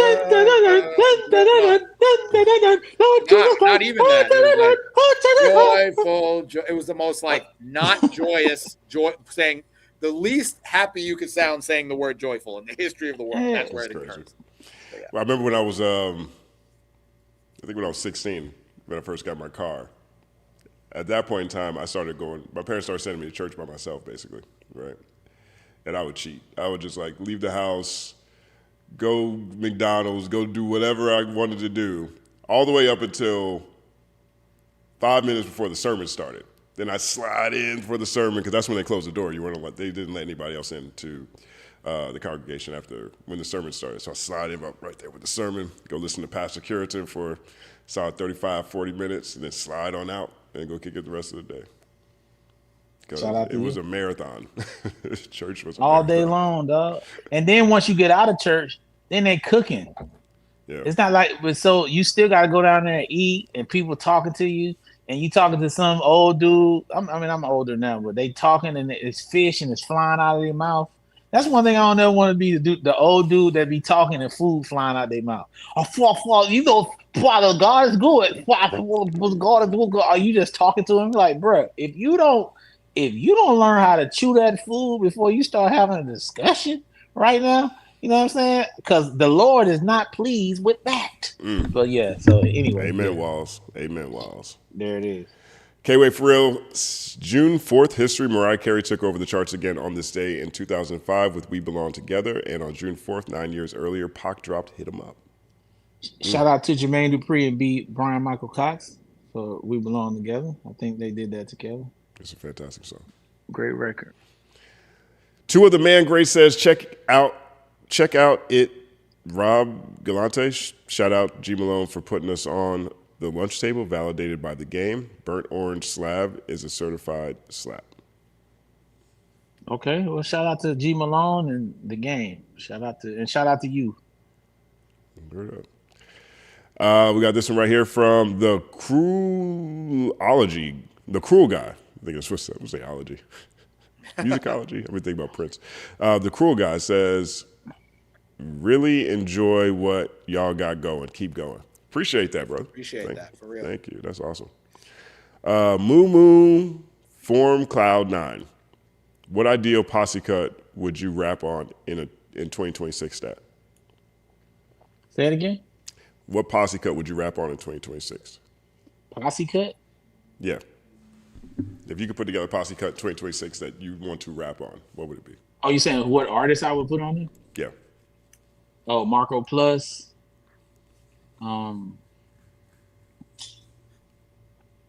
Larry June.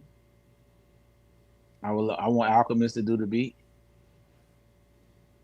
I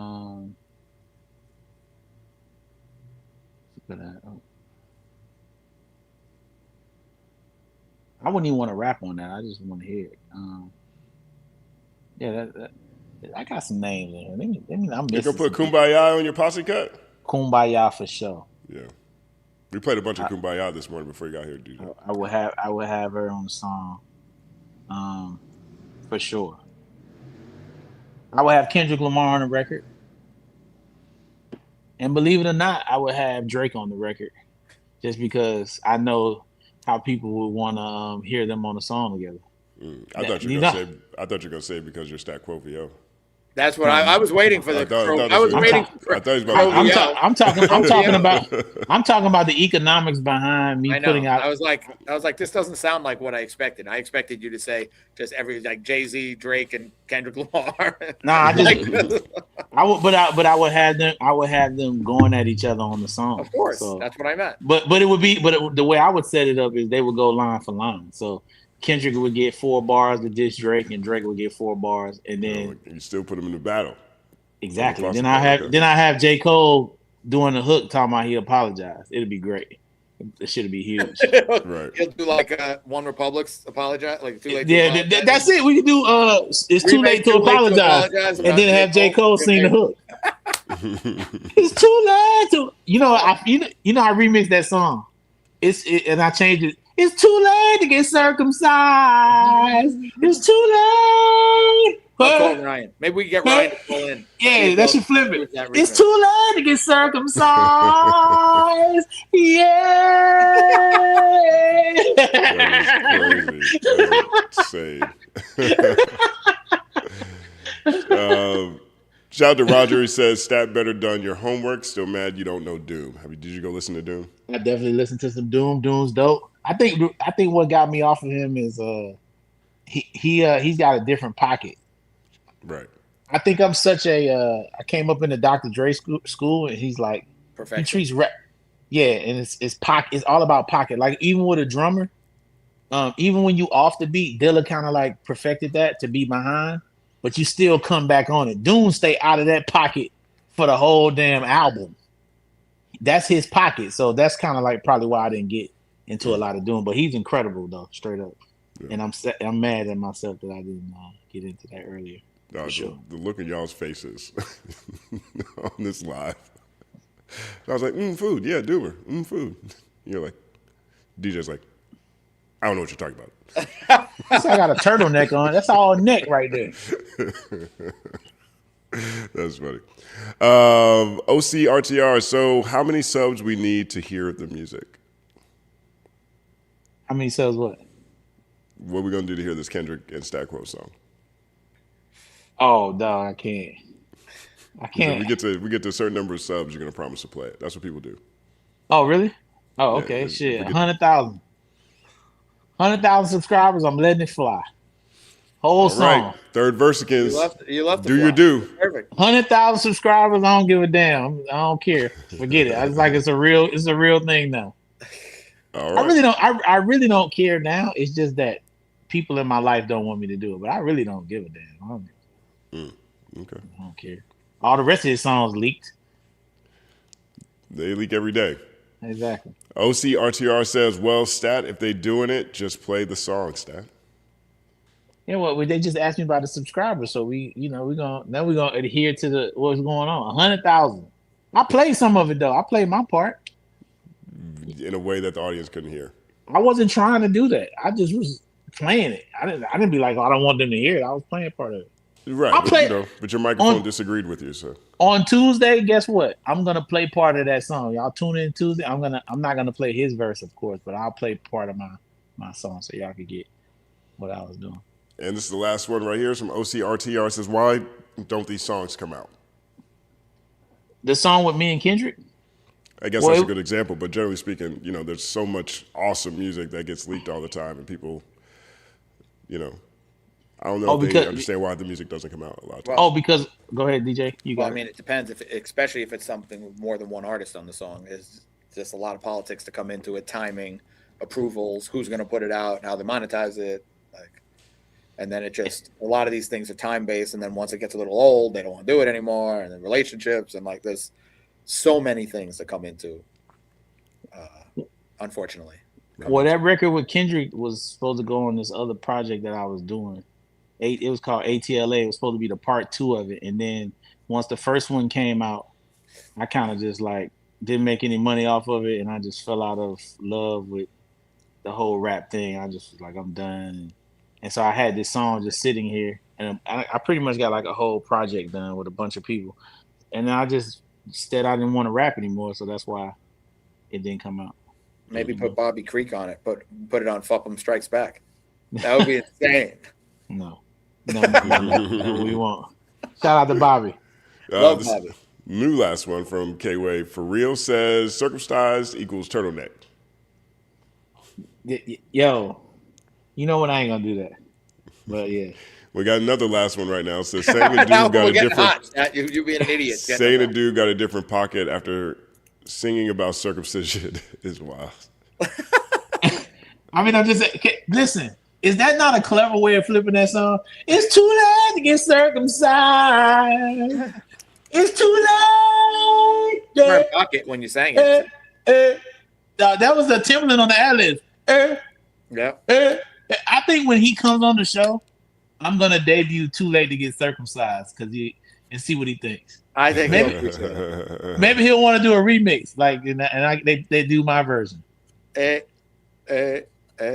That's a fact, because if you don't get that done early, it's too late. You can't. You're not 45 talking about. You know what? I think it's time to get rid of the skin. He just, you know what I'm saying. It's been a great episode of Third Verse Morning Show. We're venturing into territory Dame Dash will not approve of. Yo, no, listen, I know we gotta go, but just seriously, imagine if you 46 years old, you're like, you know what? It's time to go ahead. It's time to turn this puppy up. Justin, I think there should be a version where we just hang up at the same time. Right. We're just supposed to say we'll both be right back and just leave. Call him in 2 hours, ask him out. I wonder how many people would stay in here if I actually got to say all the dumb stuff that I'd be really thinking that I want to say. Everybody would leave. You might have a whole new audience. Yeah. We should do that. You know what we should do one day? No, we should just. I already disagree. I disagree. I don't support this at Oh all. my God! Listen, oh man. Well, shout out to my mom for handling it with me. It's because it's not too late. I got it. Shout out my mom. You still going on this? All right. Man, all the details. Thank you guys for tuning in to another episode of the Third Verse Morning Show every Thursday right here. Peace. Yeah. Peace.